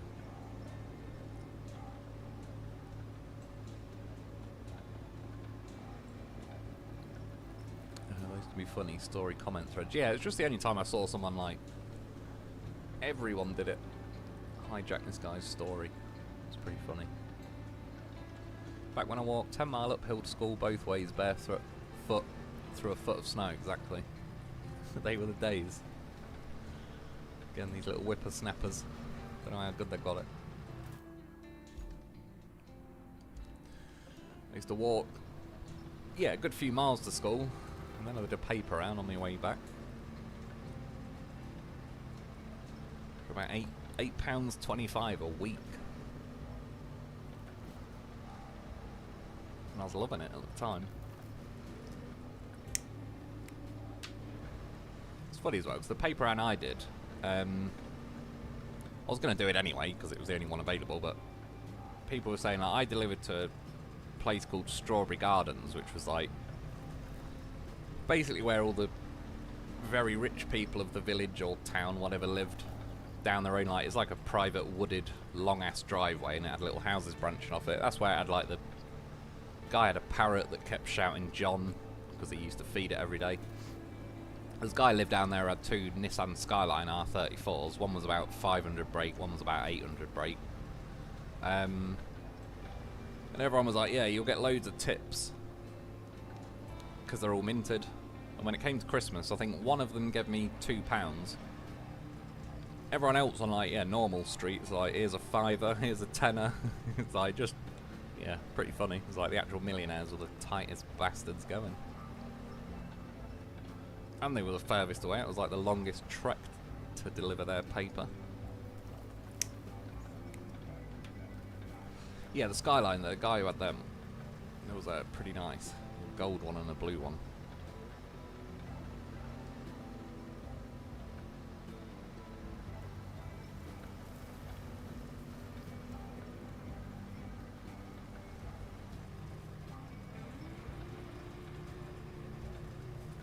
Sell them out of the truck in the store menu, put them in the green box. I can go back and check, but I thought it said the green box is where, like, if I buy stuff, it'll appear there. Wrong store, that is just storage. Back up to the first square. I'll have a look in a minute. Well, probably a bit more than a minute, but I'll go and get this done.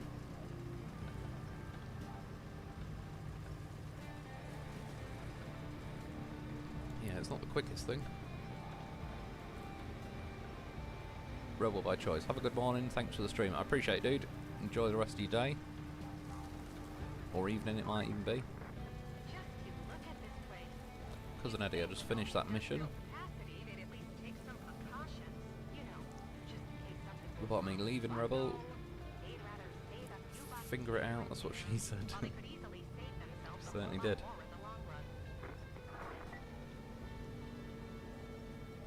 Rebel after stream. Yeah, I won't be going too much longer, to be honest. I just feel like, as it's a newish game and I've finally unlocked a tree harvester, it'd sort of be rude not to at this point. Oh, is that? Yeah, fuck that. I'm having that tree then. Put a little triangle on it. Right, what do I do? Right. Cut that shit. Pretty good stuff. Oh, there we go. Giant menu that I'm not even looking at. You need to saw down trees. Bring the harvester. Position it near a tree so the indicator turns green. Hold L1 and press X to chop down. Press X again to process it into a log. Whilst also holding L1. Just throw it out there. These logs can be used as resources. Pretty cool though.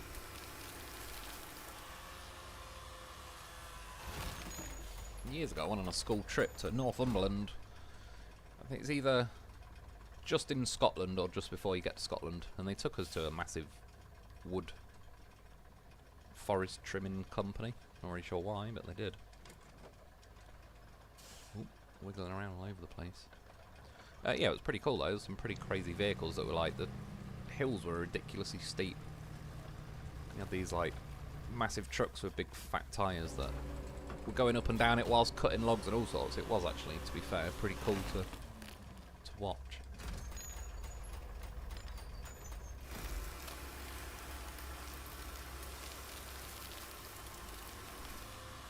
Rebel, then heading back on SnowRunner. Original Weird Al song, Off the Deep End, when I was your age, entire song about this. I probably have heard it. I definitely know what you're on about. It's like, yeah, that, he does like parody songs and that, doesn't he? Again, it's one of them, I'm not great with music names in general. Why is it not letting me go nearer? Or is it? What the hell? Oh, so it's got to go green.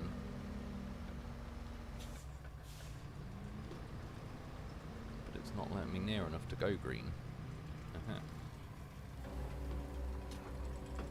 I've noticed that they seem to have brought, you know how branches in SnowRunner can be ridiculously OP, considering it's just a branch. There does seem to be an element of that in this game. I got stuck on a little tree branch the other week. Or the other week, like the first day I played the game though, on the first map. Wolf, you don't get rich giving your money away. Yeah, I know, they seem to, they didn't want to hand that shit over. Which, strictly speaking, I wasn't even expecting to. It was just everyone was like, yeah, you've got strawberry gardens, like, when it's Christmas tips, you'll be raking it in. And it was like, nope. And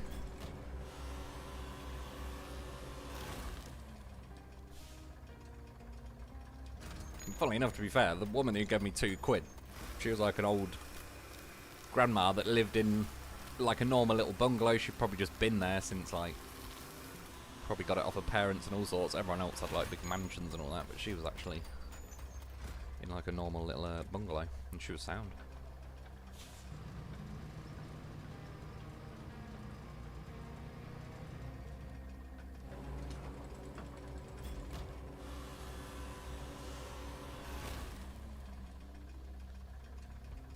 Seen the size of some towns in England. There were like 4 American blocks in area, so a lot smaller than that. The village I grew up in was like, yeah, I'd imagine smaller than 4 blocks anyway. Even the village I'm in now is not much bigger. Yeah, there's probably, yeah, I suppose maybe a few hundred houses in the village I grew up in, but And where I lived as a very young kid for like the first couple of years was probably even smaller than that. Probably had about 15 houses in the entire village.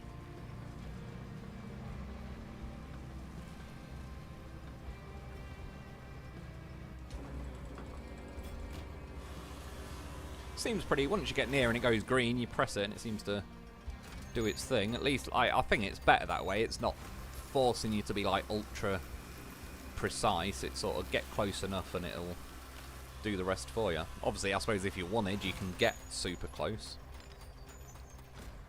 Like someone said the other day in the comments, like it's a bit gay having magical sand that appears in your dump truck. And I wasn't trying to be like cocky replying to them, but I was basically saying like, if you want to drive back to the sand quarry every time and fill your dump truck up, no one's stopping you. But not everybody probably wants to drive back to the sand quarry every time. But yeah, it was like, no one's stopping you. If that's what you want to do, then yeah, go nuts.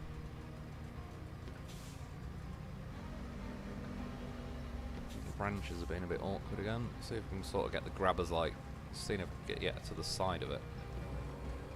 Seems to help a little bit. They probably could do with tweaking it slightly to make the branches a little bit less keen. Hello, Miss Lone Wolf, Dust Bunny 54. I hope you're having an awesome stream, sir. I appreciate it, man. It's going pretty good so far. A few little hiccups here and there, but all things considered, I can't complain.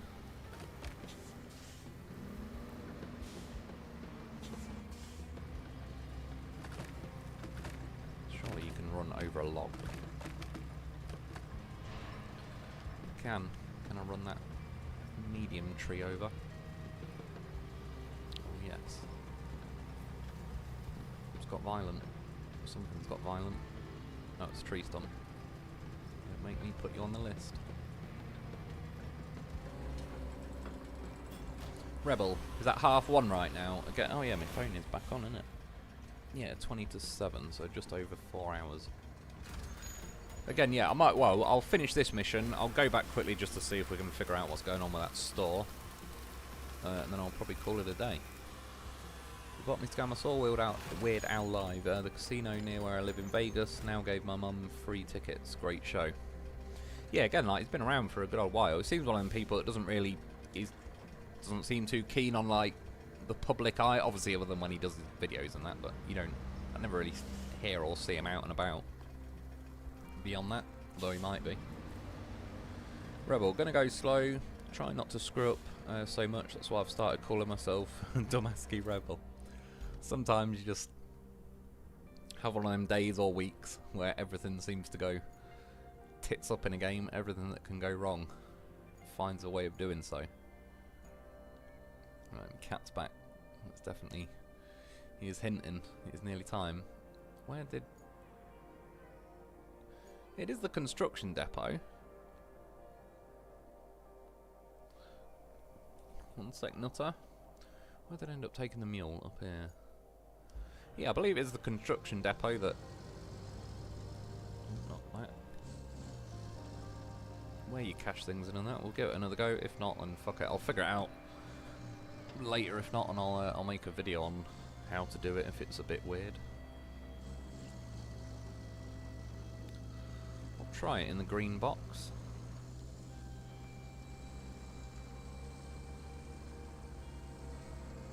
So I'm trying to drive one-handed because I'm stroking my cat. And that's not even a euphemism.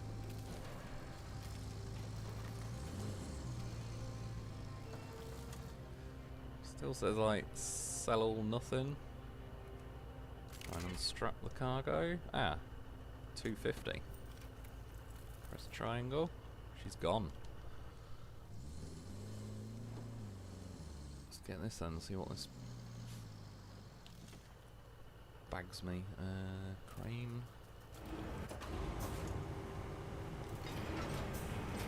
One sec, Nutter. Wait, scratch my fucking chair, man. To try and break everything within days of me owning it. So you've got about 4 sofas to scratch, man.